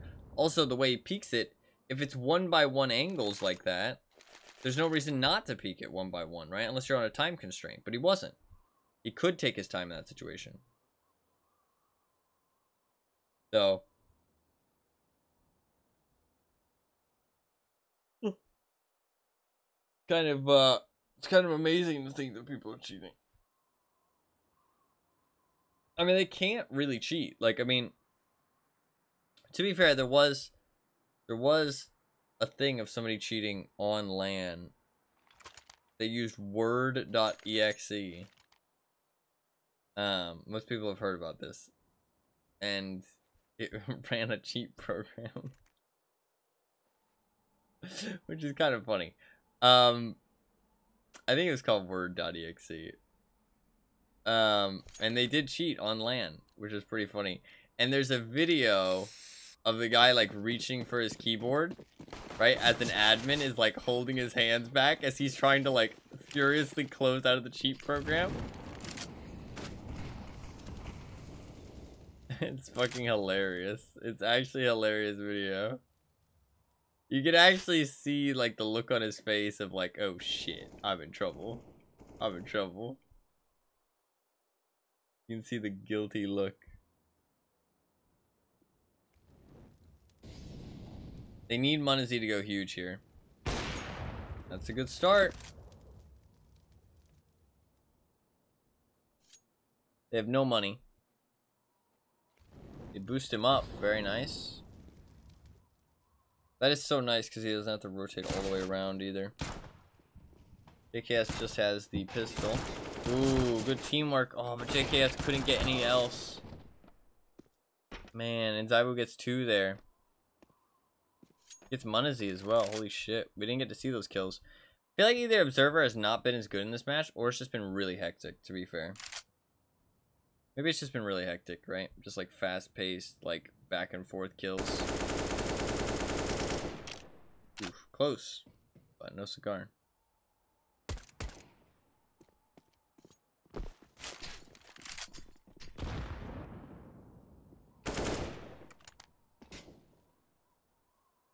It is Nico. It is Zaiwu, to be fair, too, but it is Nico. Nico could win this easily. Ooh. Oh, no armor, I think. No armor. Never mind, never mind. I take it back, I take it back. Even Nico's not that good. No armor is huge. 13 rounds here. This could be it. This could be it. Honestly, Vitality's looking pretty good.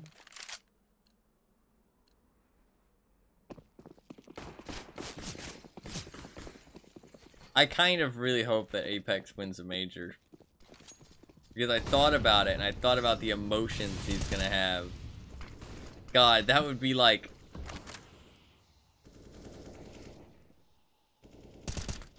That will be a moment to behold.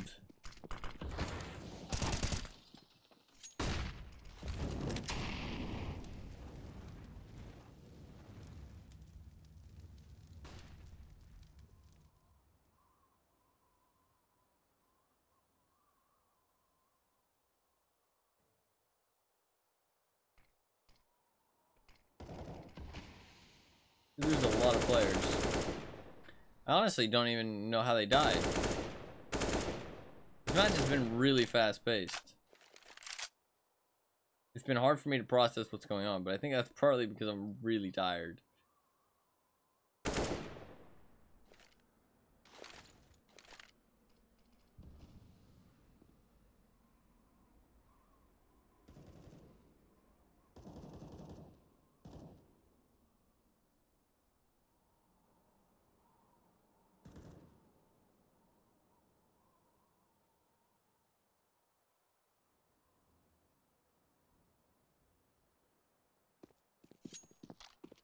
Just gonna save. Saving isn't a bad idea because they have some money in the bank too. They can buy up whatever else they need. Not really anything, just some grenades on magics.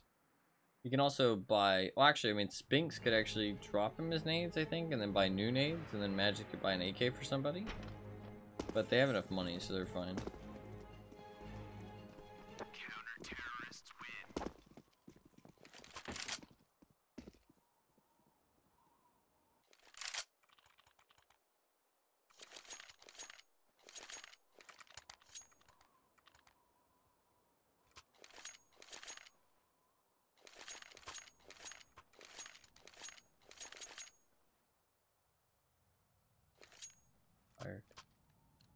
I'm tired and need sleep.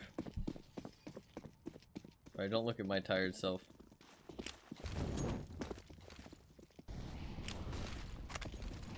I'm trying to push my body to the limits of how little sleep I can get away with, okay?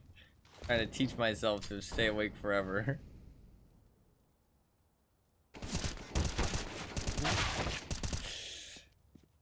Nice trades. Ooh, that's not nice trades. Nice shots by Dupree. I don't think Dupree's been doing that well, has he? Yeah, he's been doing alright. 17 and 11 is not bad.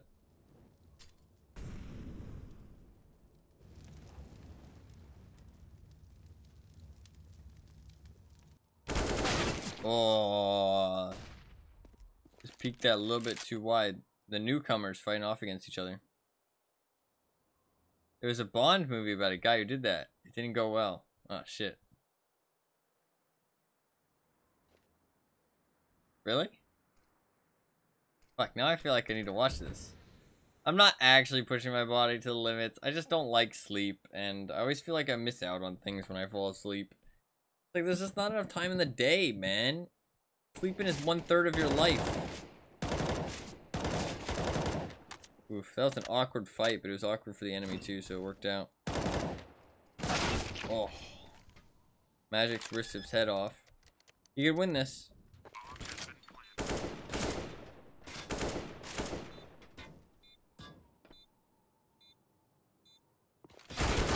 Oh, very nice job. Very nice job by JKS, that was close.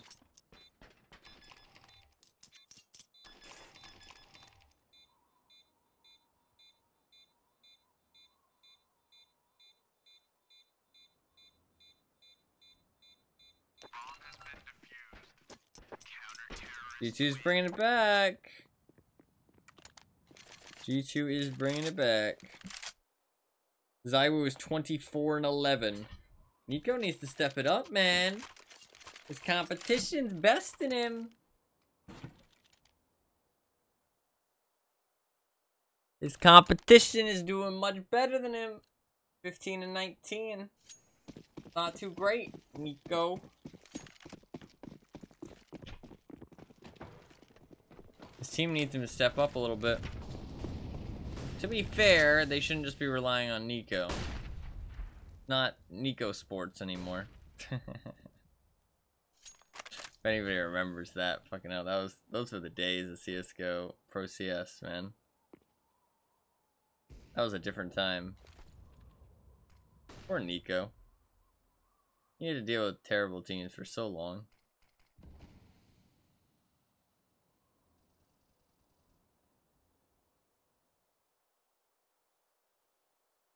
Honestly, what probably happened is that he undervalued his own talent. Shot by Munizzi. Surprised that wasn't a leg shot when he shot him through the hut. He probably undervalued his own talent. Nice grenade. Magic tries to go out, but probably not. And signed like a long contract without realizing how good he was. But the contractor probably realized. He's like, "Hi, hey, your contract's a little longer. New policy. Don't worry." Because he was stuck on mouse sports for so long. But maybe he liked it there. I don't know. It didn't seem like he liked it there. But to be fair, he never hated on his teammates. I don't think. Maybe he did. I can't remember. I don't think so though. Zaiwu's going hero AK. I mean, honestly, it's fucking Zaiwu. Magic's... Oh, Magic's bought him the AK, so he can buy an op, I guess? Vitality is forced to save, so G2 is bringing it up. Oh my god. Phase down, ass up. That's so bad. It's funny as fuck, but it's bad.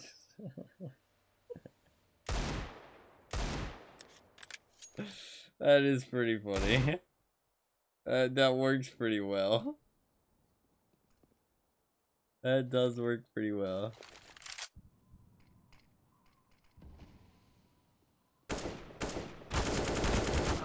Ooh. Nice trade by Zaiwu there.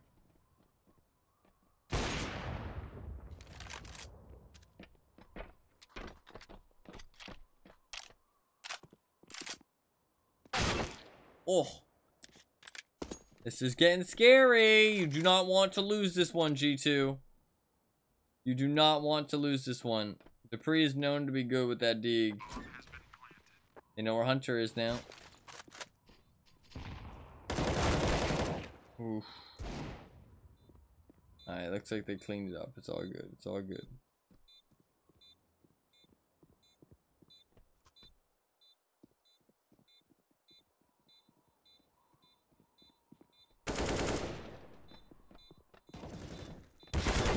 Oh.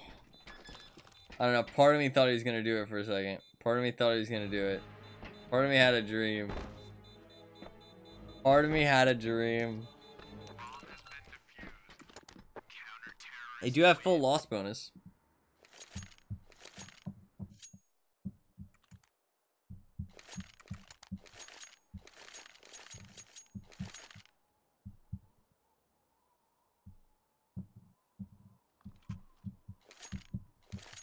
This is a good timeout. I like this timeout. Man, they've taken so few timeouts. To be fair, they've been winning. They only lost 3 CT rounds, then they lost the pistol round, then they've lost these 4 rounds. So yeah, I think honestly, this has honestly been one of the best times for a timeout. It's kind of hard to call a timeout when you've only lost like 1 gun round, you know what I mean?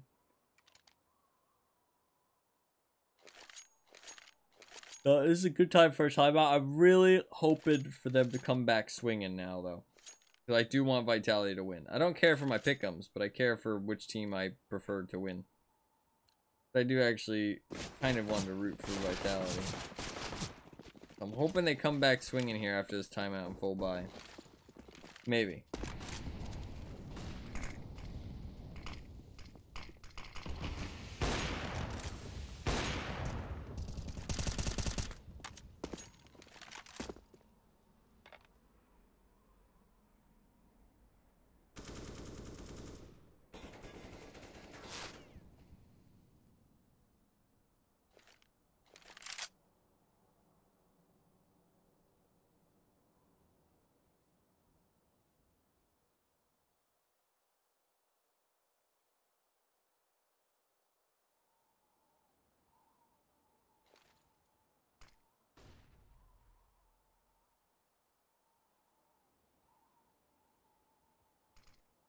I think both teams know how important this round is.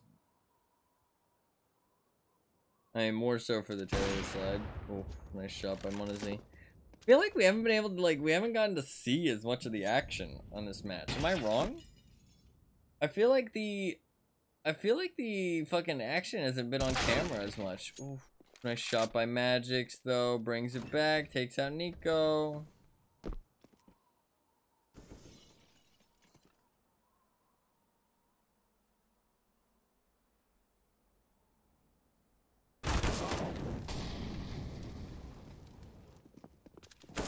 Nice kill by Hunter. Somebody was inspecting a fire extinguisher.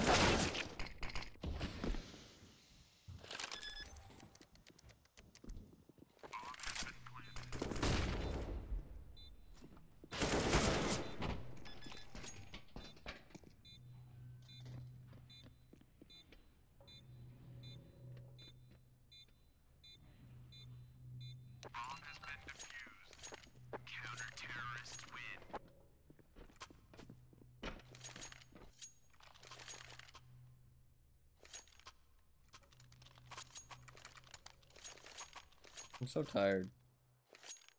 I want to see how this match ends, though. I want to see how this match ends. I'm like daydreaming, drifting off.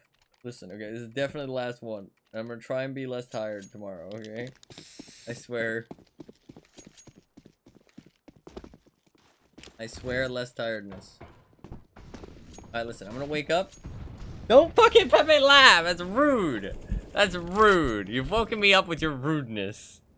I'm gonna try and wake up because it is the last. Look, we got 4 rounds left. Looks like they're setting up for an A site. Execute. Here comes the execute. Let's see how they deal with it. They smoke off the Molotov top. Hooksy's got a really good position on top here. He whiffs the spray to only get 1 though. Hunter is up here because he Molotov for his teammate. He gets Zywoo because of that. Zywoo wasn't expecting. Nico is going in with 17 health. Gets a kill on Spinks because of the reload. G2 is really fighting back. G2 is really fighting back all of a sudden. I mean, honestly, I mean, they've been fighting back for a while, but... I mean, that is sad. Apex are just struggling to get down the vent. Rough. Rough, rough, rough. They did a good job shutting down that A-take. Hunter and Hooksy on top of those things. That A-take really was not very good. Do they save here? Do they buy? I think they half buy. Ooh, they're calling a timeout. Let's see what they decide to do. 30 seconds. Listen, I'm awake for the rest of this match. Okay? I'm awake for the rest of this match. G2, I really want Vitality to win, though. I really want Vitality to win. I do like a comeback, though. I do like a comeback, but I prefer Vitality. Oh, what is this buy? What is going on? Their money's all over the place.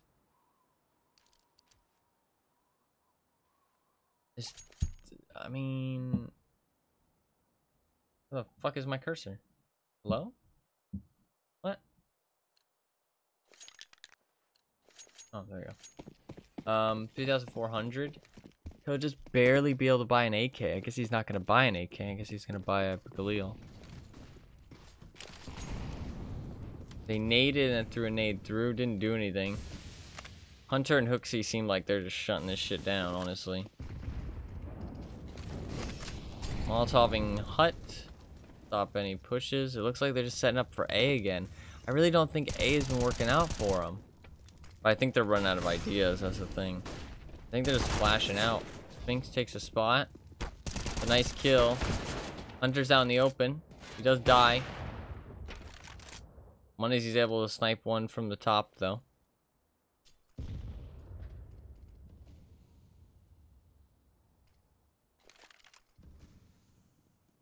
Apex is creeping. Oh my god, Apex almost whiffed that. At least he gets one. He should have killed him instantly, but he whiffed the headshot. It happens. Shouldn't happen, but it happens. We are human.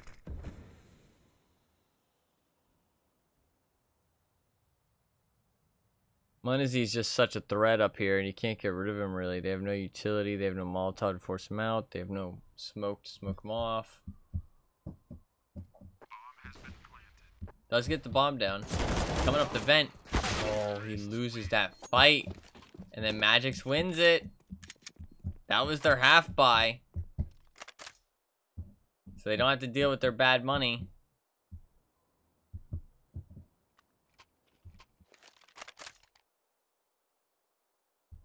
Now it's a CT timeout.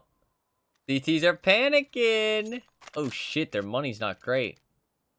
If he goes for an op, that's half of his money. He goes down to 6,000. You can buy armor, then he's up to 5,000 left. And then you can probably buy 2 M4s. Yeah, you can easily buy 2 M4s. So you can buy armor, 2 M4s, up. So those 2 M4s go to Hunter and JKS, so they can buy. They can buy easily. They're okay. Yep, he buys 1 M4. He buys an op. Is that really all he had enough money for? Did I do the calculations wrong?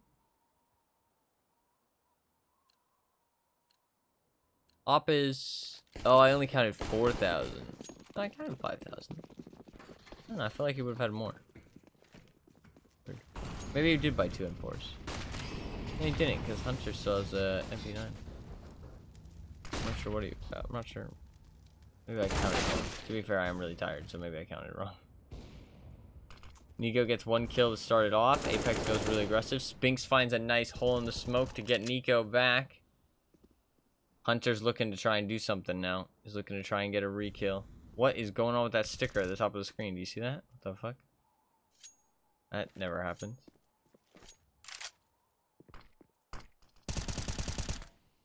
Okay, little random spams.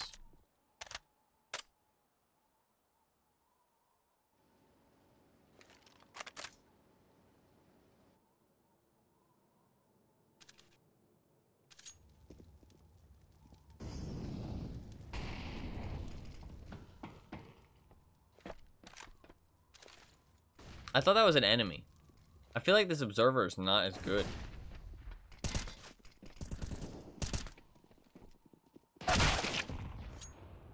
Nice shot by Dupree. Yeah, sticker up at the top. What the fuck was that by Hooksy?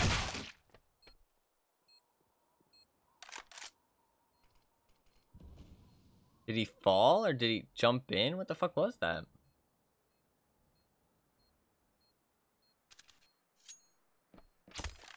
Oh, they're going for overtime. That's the decision made right there. Overtime. It's easily possible. Easily possible. Shit, how am I supposed to sleep?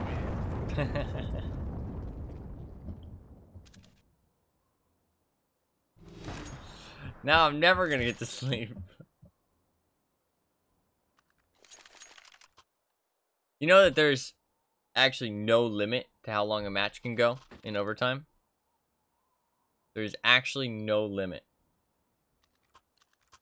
It could go forever. Technically.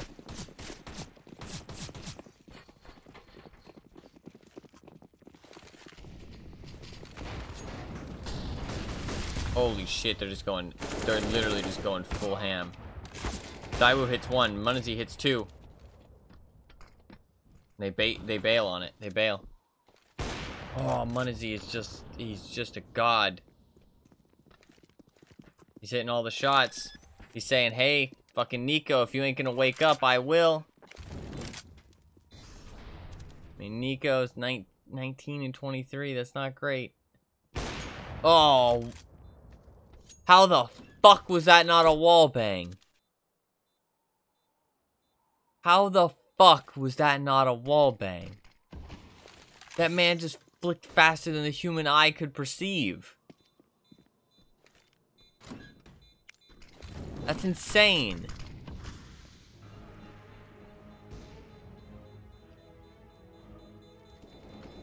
And that's it.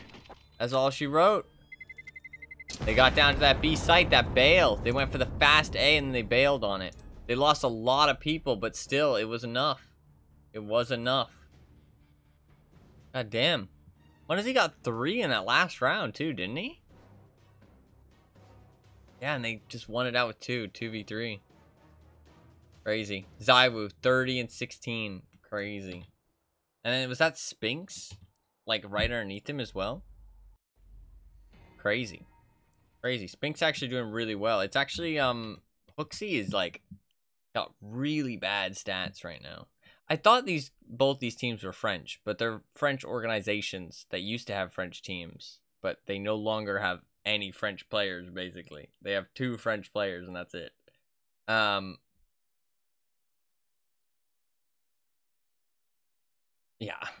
It's like 2 French players.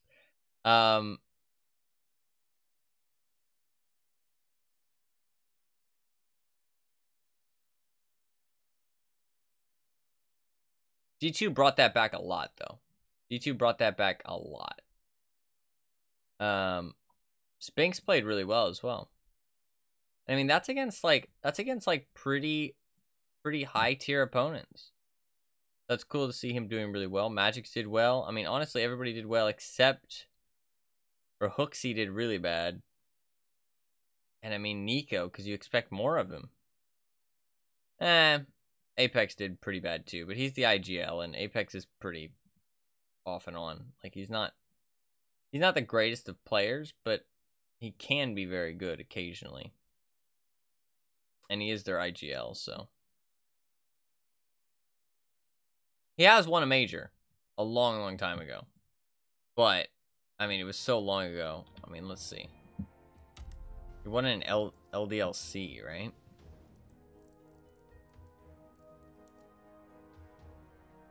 And this is the old days. No, he didn't. Wait, where did he win one? Oh, he won one here. This was the lineup, dude. This was the lineup. I wish that I watched CSGO in this lineup, because I like every single one of these guys. This was like my favorite team. This will always be my favorite team. I always liked Envious. They were like my favorite team ever. They're my favorites. It makes me sad because they obviously split up. And I mean, Happy retired. NBK is on like some no-name team right now. Apex is on Vitality, thankfully. Kenny S he retired. I think he went to Valorant at some point. He came back though, but now he's on a team that's not doing too well. They didn't make it to the major. Kiyoshima's not on a team anymore. I don't even know if he plays. He might be retired too, so fucking the only one left is Apex, but I do like him. He's cool. I mean, these guys have, like, I mean, Apex has been around for fucking 8 years, man. He's been playing competitive Counter-Strike for 8 years. 8 fucking years. It's actually nuts.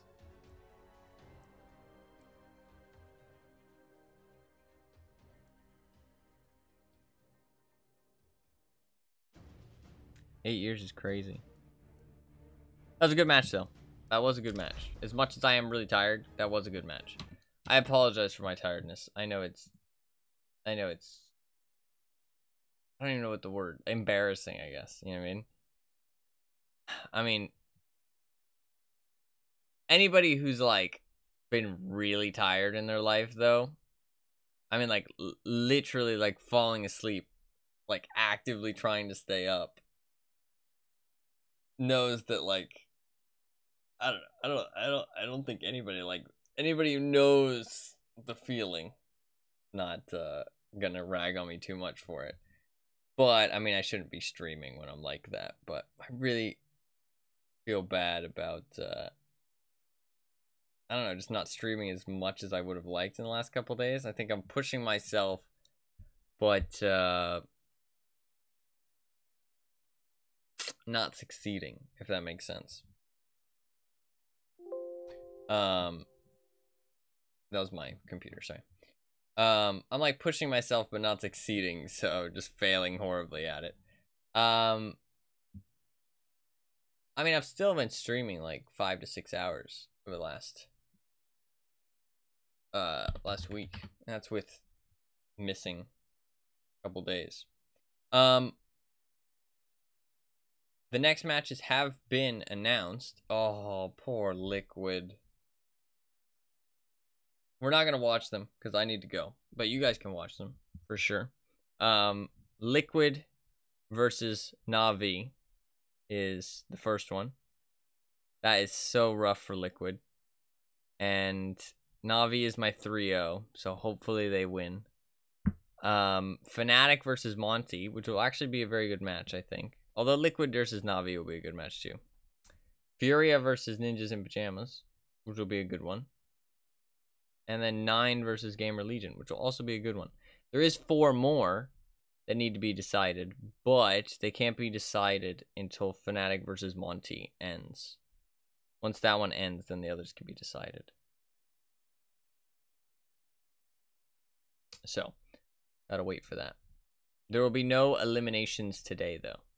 Nobody can lose 2 or win, or nobody can lose 3 or win 3. Tomorrow is the day of eliminations. Tomorrow is the day of eliminations. I think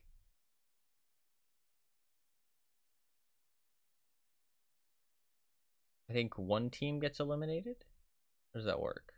No, 2. 2 teams. Yeah, 2 teams get eliminated, 2 teams go through. That's what happens tomorrow. So, I will definitely try and be on for those.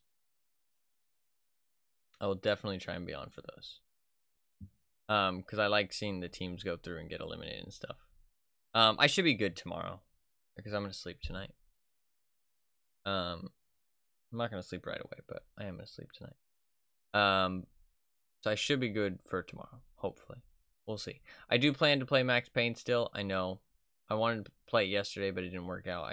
I tried to wake up, but I just felt so exhausted. Body, like, I just felt like shit. So, like, I slept, I woke up.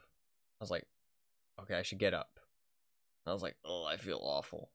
I was like, okay, I'll sleep for a little bit longer. And then I woke up again. I was like, okay, I should get up. I was like, fuck, I still feel awful. I went back to bed. And then I woke up again. Still felt awful. This happened 4 times. I'm not even joking. I was like, fuck. And the 5th time, I slept for too long. And at that point, it was like 9 a.m. So I was like, fuck. I'm just going to skip today. But I do plan to play it ASAP. What I might do is wait until next Friday. We can play Max Payne on Friday and roll the wheel at the end of Max Payne. I kind of like that idea. I kind of like that idea because I didn't want to miss out on any of the major matches because next Friday is 19th. I didn't want to miss out on any of the major matches because it's like a limited time thing, you know what I mean? I wanted to do as many of them as I could. Obviously I'm missing out on some now, but I obviously can't do any more because I'm just too tired. I mean, I'm more awake now when I'm talking and like I'm focusing on what I'm saying and stuff. But it's like there's something about like watching the major matches. It's not like boring. And it's like the same thing with Borderlands, I think. You know, I was falling asleep a lot on Borderlands, right? Because it's like it's happening again. It's because I'm like pushing myself, but I'm pushing myself to do something that's kind of repetitive. It's not that it's boring. It's just the same thing over and over. So I zone out. You know what I mean? It's just like I zone out and then I just drift off like very easily. So I'm going to try and stop myself because it's embarrassing. And not good to do while streaming. If I wasn't streaming, it wouldn't matter. But since I'm streaming, it's fucking ridiculous and stupid. And embarrassing. So I apologize. But sadly, this is how my sleep works. Because I'm a moron. And I don't like sleeping. I hate sleeping. I hate it. I hate it. It's not even like I have nightmares or I like don't sleep well or that I don't feel well when I wake up or that I'm not a morning person. I just don't like the time that is spent being asleep.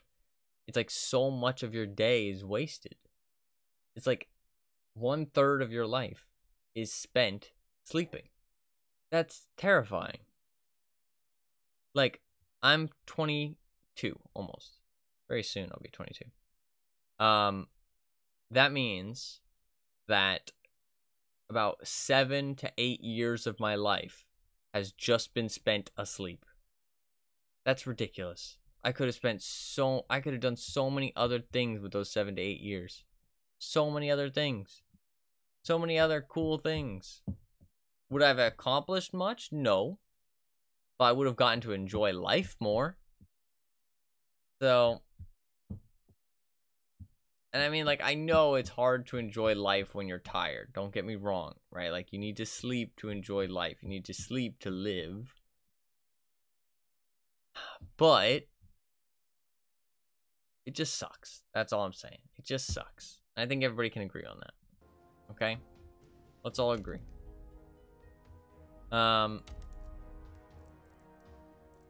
Well, don't just agree if you don't agree. But when it comes to my pick'ems, 3-0 for Na'Vi probably will still go well. I think Na'Vi probably will beat Liquid.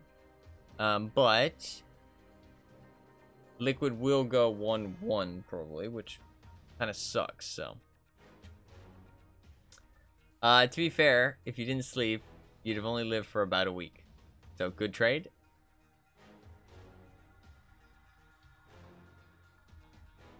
No deal. No deal.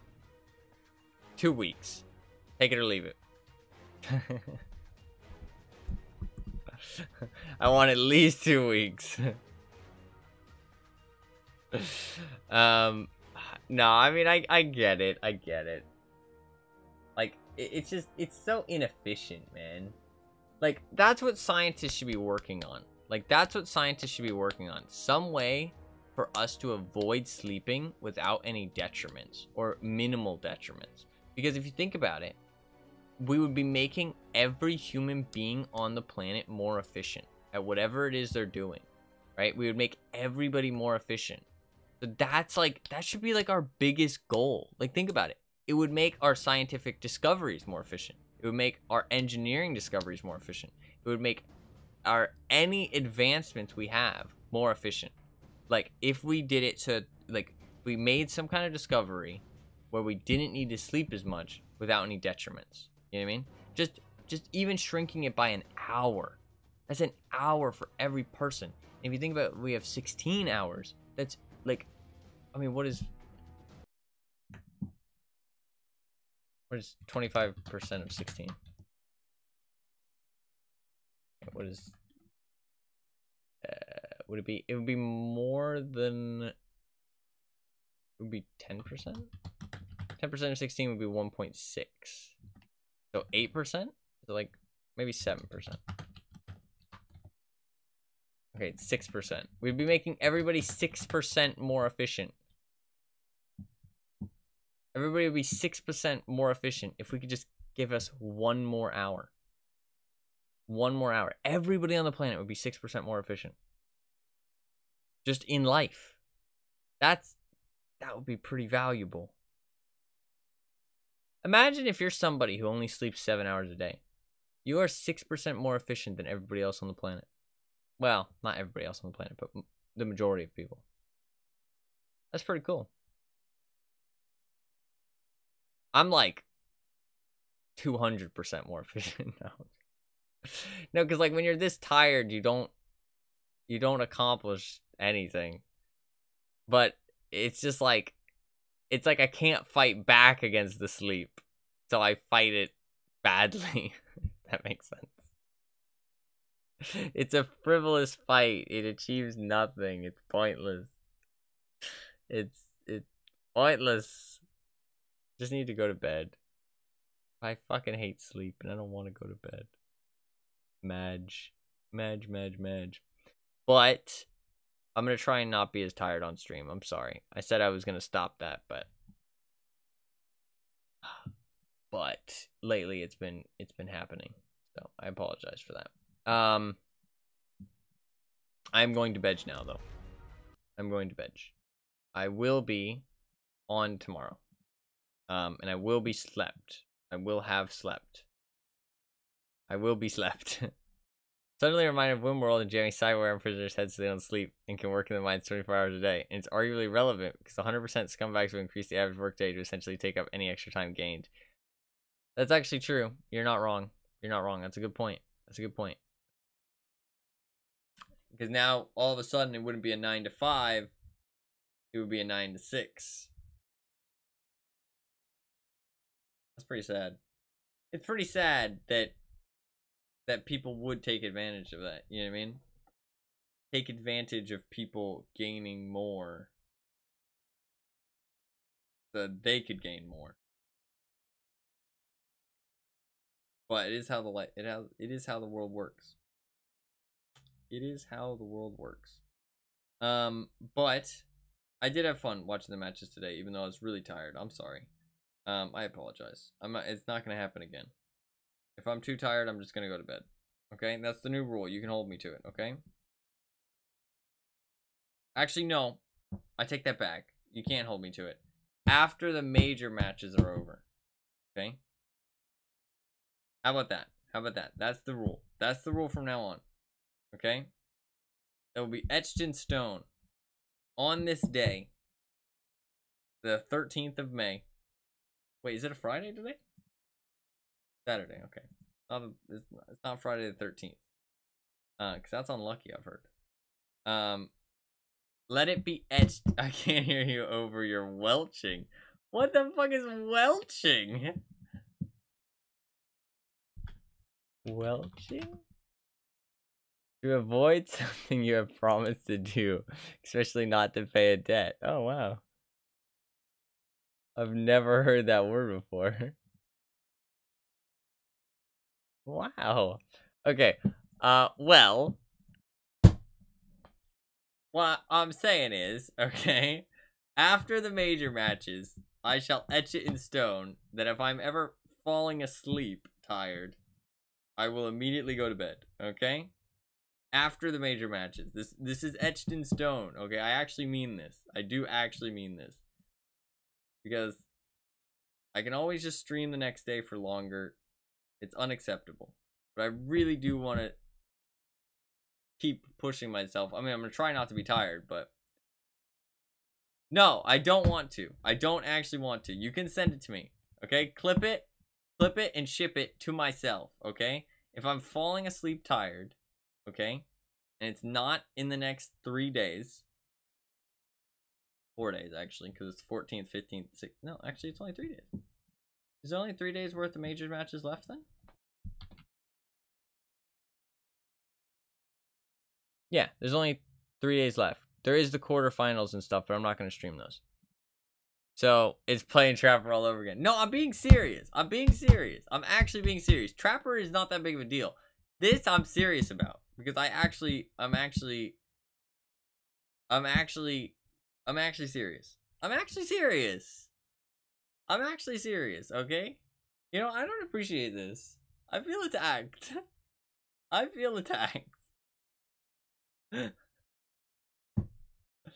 You're saying falling asleep tired. Yes. What's wrong with that? If I'm not falling asleep, it doesn't matter. Because the stream's still, like, you know, decent enough quality. If I'm falling asleep, that's not okay. That needs to be stopped. There's only 3 more days of CSGO matches. After that, never going to happen again. If it does happen, I'm going to stop the stream and go to bed. Okay? But I am going to try and push myself to do the next 3 days. Even if I am tired. And that might lead to me being really tired and falling asleep accidentally. Suska. Why Suska? I'm being serious. Fuck you guys. X. Medj. A Medj. Oh, the other matches have showed up. Vitality versus Ents. Oh, that'll be a good one. Bad News Eagles versus G2. Oh, they got lucky. FaZe versus Into the Breach. Oh, they got lucky too. Lucky fuckers. 9 might beat Gamer Legion, and then I'll be out of that one as well. FaZe and G2 are definitely going to bounce back from their losses, though. So they'll go 1-1. Vitality might go 2-0. I think Na'Vi probably will go 2-0. And I put Liquid through. Shit. Heroic probably will win against Apex. 9 might win against Gamer Legion. Then I'll be fucked on my pick'ems. Well, you know what? I don't appreciate your guys' doubtings, okay? Because that's just not fair. Trying my best, okay? Trying my best. No, I will try harder. My best is not good enough. I will figure it out, though. I will figure it out. But for now, I'm gonna go. I'm gonna go to bed. Thank you very much for watching this mess of a stream with a very tired individual. I think we just know how much you enjoy streaming. Nice try. Tournament. And how much you hate sleeping. True. I do really enjoy streaming. And I do really hate sleeping. Oh, it's funny actually. It's funny. I was playing the game. I was playing Star Wars Legion. And it was against my brother. And he obviously knows that I stream. And at some point I was narrating something, right? I was talking about something. He's like, "Hey, you're talking like a streamer," right? It's just like as a joke, you know what I mean? Like I was, right? And once he pointed it out, I realized, but I didn't realize at the time. But like I was talking like as if I was explaining something that was happening to an audience, if that makes sense. Like, but it's funny because it does just become natural for you to talk that way. Because you're so used to it. Like, I mean, I spent like hundreds of hours a month talking that way. You know what I mean? Activated streamer mode. No, yeah, genuinely. It's just like, it's just how I talk. I'm just like, I'm talking about it as if like, I mean, because like, I mean, Let's see. How many hours did I put in last month?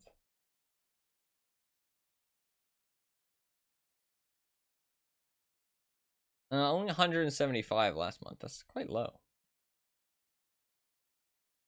Oh, no, it's not. 161 in March. I feel like I usually do more than that, though.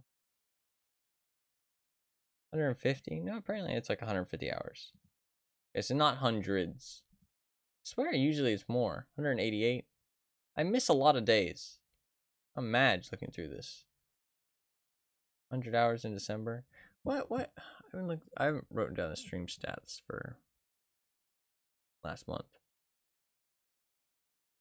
161, 152, 189, 100, 138, 100, 100. Okay, so if it's over like 150, that's not bad.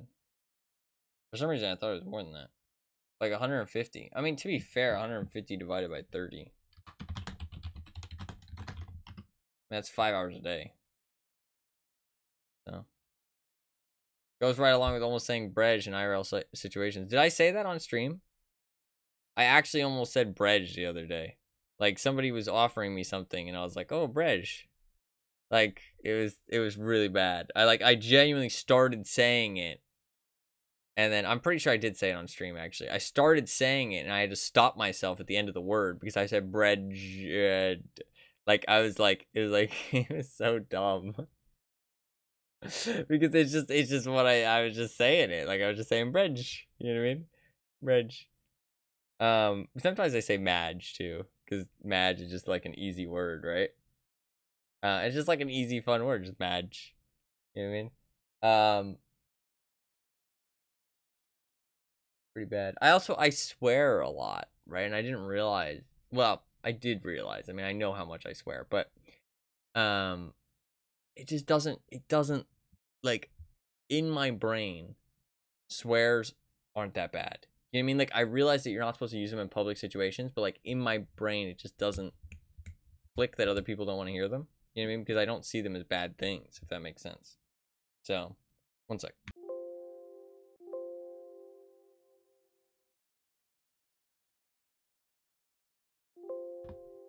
Sorry, I'm back. But I realized that like in social public situations, you need to kind of tone it down, especially if there's younger people around, right?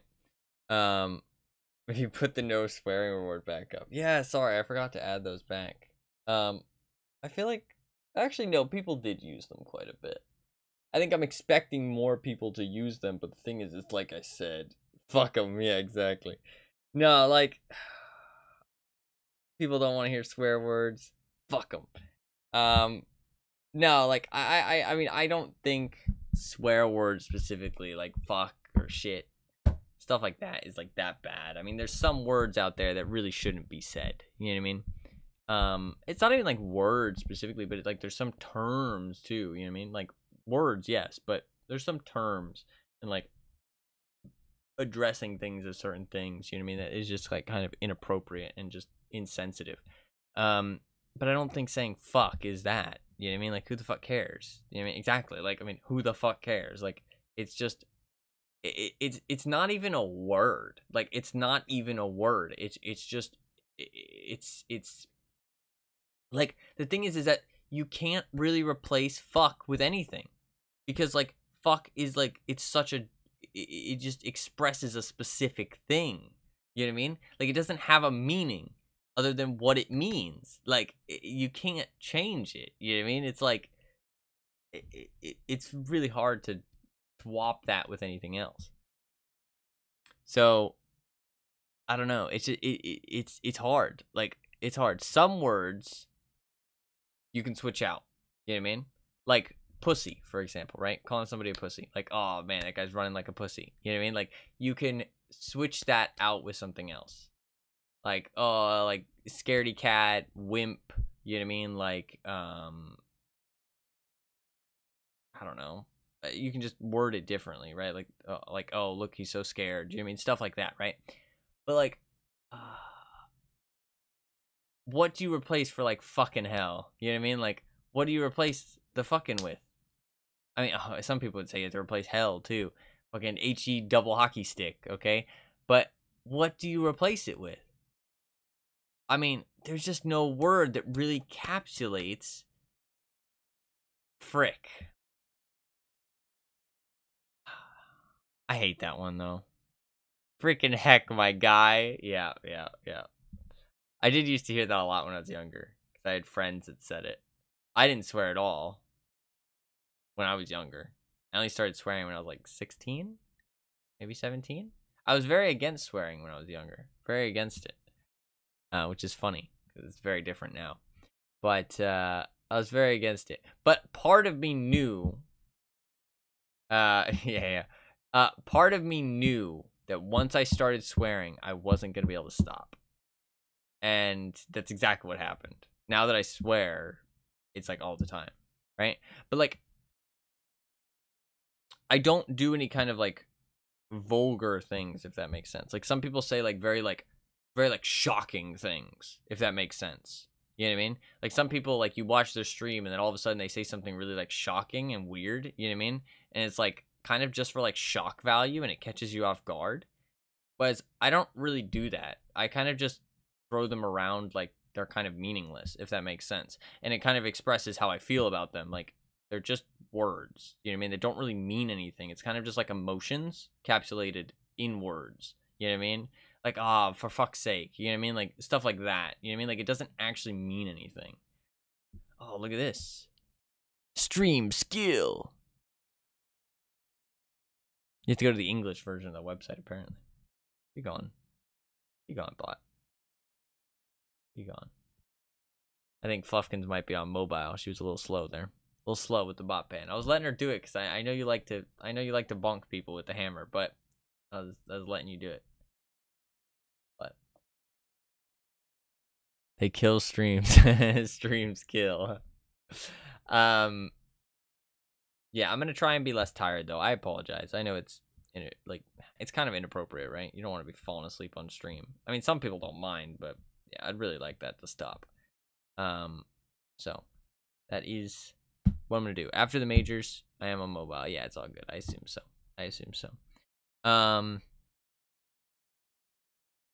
Yeah. I do really want to get into the Legion stuff though. And I thought it'd be really cool to do some more of it, because like it was really fun. I had a really good time. I enjoyed the game pretty much just as much as I thought I would. And even more, honestly. I had a really good time. And one thing with Legion is that you kind of have a guideline for painting your guys, if that makes sense. Like you kind of have an idea. And I realized that I kind of like that, because like obviously with like Warhammer 40K, for example, you have like the legions, right? And the legions are like if you're doing Dark Angels, for example, they have like certain color schemes and certain themes to them and stuff. And that's kind of like stormtroopers in Star Wars, you know, white and black, you know, bulky armor, you know what I mean? Like they have a certain look to them, you know what I mean? And the color scheme and all that. And they've got that, like they're evil, you know what I mean? So it's kind of like that. But obviously there's more variety in the Warhammer 40K. You get to pick all these different legions, or chapters or whatever they're called. But the thing is that with Legion specifically, the game, Star Wars Legion, you are making these squads, these little squads, right? Everything comes in a little squad, and everything has a leader in that squad, which means that there's always one that you have to paint differently, right? And you add some kind of special thing to them so you can differentiate them, right? And the squads need to be able to differentiate from each other, right? So because of that, some people find it that they want to make everything as simple, like as close to each other as they can, kind of in the essence of 40K. So it's like one big army, right? And it all has like matching colors and everything, right? But the thing is that I really like the fact that they do have to be different. And it sounds fun to paint them in different styles. And it's like, yeah, it won't look like one cohesive army. I get that. But I feel like it'd be so much more fun. Obviously, like, playing with them, they're not going to look as good. But looking at them and seeing the little squads individually, like, have, and being able to paint, like, a different style on each squad sounds really fun. And instead of trying to, like, force them to all look like each other, if that makes sense, and be like, okay, well, they're all going to have the exact same paint job, but these guys will have, like, a little red stripe on their arm or something like that, right? And these guys will have, like, a little blue stripe on their arm, so I can differentiate the squads. Instead, I can be like, all right, these are my red and black guys, you know what I mean? And then these guys are going to be gray and silver, you know what I mean? Like, something like that. Like, obviously, that's kind of not a great color scheme because it looks the same, but you get what I'm trying to say. They could be, like, silver and blue, you know what I mean? Like, you can paint them completely differently. And I kind of like that. And then the leader gets, you know, something, you can add something unique to them. You can maybe make their hat a different color. You can add a stripe. You can add a star. You can add, you know, a triangle, whatever the fuck you want to add. You can add it to somewhere on their model so that it's very obvious that they're the leader. I like that because it feels like I can paint things and I don't have to commit as much to it, if that makes sense. A lot of stuff that I've heard about painting is like, oh, I started painting this Warhammer 40k model, and I just got so sick of it, and now I have to paint the rest, and, oh, I'm still working on those guys. It's been fucking months since I last worked on them, you know what I mean? Like, stuff like that, because they work on, like, half an army, and then they just don't have the patience or the time to finish the other half. And to me, that just sounds like hell, because, like, you feel like you're forced to paint them the exact same way, and you need them to do this army, because, like, from what I know about Warhammer 40k, there's not that much variety. So it's like you kind of need to paint those guys, if that makes sense. Whereas with Legion, it can be like, ah, man, I'm kind of done with B1 battle droids, you know what I mean? Instead, I'm going to paint a whole bunch of Magna Guards, you know what I mean? And there's 4 of them in a model. Like, you just paint 4 guys, and you're done. And that's that. You can add that to an army. You know what I mean? You just add that to an army, and they don't need to match the rest. It's like, yeah, they'll look a little out of place. Like, if they're all sandy, and then your B1 battle droids are standing on lava, you know what I mean? It'll look a little bit different.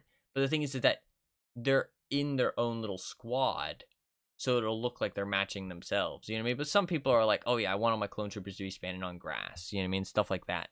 I want all my B1 battle droids. But personally, yeah, I do like that idea of them all looking like they're matching. But then also part of me really wants to do like tons of different styles and stuff. You know what I mean? Like, and be like, oh, these guys I'm going to do differently. These guys are going to be, you know, on like sand dunes. These guys are going to be on like rocky terrain, you know, like that kind of thing. Like, I like the variety, like the idea of the variety. And if I do go to the tournament later, it'll be really cool to see everybody's guys. The guys that I played with, which were the guy that showed me the game, his were really nice. They were really nice looking. They weren't anything fancy. He didn't do anything fancy to them, but they looked really nice. He did do a good job, and he said that, but he's been playing games for like years, right? He's been doing that for years, so he knows how to paint shit like decently. But he's not also like the best painter, it seemed, or like, you know, he doesn't spend like hours and hours and hours on one model. You know what I mean? He kind of just makes them look decent and gets them done so you can, you know, move on to the next thing, which I can appreciate. I mean, honestly, I can appreciate anybody's paint job because I know my paint job is going to be ass. So it's like, whatever, you know what I mean? I don't really give a shit. But yeah, I would like to get some models, but I don't know what to get yet. I'm thinking I'm just going to get the core set because it's the smartest thing to get, and I can split it with my relative, and we can both have half, and it's a really good deal. Like $48 for like 2 full units of B1 battle droids, 2 droidecas, and General Grievous for like $48. Pretty good. Pretty good value. Pretty good value. But past that, I don't know what to get, because like I really kind of want Empire, because playing with like using Iden in the game was really cool. I don't know, it made me really happy. I didn't realize I would have as much fun as I did, but I did. It was a lot of fun. I got to use her blueberries. I got to use the droid. He went up and shocked the unit. Like, cause like I can imagine in my head him shocking a unit, which I know is like so nerdy, but like I could imagine it. You know what I mean? Like, because I've seen it so many times. Like, I know exactly what happens when he shocks a unit. He sticks out his little arms in like a zapping position. And he goes, bzzz. Like, I know exactly what it looks like. I know exactly what happens. So it's like, it was just so, it was just so cool. I don't know. It's hard to explain. I mean, it's like the nerdiest shit ever, I know, but it's like, it was just really cool. So that makes me sad that I don't have Empire, because I can't just buy an item and use her immediately. You know what I mean? But I can always get an Empire army. You know what I mean? We'll see. We'll see. Also, I don't know how realistic it is for me to be able to find people who aren't going to play a normal amount of points, because if I go to Tabletop Admiral, for example, which is like a virtual thing for Legion and build armies, and I look at Separatists, if I add a General Grievous, 3 units of B1s, and a Droid Echo, I get 344 points. I can add nothing to these guys. I don't have any extras. And then I can add like some unit cards. So I'll just add some unit cards just to be like, all right, they have this, they have that, they have that. Cool. He has one of those. He has one of those. One of those. And one of those. I'm only at 400 points. And a skirmish game is 500 points. So I'm not even able to play a skirmish game right out of the box. So you have to play like a kind of a not legal army if you want to play against anybody. But as long as you talk to somebody and you agree, like, hey, can we play a game that's not legal? You know what I mean? Because like me and my relative, to show us the game, the guy that brought all the models and everything, which was really nice of him. He was a really nice guy.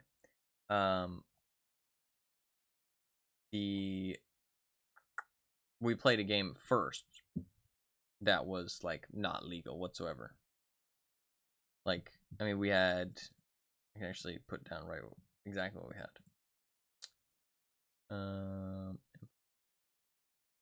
There was an Imperial officer with no upgrades,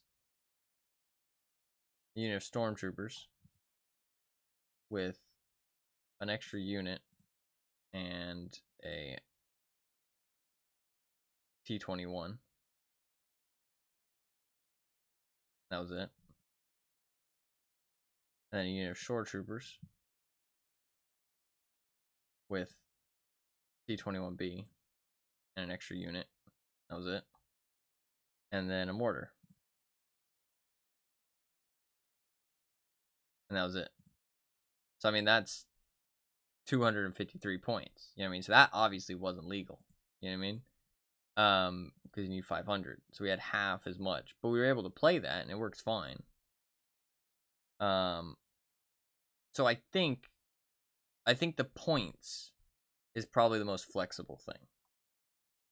Because that does still fill up 3 core and 1 commander, right? So I think and that's like the minimum requirements for an army is 1 commander, 3 core. So I think the points is probably the most like flexible thing. Like it other than like, you know, bringing units that aren't supposed to be brung by themselves, you know what I mean, that kind of thing. Like that one, I think people would have a problem with. Not bringing a commander, I think people would have a problem with, right? Or like bringing people in the wrong like army, people would have a problem with. And I think that's perfectly fine. If people have a problem with it, then you're not allowed to do it. That's the rules. You know what I mean? Unless the rules say it's okay. You know what I mean? Because if you're doing anything that's not in the rules, at any time the other person could say, "Yeah, I'm not okay with that," and that's perfectly fine because it's not in the rules. But you can choose not to play with them if you don't want to. But then you're not playing the game. So, but I think what I would like to do is I would like to find people who are kind of chill, and then sometimes play the rules, and sometimes maybe bend them a little bit, you know what I mean? Make an army that has a whole bunch of tanks, you know what I mean? And like just have a fun game, you know what I mean? Because like I don't think the game's gonna immediately break if I just bring 4 tanks. You know what I mean? Like there's not actually any reason. It just won't be like a normal game, you know what I mean? But it's not like anything's just gonna break. I mean, like you could say, oh, maybe it's unbalanced, but maybe it will be. But if it is and it's super strong, then I probably won't do it again because that's not very fun. But I really doubt that 4 tanks is going to be that strong unless the enemy doesn't have any anti-tank stuff. But I'll probably just tell them beforehand, hey, I'm going to bring a whole bunch of tanks. But like, don't bring too much anti-tank stuff. You know what I mean? Because then it's just not fun. They're just going to fucking kill all my tanks.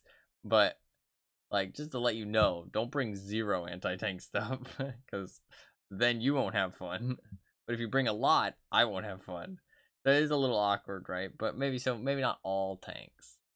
But I've learned, okay, that I think you can bring a field commander instead.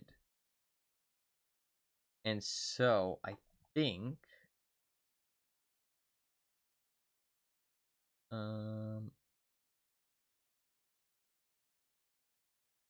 yeah. Okay. So field commander, you can be the commander, okay?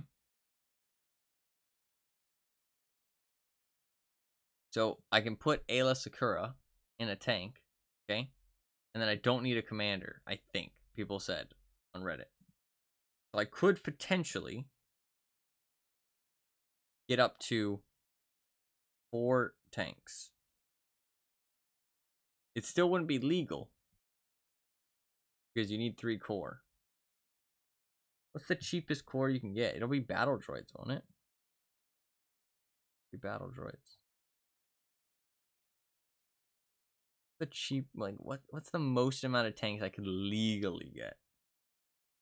I think 3 core is as cheap as it gets with battle droids. And then I could get a regular tank. Can I stick a commander inside a B1 unit? Is there any field commander unit inside a B1?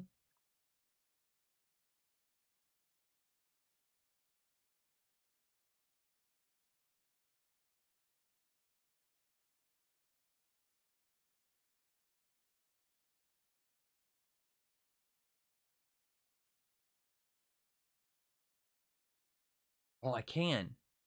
I can add a tier series. Oh, no. I can't. That's just a unit leader, not field commander. You need commander, not leader.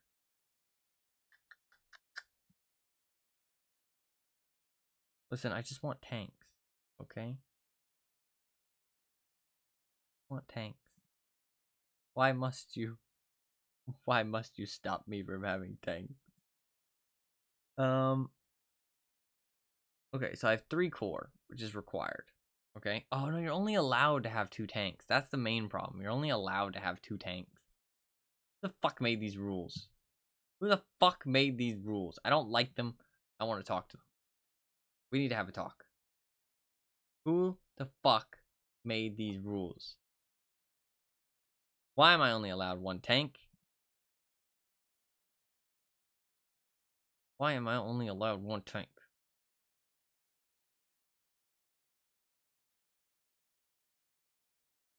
Or 2 tanks, sorry. So, okay. Other than that rule,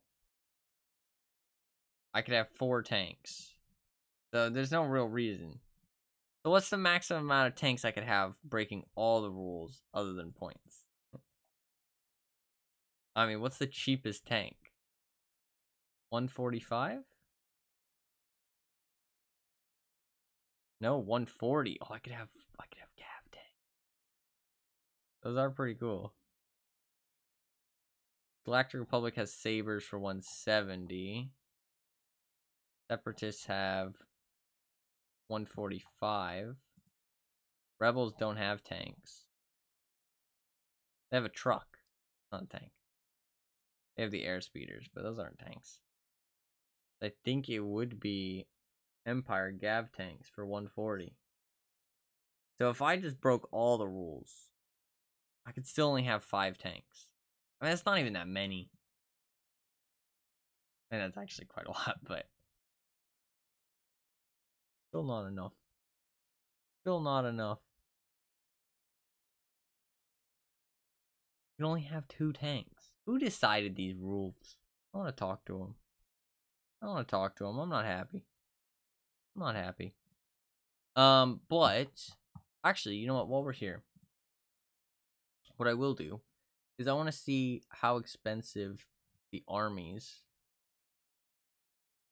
that we played with were. Because I want to see like how many points we actually played with. I'm gonna do that real quick. So we had Iden plus a stormtrooper unit with a DL or with the T-21. We also had a shore trooper unit with T-21 and a shore trooper. We had the mortar, had nothing on it. Then we had a unit of scout troopers with the sniper. Then we also had, what was on a scout team though, or strike team, was it? The regular scout trooper. No, it wasn't scout troopers, it was a strike team. Gotcha. Strike team. Then we had death troopers and Imperial Special Forces. We had a T-21, and the death troopers had the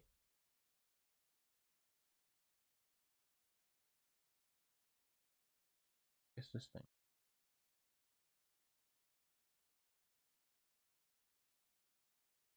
They had that and that. There, but we didn't use it. Also had speeder bikes. We also had E-Web. So it actually wasn't even full points, goddamn. But you would have upgrades on all these things. So man, you can field a very big army without upgrades. But obviously, from what I've seen, people usually upgrade a lot of their stuff. Like usually, I mean, there's certain upgrades that people think are better, right? But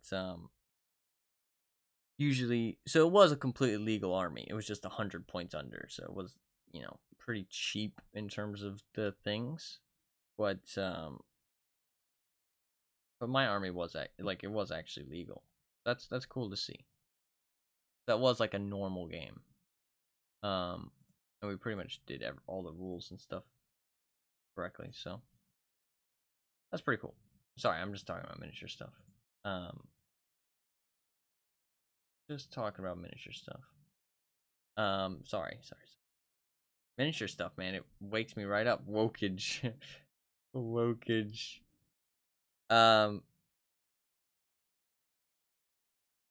But I am sorry for being so tired.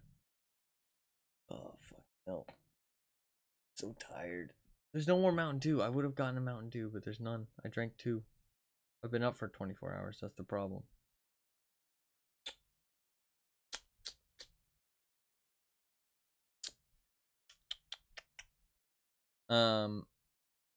But I should go. Miniature talk aside, I should go.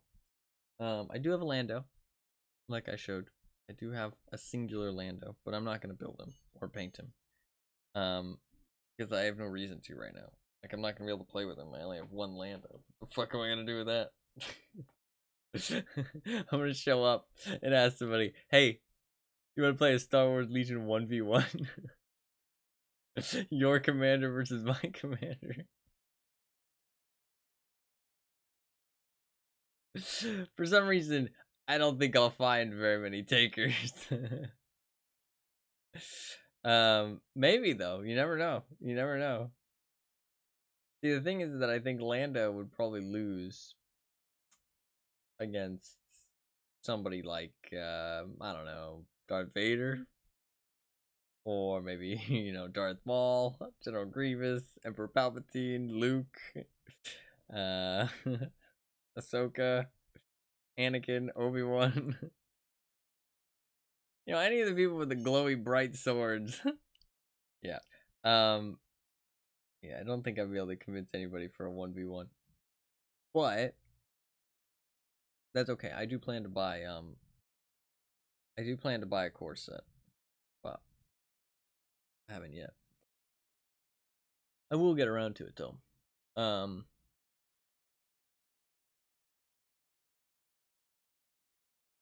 The stream was a good time though.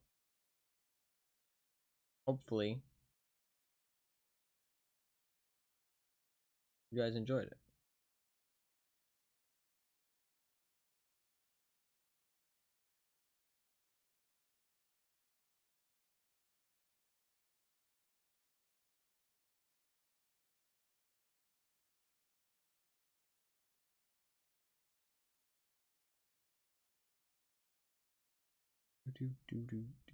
Yeah, I should head out. I'm very tired. I'm very tired. So I think the points limit is pretty flexible. I mean, like, if I wanted to, I think I could find somebody who would play with just, you know, 3 core, 1 commander, like, battles. I mean, you get that with the Separatist lineup. I mean, I could just do General Grievous, 3 B1s, and Droidekas. Boom, I have 344 points, which is quite low, and it's not legal for any like rule sets they have. Or well, it's not even rule sets. There's not even actual rules for like playing those specific amounts of points. It's just, hey, play 500 or play 800. But it's just for tournaments, right? I mean, if you go to skirmish, you only have to bring 2 core for skirmish, so I guess that's slightly better. You can only bring 1 tank. Those are the different rules. That you can bring less stuff. You have to bring less minimum, and you can bring less maximum.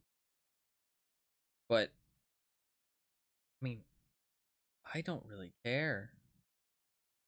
If somebody brought 4 tanks, I'd be like, yo, that's fucking sick. And I think it would be a fun game. It's like, it's not like we're playing for money. You know what I mean? Like, who the fuck cares? I'd like to know that they're breaking the rules. If somebody did it without telling me, I'd be a little annoyed. But if they tell me, I don't mind. If they told me, I don't mind. It really doesn't bother me. They're like, hey, my thing is not actually legal. It's, you know, it has, you know, 4 tanks and no core units.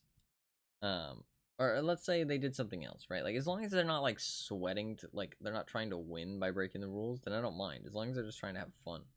Like, they're like, oh, my list actually has no core or anything. It's all heroes. I feel like, okay, that's pretty cool. You know what I mean? Like, you know what I mean? They bring a list that has like General Grievous, Count Dooku, fucking Maul, Boss, Cad Bane, and Asajj Ventress. You know what I mean? Like, I'd be like, okay, that's pretty cool. You know what I mean? Like a fucking like full hero squad. I would find that fun. You know what I mean? Like, I don't understand why I would say no. Like, I mean, like, if it was overpowered, then yeah, I'd probably say no. But I'd fight it first to find out. I'd be like, yeah, sure, fuck it, let's do it. You know what I mean? Like, that just sounds fun. I don't understand why I would get, like, why I would say no, to be honest. Like, I would want to play real games sometimes, to be fair. But like, you're there to have fun. Why not have fun? You know what I mean? Like, why do you have to follow these like cookie cutter rules that tell you what to build? Why can't you just have fun with the models that you bought and painted? I mean, like, I don't know. I'm not sure. I mean, I don't think there's any reason. If you want to have fun, you want to have fun. I mean, because they're your models. You can do whatever you want with them. I can base all my guys upside down if I wanted to.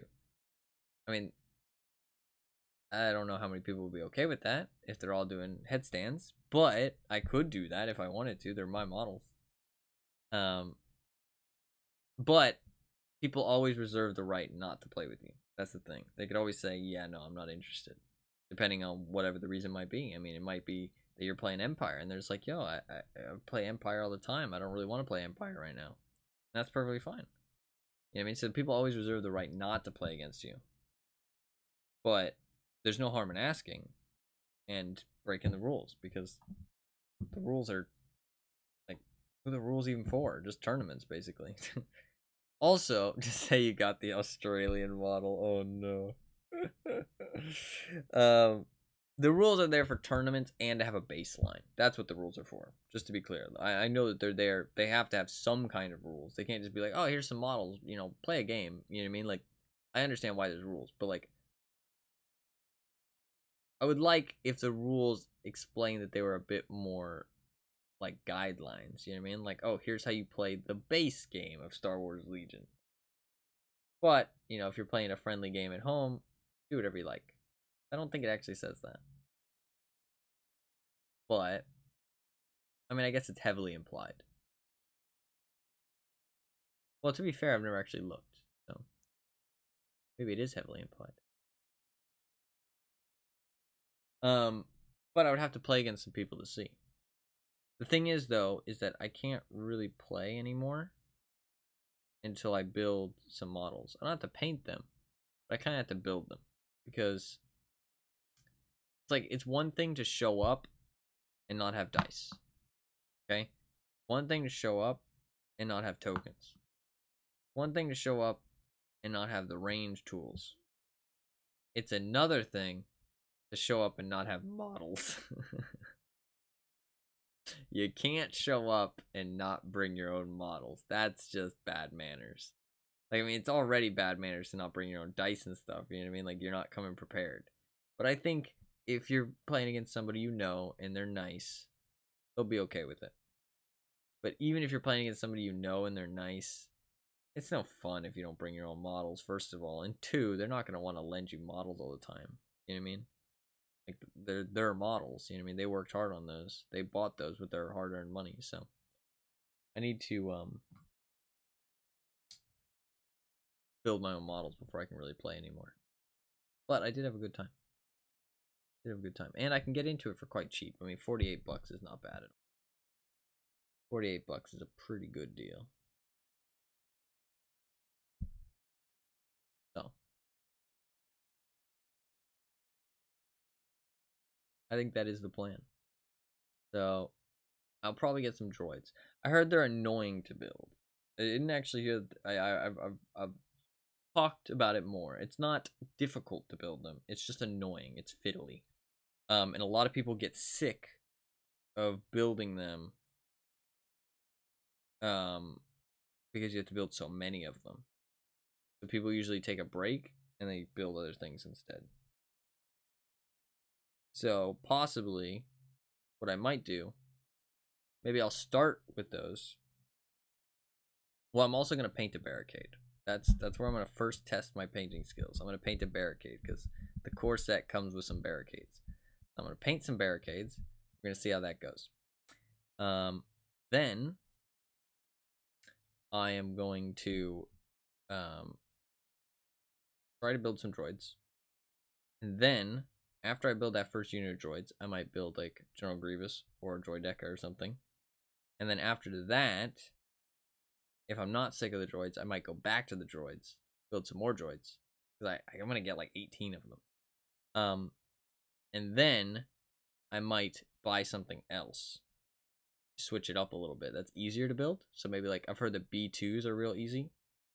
Because they're big and chunky. And it just like comes in like set pieces and stuff.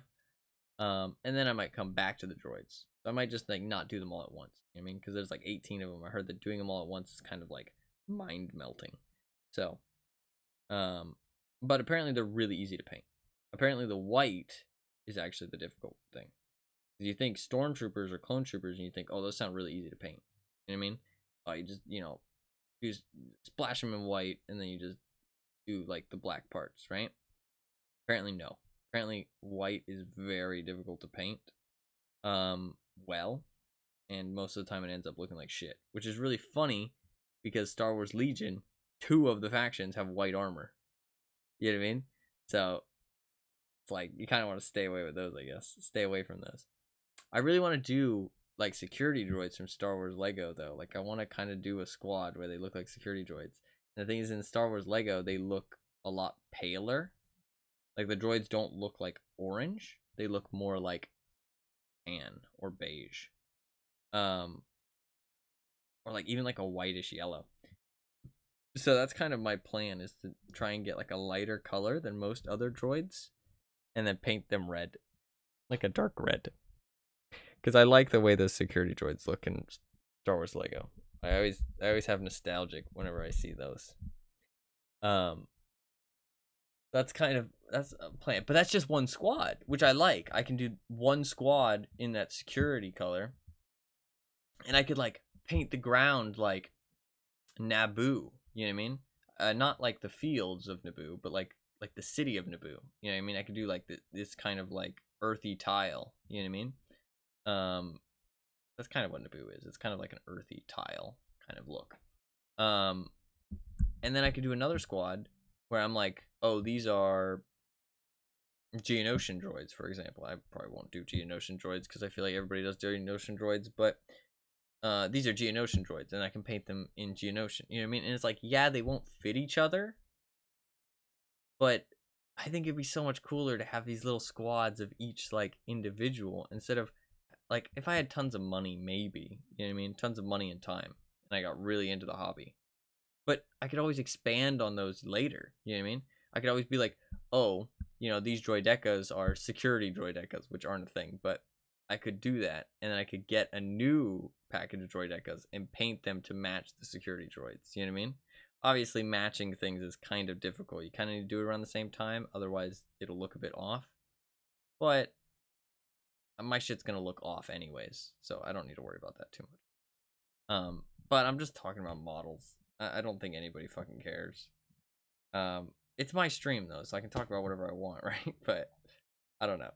I'm a nerd. I'm a nerd. I'm realizing more and more about how excited I am and how much I'm talking about this, about talking about little tiny miniatures that are Star Wars, and how much of a fucking nerd I am. But they're really cool, so I can't help it. I can't help it. Um, I can't help it. But I should go. I should go. I will probably talk about how the game went, because honestly, it was really fun. And but I do realize that the pictures don't really capture it as well. You know what I mean? But taking a video is just like too much, and I don't want to video like while I'm playing with people, because I think that's very intrusive, and I kind of want like a more chiller thing. Taking pictures is really easy. Like while they're doing a roll or something, I can just snap a little photo. You know what I mean? Like, and it's really not that intrusive or anything. But I kind of like, I would kind of like to like keep a memory of the matches and stuff. You know what I mean? Because like otherwise, I feel like they'll all just meld together. You know what I mean? It'd be kind of cool to like upload them as YouTube videos. Obviously no pictures of the person, just of like the game itself. And obviously I'll show off my models when I get them and stuff. I mean, I showed the Lando, but obviously it's just packaging. It's what it looks like in the package, so it's not that exciting. But I'll show off my models when I actually like paint some and stuff, for sure. Well, first when I build them. They're gonna be unpainted for a while. Because like my first thing, I just want to build them so I can actually play the game. Once I build them to play the game, I'm probably gonna take a break, because I'm probably gonna try and build them quickly, because I don't want to fuck it up, but I want to build them quickly so I can play. You know what I mean? But then once they're built, I don't have to paint them that urgently. Like, yes, people like playing against painted models, I get that, but if it's the only models I have, I think they'll give me a pass, and if they don't, they're a little bit too much of a stickler for me anyways. You know what I mean? It's like, if somebody came to me and said, oh yeah, I'm new to this game, these are the only models I have, so they're not painted yet. I do plan to paint them, I'm working on it, but you know, just when I get around to it, these are the only models I have, I'd be like, oh yeah, that's perfectly fine. You know what I mean? It's like, yeah, it's less fun, it's less immersive. You know what I mean? It's not super fun to play against like plain plastic models, but if it's the only models the guy has, you know what I mean? It's like, that's perfectly fine. Like, who cares? You know what I mean? So that's one of the rules I have for myself, right? If I'm like, oh, you know, maybe I'm being too like biased, like, I don't know, like, like maybe I'm giving myself a free pass. Does that make sense? On something, I'm always like, well, what if somebody asked the same of me? You know what I mean? Or what if somebody did the same to me? What would I think? You know what I mean? And if I'm okay with it, you know what I mean? Then I'm like, oh, well, I'm not giving myself a free pass then. You know what I mean? Because I expect that of others because I do the same myself. You know what I mean? Does that make sense? And so I'm like, okay, you know what I mean? Then that's probably fine. It's like with the models thing. Like, I think it's fine if it's the only models I have and they're unpainted. Like, if I was like, if I built a new army too, you know what I mean? Something like that. Like, say I just built the Empire guys and I wanted to use them in a game. I think it'd be fine. But if I was kept using them over and over, then it'd be like, they're in Coruscant camo. Exactly. Um, um, yeah, but like if I kept using them over and over, then yeah, fair enough. If I've got other guys I could use that are painted, then I'd be like, okay, you know, can you use your other guys? You know what I mean? Can you like mix it up a little bit, get some painted guys in here because you do have them. You know what I mean? Like, then I can understand that a little bit. Um, but if it's the only models the guy has, I mean, those things are expensive. You know what I mean? They're expensive and they take time to paint. You don't want to buy more, or, you know, like rush through painting them. So I would completely understand. So hopefully I can just build them up and at least start playing. And then I'll work on painting them slowly but surely. I also need to figure out what I'm doing with painting. Like I don't know how color mixing works. I don't know anything. I'm inept. I am creatively inept. It's gonna be difficult, but I'll figure it out. I'll figure it out. I mean, I'm gonna start with some barricades. Right? Barricades are easy. I mean, just like 2 colors. That's easy. And also, I'll get to use a paintbrush. I haven't used a paintbrush in like 6 years. I only say 6 years. I would say longer, but apparently I painted a pumpkin and sent a picture to Fluffkins. She sent me the picture of the pumpkin. I do remember painting that pumpkin. I do actually remember painting that pumpkin. It looked awful. It's an awful looking pumpkin. It's not even like a jack-o'-lantern or anything. It's just I painted on the side of a pumpkin for Halloween. That's it. It was in fact a masterpiece. I could throw paint at a wall and you would say it was a masterpiece. That doesn't count. That doesn't count. Okay? That does not count. It is not a masterpiece. That pumpkin was awful. Pumpkin was awful. But my models will also be awful. That's okay. But I'll get better. I'll get better. That's the main thing, right? Is improvement. And I can always strip them. Throwing paint at a wall requires no effort on your part. What do you mean? That's a hard... What if I throw it really hard? There are legitimate masterpieces that were definitely created that way. Okay, those don't count, okay? Those don't count. Paint splatters on a wall is not art. I'm taking a stand. No, art is so subjective. I don't want to shit on anybody's parade. Like, art is very subjective. It's like music, right? It's like music. I mean, I don't think it's art. I think it looks fucking stupid. But I can understand how it's art to somebody else, right? Because it is all in the eye of the beholder, right? Like, because art is like so subjective. It can be anything. You know what I mean? It's kind of like a quote, right? I like quotes a lot. And a quote could mean nothing to somebody. It could sound stupid. But to somebody else, it could mean the world. You know what I mean? And it can really affect them. I remember actually, a bit of a personal thing. But I remember there was a scene in a movie, and it made me cry because it talked about something that I've dealt with in life, specifically, and it was a nothing scene. It was nothing. It was just one sentence said from one character to another at the end of the movie, right? And it was just, that was it, right? It really didn't mean that much, but it made me cry. Just one sentence, right? And I remember after the movie, I was talking to a family member, and they were talking to another family member who had seen the movie, and they were like, oh, they felt like, they were saying that my other family member felt like there was a lot of useless stuff in the movie, right? Like just random scenes that didn't matter. And they mentioned that scene, right? That it just didn't matter and it was pointless and it shouldn't have been in the movie. And it just, one, it showed me that what it was is something that nobody really understands unless they've been through it specifically. You know what I mean? Which is a lot of things in life. But a lot of difficult things in life, at least.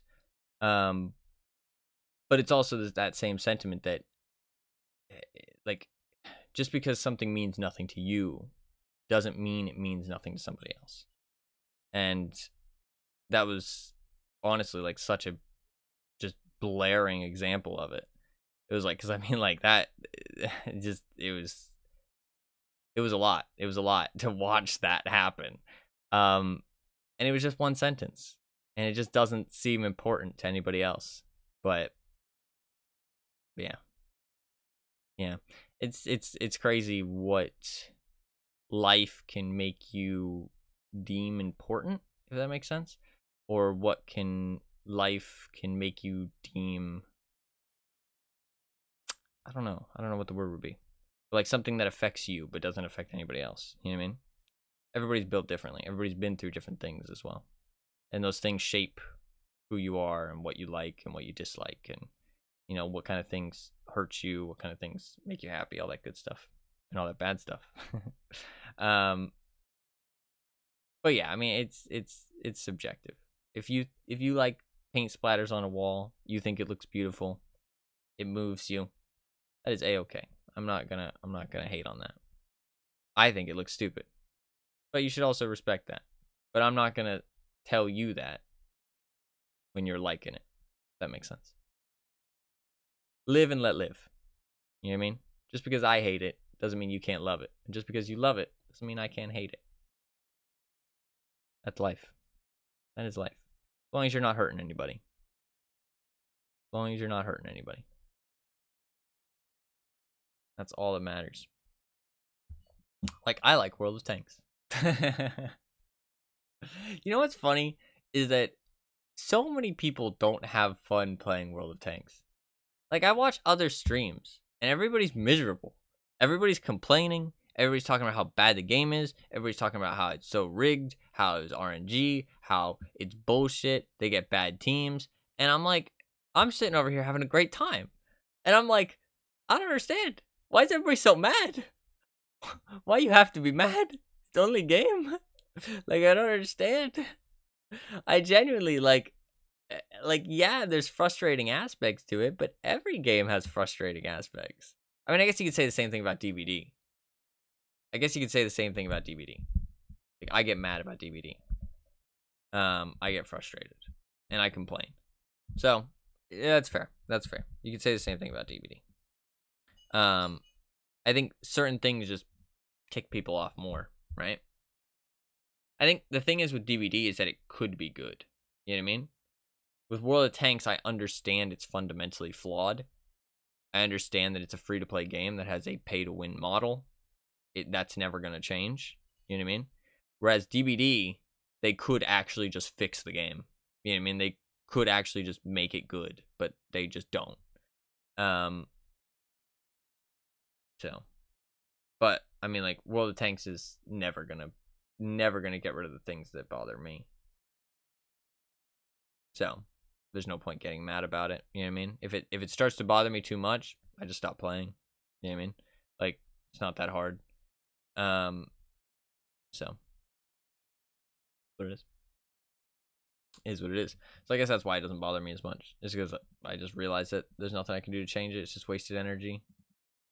I mean, like, I can't really do anything to change DBD either, but I know that they can. You know what I mean? It's like a possibility. So it's like, it kind of like makes me feel like I should try. You know what I mean? Because there's the potential, there's that chance that it could become something great, could become good. But yeah. Anyways, I should go though. I should go. I'm just rambling about random shit. But if you're still here, you probably enjoy it, so that's good for you.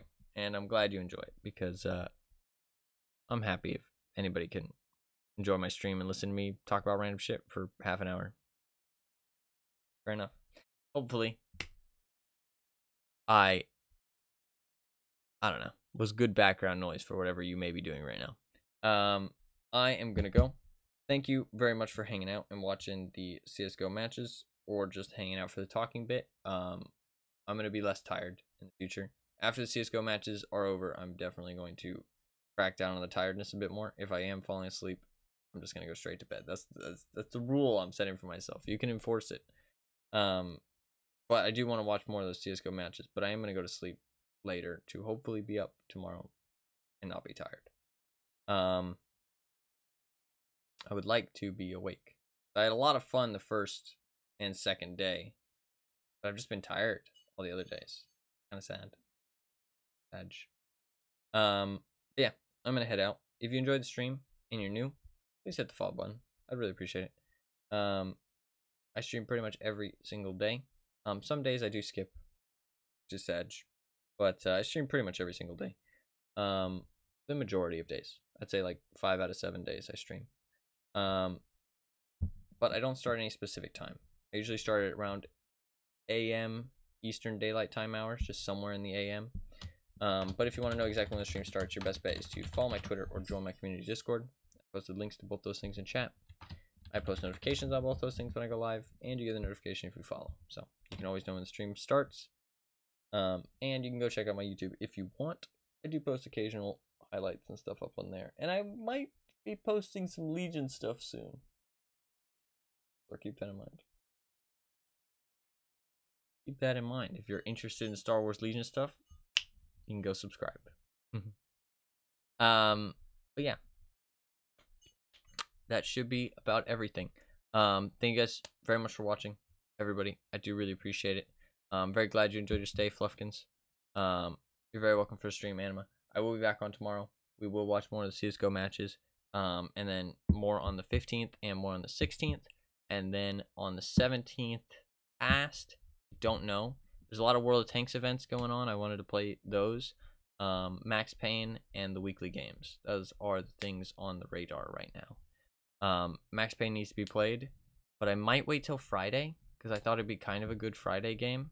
We could do Friday, end it with the wheel, and Saturday do like, double day of variety, because it's already like, I'm already going to put it off until the 17th.